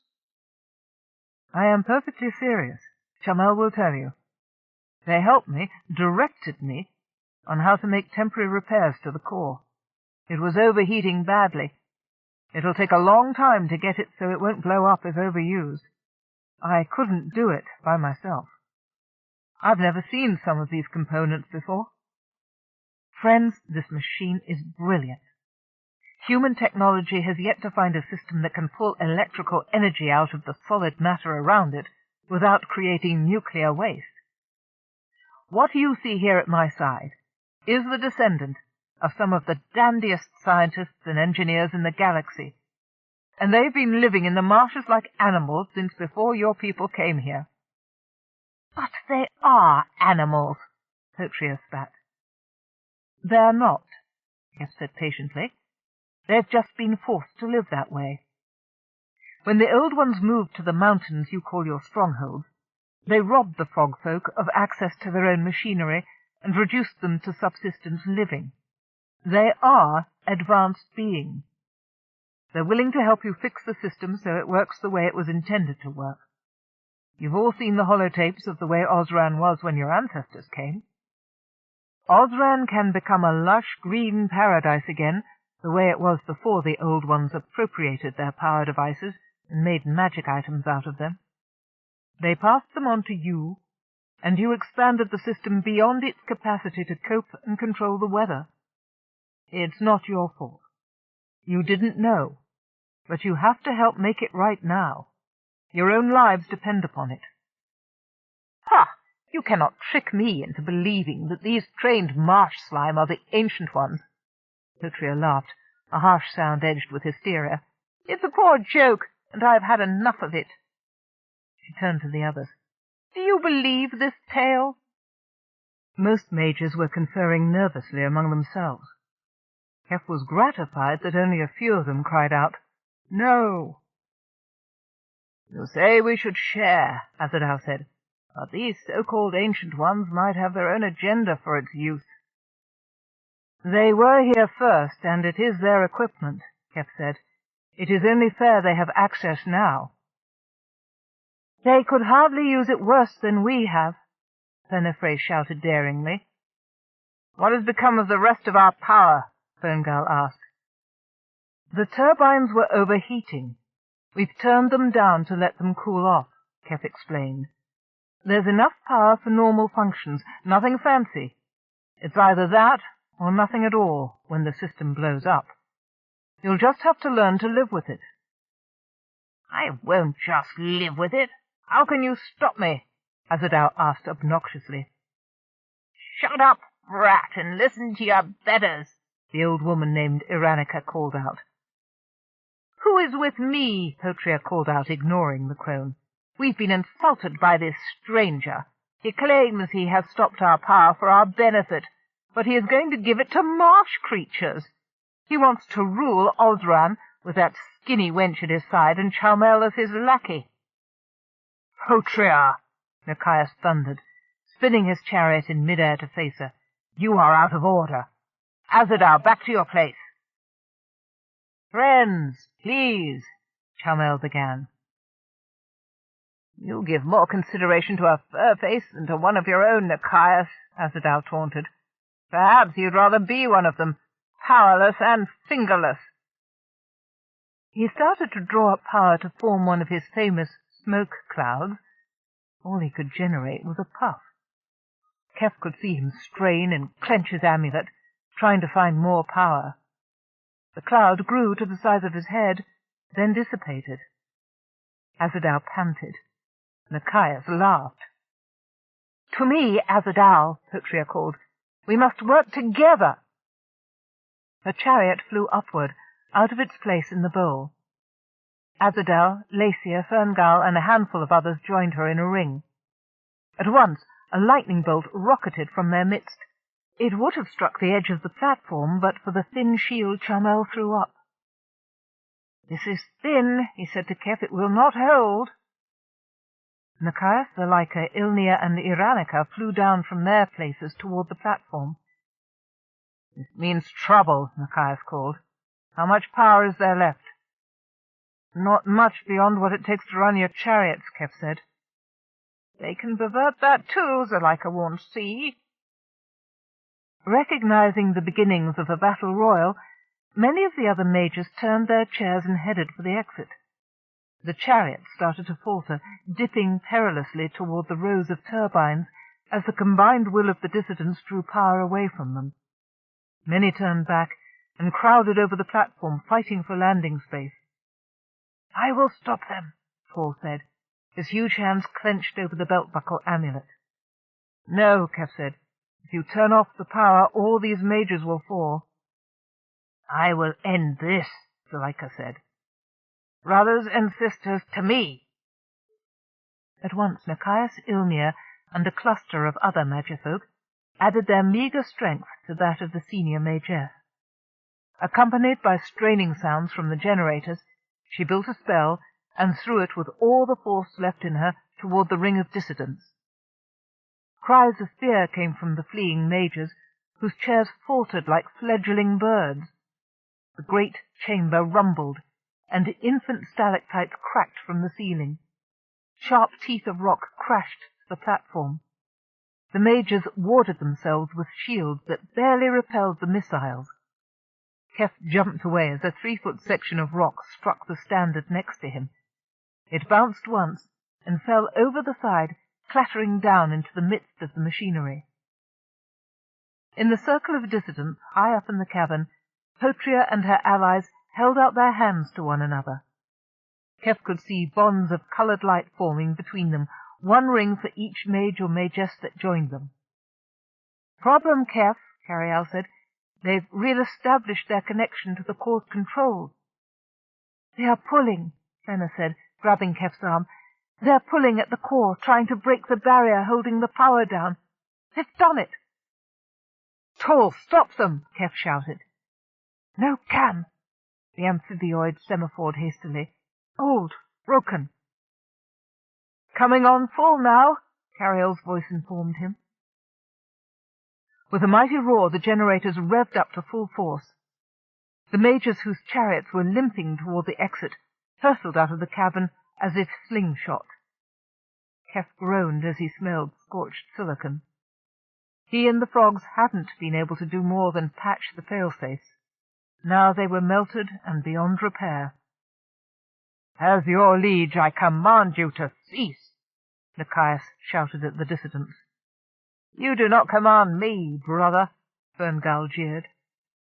He raised his staff and aimed it at Nicaeus. A bolt of fire, surprising even its creator in its size and intensity, jettisoned toward Nicaeus. The golden mage dodged to one side to avoid it. His chair, also oversupplied by the core, skittered away on the air as if it were on ice. It was a moment before he could control it. In that short time, Ferngal loosed off several more bolts. They all missed but the last, which took off one of Nicaeus's arm-rests.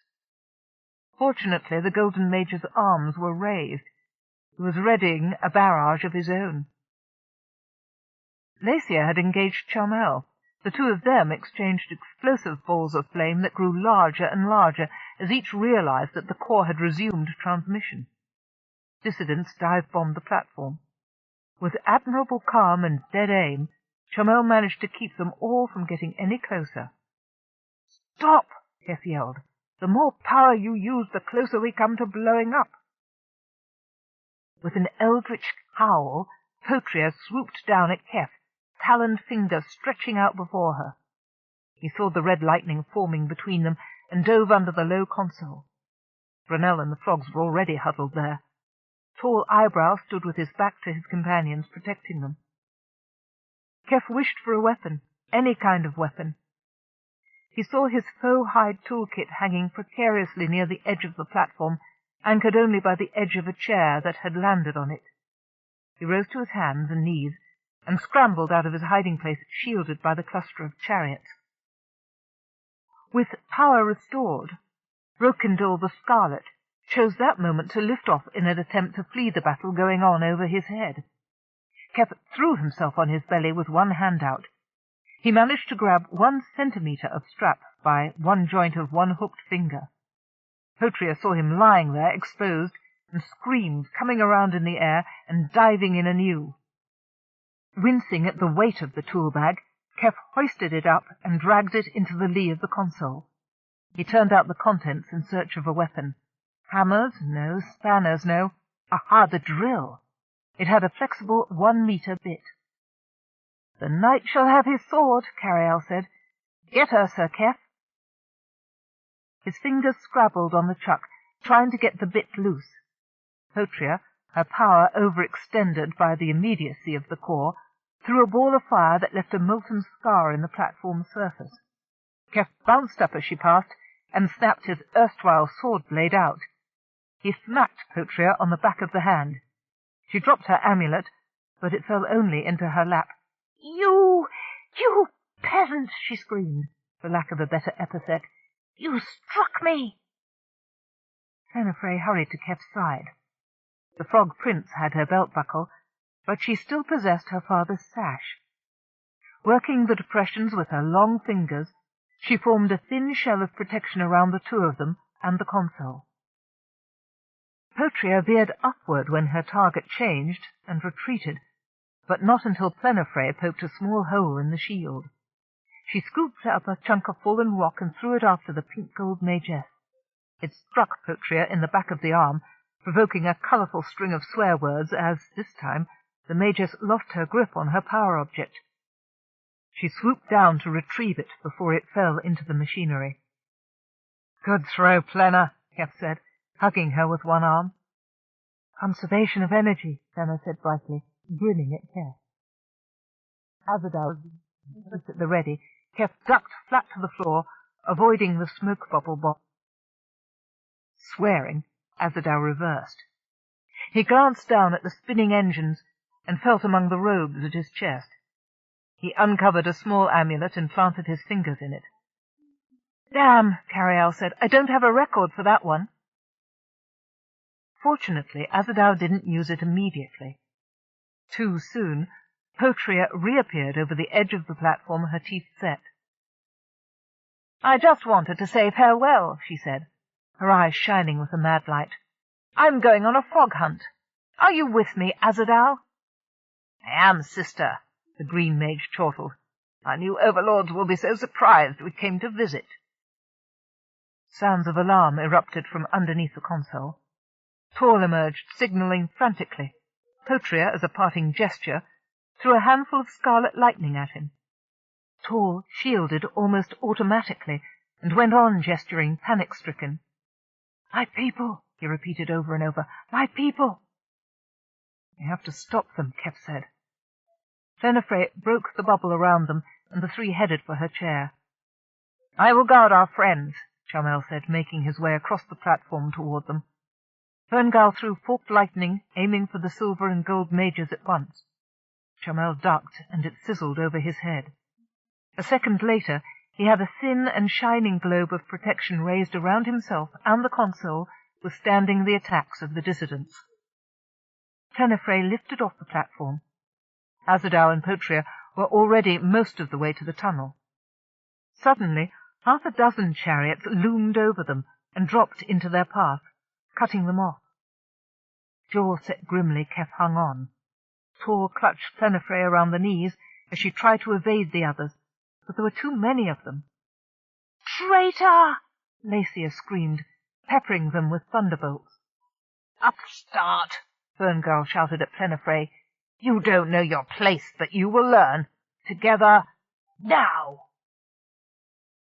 The young Magiwoman set up a shield, but spells from 6 or more senior mages tore it apart like tissue paper.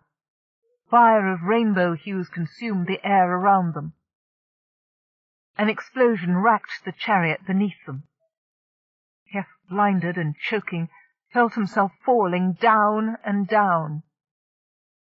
Something springy yet insubstantial caught him just a few meters above the tops of the generators. When his eyes adjusted again, Keff looked around. A net of woven silver and gold bore him and the others upward. Scattered on the surface of the machinery were the pieces of Plenafre's chariot. It had been blasted to bits. Plenna herself, clutching Tor, was in a similar net controlled by Chomel and Nochias. Ferngirl and the others were halfway down the cavern, turning to come in again for another attack. "Are you all right?" Chomel asked them, helping them back onto the platform. "Yes," Keff said, and saw Plenna's shaky nod. "The generators are running out of control. We have to slow them down." Tor kicked loose from Plenna's arms and hurried over to the console. Using the amulet, he flicked switches and rolled dials, but Keff could see that his efforts were having little effect. Ferngirl and the others were almost upon them. A bolt of blue-white lightning crackled between him and the console, driving him back. Bravely, the little amphibioid threw himself forward. Keff interposed himself between Tor and the dissident, ready to take the brunt of the next attack. "That's enough of this," Carialle declared loudly. Suddenly the power item stopped working. The dissidents' chariots all slowed down, even dipped. Everyone gasped. Lacia clutched the arms of her chair. "Stop this attack at once," Keff roared, flinging his arms up. "The next thing we turn off will be your chairs.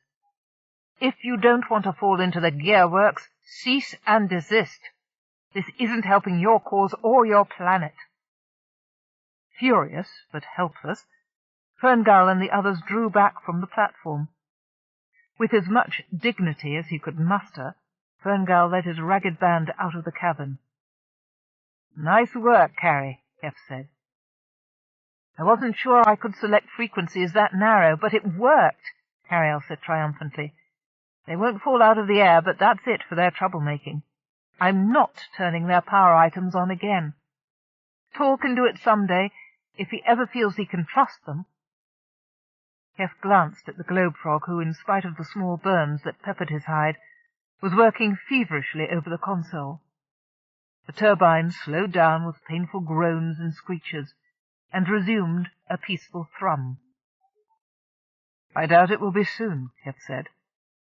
Lenifre grabbed his arm. We have to stop Potria, Fenna said urgently. She's going to kill the Ancient Ones, and she doesn't need power to do it. She's mad. If she can fly to where they are, that's enough. Keff smote himself in the forehead. We have to stop them right away. She's gone mad, Nakia said. I will go.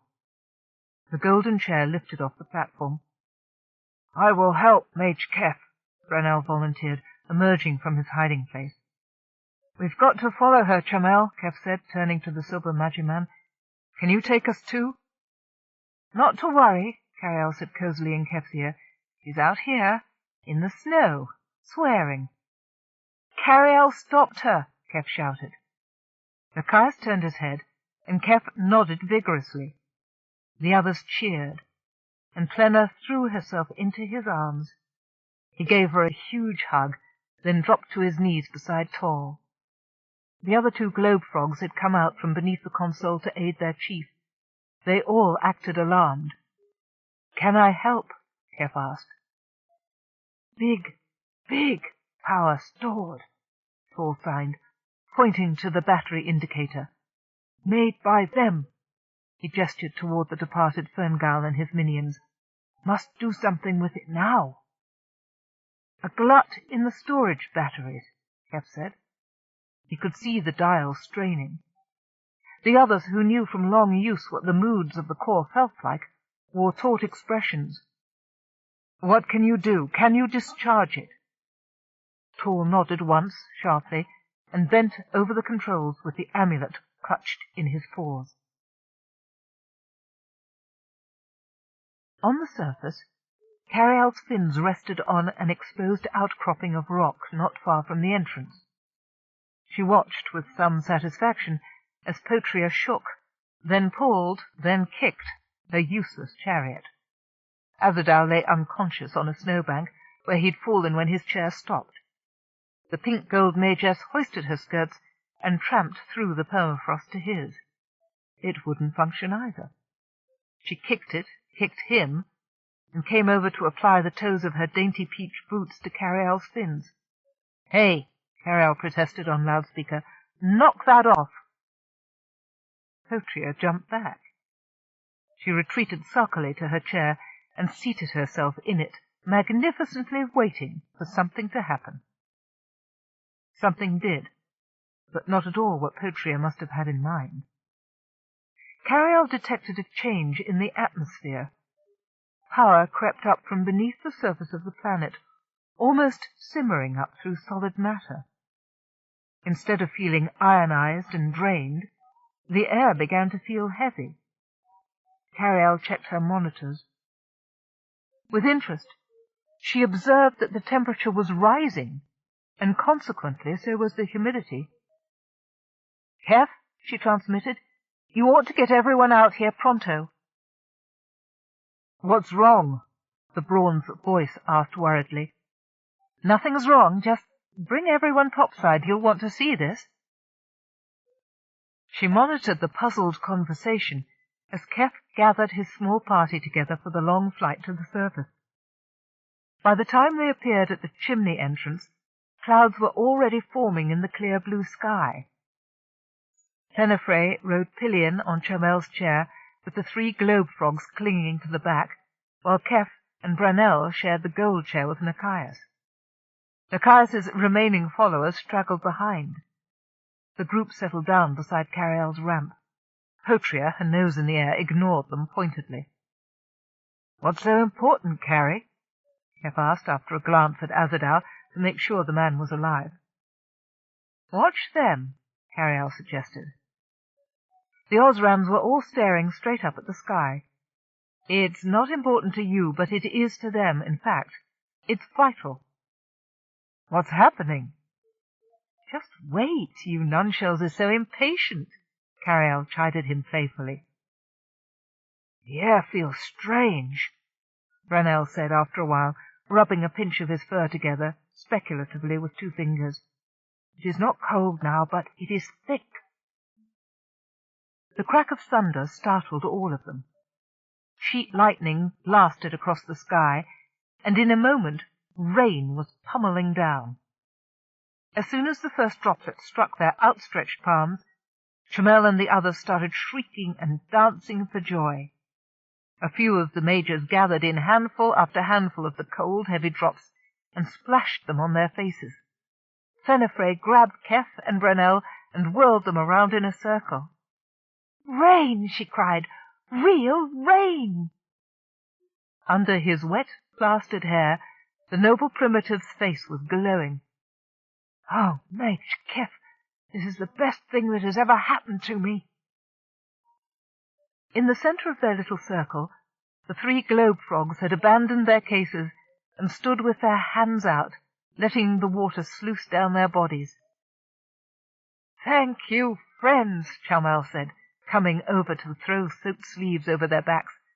"Look how far the clouds spread. This will be over the south and east regions in an hour. Rain on my mountain top. What a treasure!" "This is what'll happen if you let the core of Osran run the way it was meant to," Keff said. Fenner gave him a rib-cracking hug and beamed at Brunel. "This welcome storm will convince more doubters than any speeches or caves full of machinery," Nakia said, coming to join them. "More of these, especially around planting season, and we will have record crops. My fruit trees," he said proudly, "will bear as never before." "Osran will prosper," Chamel said assuredly. "I make these promises to you now, and especially to you, my furry friend. No more amputations, no more poison in the food, no more lofty magi sitting in their mountain fastnesses. We will act like administrators instead of spoiled patricians, eating the food and beating the farmers. We will come down from the heights and assume the mantle of our humanity with honor." Brunel was wide-eyed. "I never thought I would live to be talked to as an equal by one of the most important mages in the world."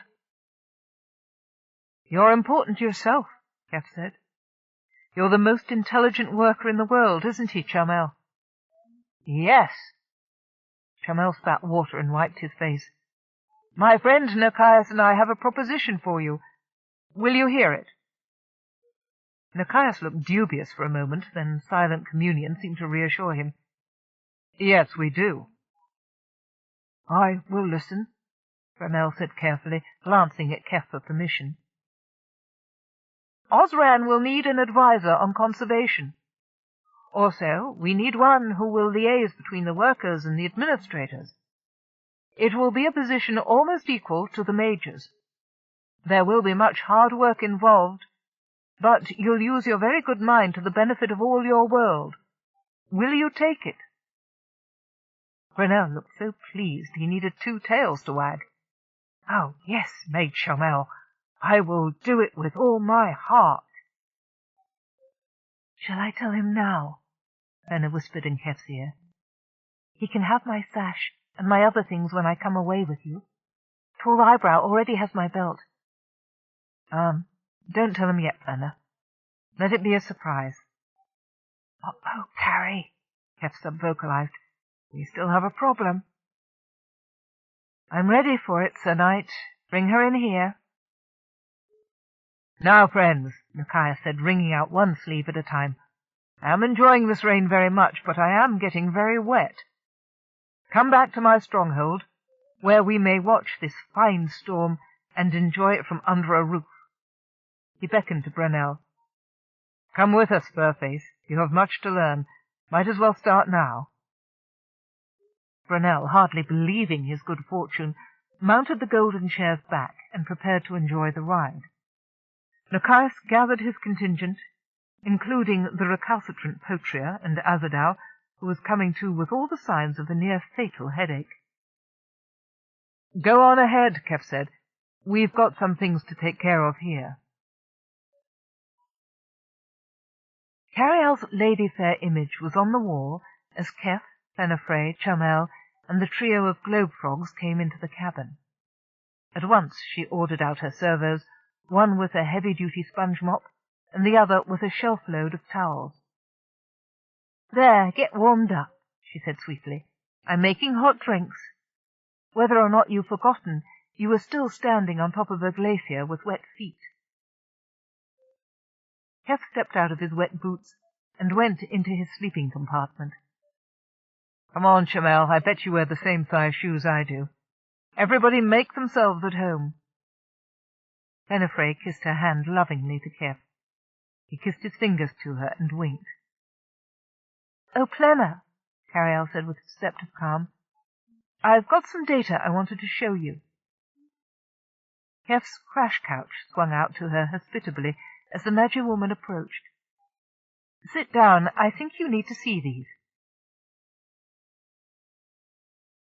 When Keff and Chamel appeared a few minutes later, freshly shod, Plenifre was sitting with her head in her hands. The Lady Fair sat sympathetically beside her, murmuring in a soothing voice.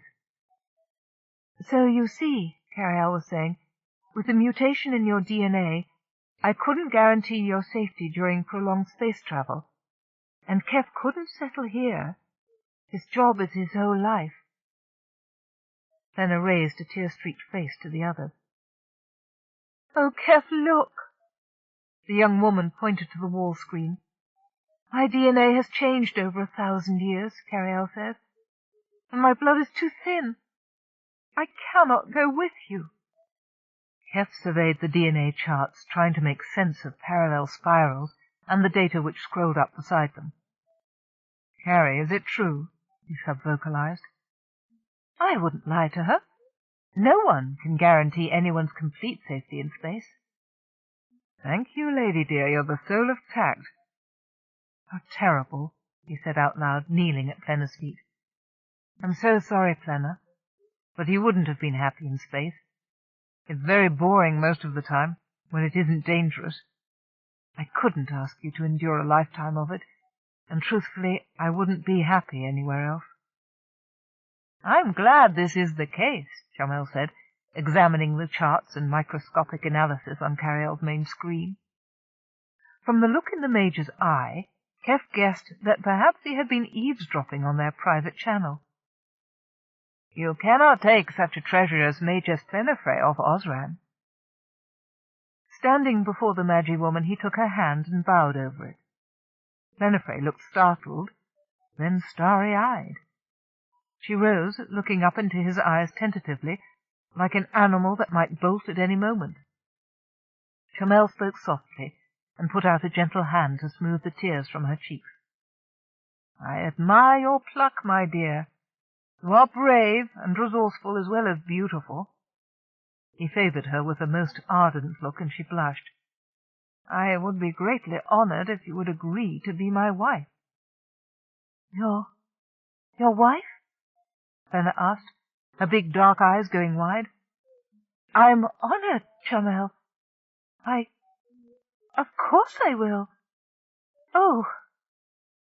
Chamel raised the hand he was holding to his lips and kissed it. Keff got up off the floor. "Listen up, Sir Knight.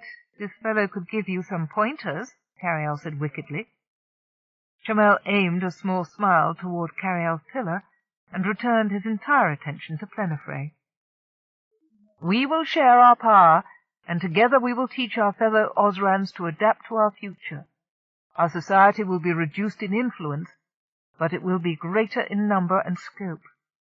The ancient ones can teach us much of what we have forgotten." "And one day, perhaps, our children can go into space," Plena said, turning to Keff and smiling, "to meet yours." Leaning over, she gave Keff a sisterly peck on the cheek, and moved into the circle of Chomel's arm. Over the top of her head Chomel winked. "And now, fair Majess," he said, "I will fly you home, since your own conveyance has come to grief." Beaming, Flenafre accompanied her intended down the ramp. He handed her delicately onto his own chariot and mounted the edge of the back behind her. "That man never misses a trick," Carialle said through Keff's implant. "Thank you, Carrie," Keff said. "Privately, in a comparison between Plena and you as a lifelong companion, I'd choose you every time." "Why, Sir Knight, I'm flattered." "You should be flattered," Keff said with a smirk. "Plena is intelligent, adaptable, beautiful, desirable, but she knows nothing about my interests, and in the long transits between missions we would drive one another crazy. This is the best possible solution." Chomel's well-known gifts for diplomacy and the unexpected treat of the thunderstorm began to bear fruit within the next few days. Majors and majesses began to approach Keff and the globe frogs in the cavern to ask if there was anything they could do to help speed the miracle to their parts of Osran. Spy eyes were everywhere, as everyone wanted to see how the repairs progressed. The greatest difficulty the repair crew faced was the sheer age of the machinery. Keff and Tall rigged what they could to keep it running, but in the end the Frog Prince ordered a halt. "We must study more," Tall said. "Given time, and the printout you have made of the schematic drawings, we will be able to determine what else needs to be done to make all perfect. The repairs we have made will hold," he added proudly. "There is no need to beg the homeworld for aid. I would sooner approach them as equals." "Good job," Keff said. "We'll take our report home to the Central Worlds. As soon as we can, we'll come back to help you finish the job. I expect that by the time we do, between you and the noble primitives, you'll teach the majors all there is to know about weather management and high-yield farming." "The Fur-Faces will show them how to till the land and take care of it. We do not retain that knowledge," Paul said with creditable humility. "Brunel is our friend. We do need each other. Together we can fulfill the hopes of all our ancestors. Others will take us up and back to the core after this," the Frog Prince assured them. "Many are protecting us at all times. You've done much in helping us to achieve the respect of the human beings." "No," Keff said, "you did it. I couldn't convince them. You had to show them your expertise, and you did." Tall signaled polite disbelief. "Come back soon." Carialle and Keff delivered Tall and his companions back to Brunel's plane for the last time. The globe frog signed them a quick goodbye before disappearing into the brush. 5 spy eyes trailed behind them at a respectful distance. Chomel and Flenafre arrived at the plane in time to see Keff and Carialle off. "You've certainly stirred things up, strangers," Chomel said, shaking hands with Keff. "I agree there's nothing else you could have done. My small friends tell me that shortly Osran would have suffered a catastrophic explosion, and we would all have died without knowing the cause. For that, we thank you." "We're happy to help," Keff said. "In return, we take home data on a generation ship that was lost hundreds of years ago, and plenty of information on what's going to be one of the most fascinating blended civilizations in the galaxy. I'm looking forward to seeing how you prosper." "It will be interesting," Chomel acknowledged. "I am finding that the certain amount of power the Ancient Ones have agreed to leave in our hands will be used as much to protect us from disgruntled workers as it will be to help lead them into self-determination. Not all will be peaceful in this new world. Many of the farmers are afraid that their new memories are hallucinations. But," he sighed, "we brought this on ourselves.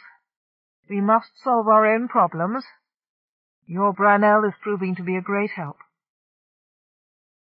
Flenafre came forward to give Keff a chaste kiss. "Farewell, Keff," she said. "I'm sorry my dream to come with you couldn't come true, but I am happier it turned out this way. She bent her head slightly to whisper in his ear. "I will always treasure the memory of what we had." "So will I," Keff said softly. Fenner stepped back to stand beside Chamel, and he smiled at her. "Farewell, friends," Chamel said, assisting the tall girl down the ramp and onto his chariot. "We look forward to your return." "So do we," Keff said, waving. The chair flew to a safe distance and settled down to observe the ship's take-off. "They do make rather a handsome couple," Carialle said. "I'd like to paint them a big double portrait as a wedding present. Confound their combination of primrose and silver. That's going to be tricky to balance. An amber background, perhaps. Cognac amber would do it." Keff turned and walked inside the main cabin. The airlock slid shut behind him, and he heard the groaning of the motor bringing the outer ramp up flush against the bulkhead. The Brawn clapped his hands together in glee. "Wait until we tell Simeon and the Xenoboffins about the Frog Prince and his tadpole courtiers on the planet of wizards." Keff gloated, settling into his crash couch and putting his feet up on the console. He intertwined his hands behind his head. We will be the talk of SSS 900 and every other space station for 100 trillion clicks." "I can't wait to spread the word myself," Carialle said with satisfaction, as she engaged engines and they lifted off into atmosphere. "We did it. We may be considered the screwball crew, but we're the ones that get the results in the end." "Oh, damn. What's wrong?"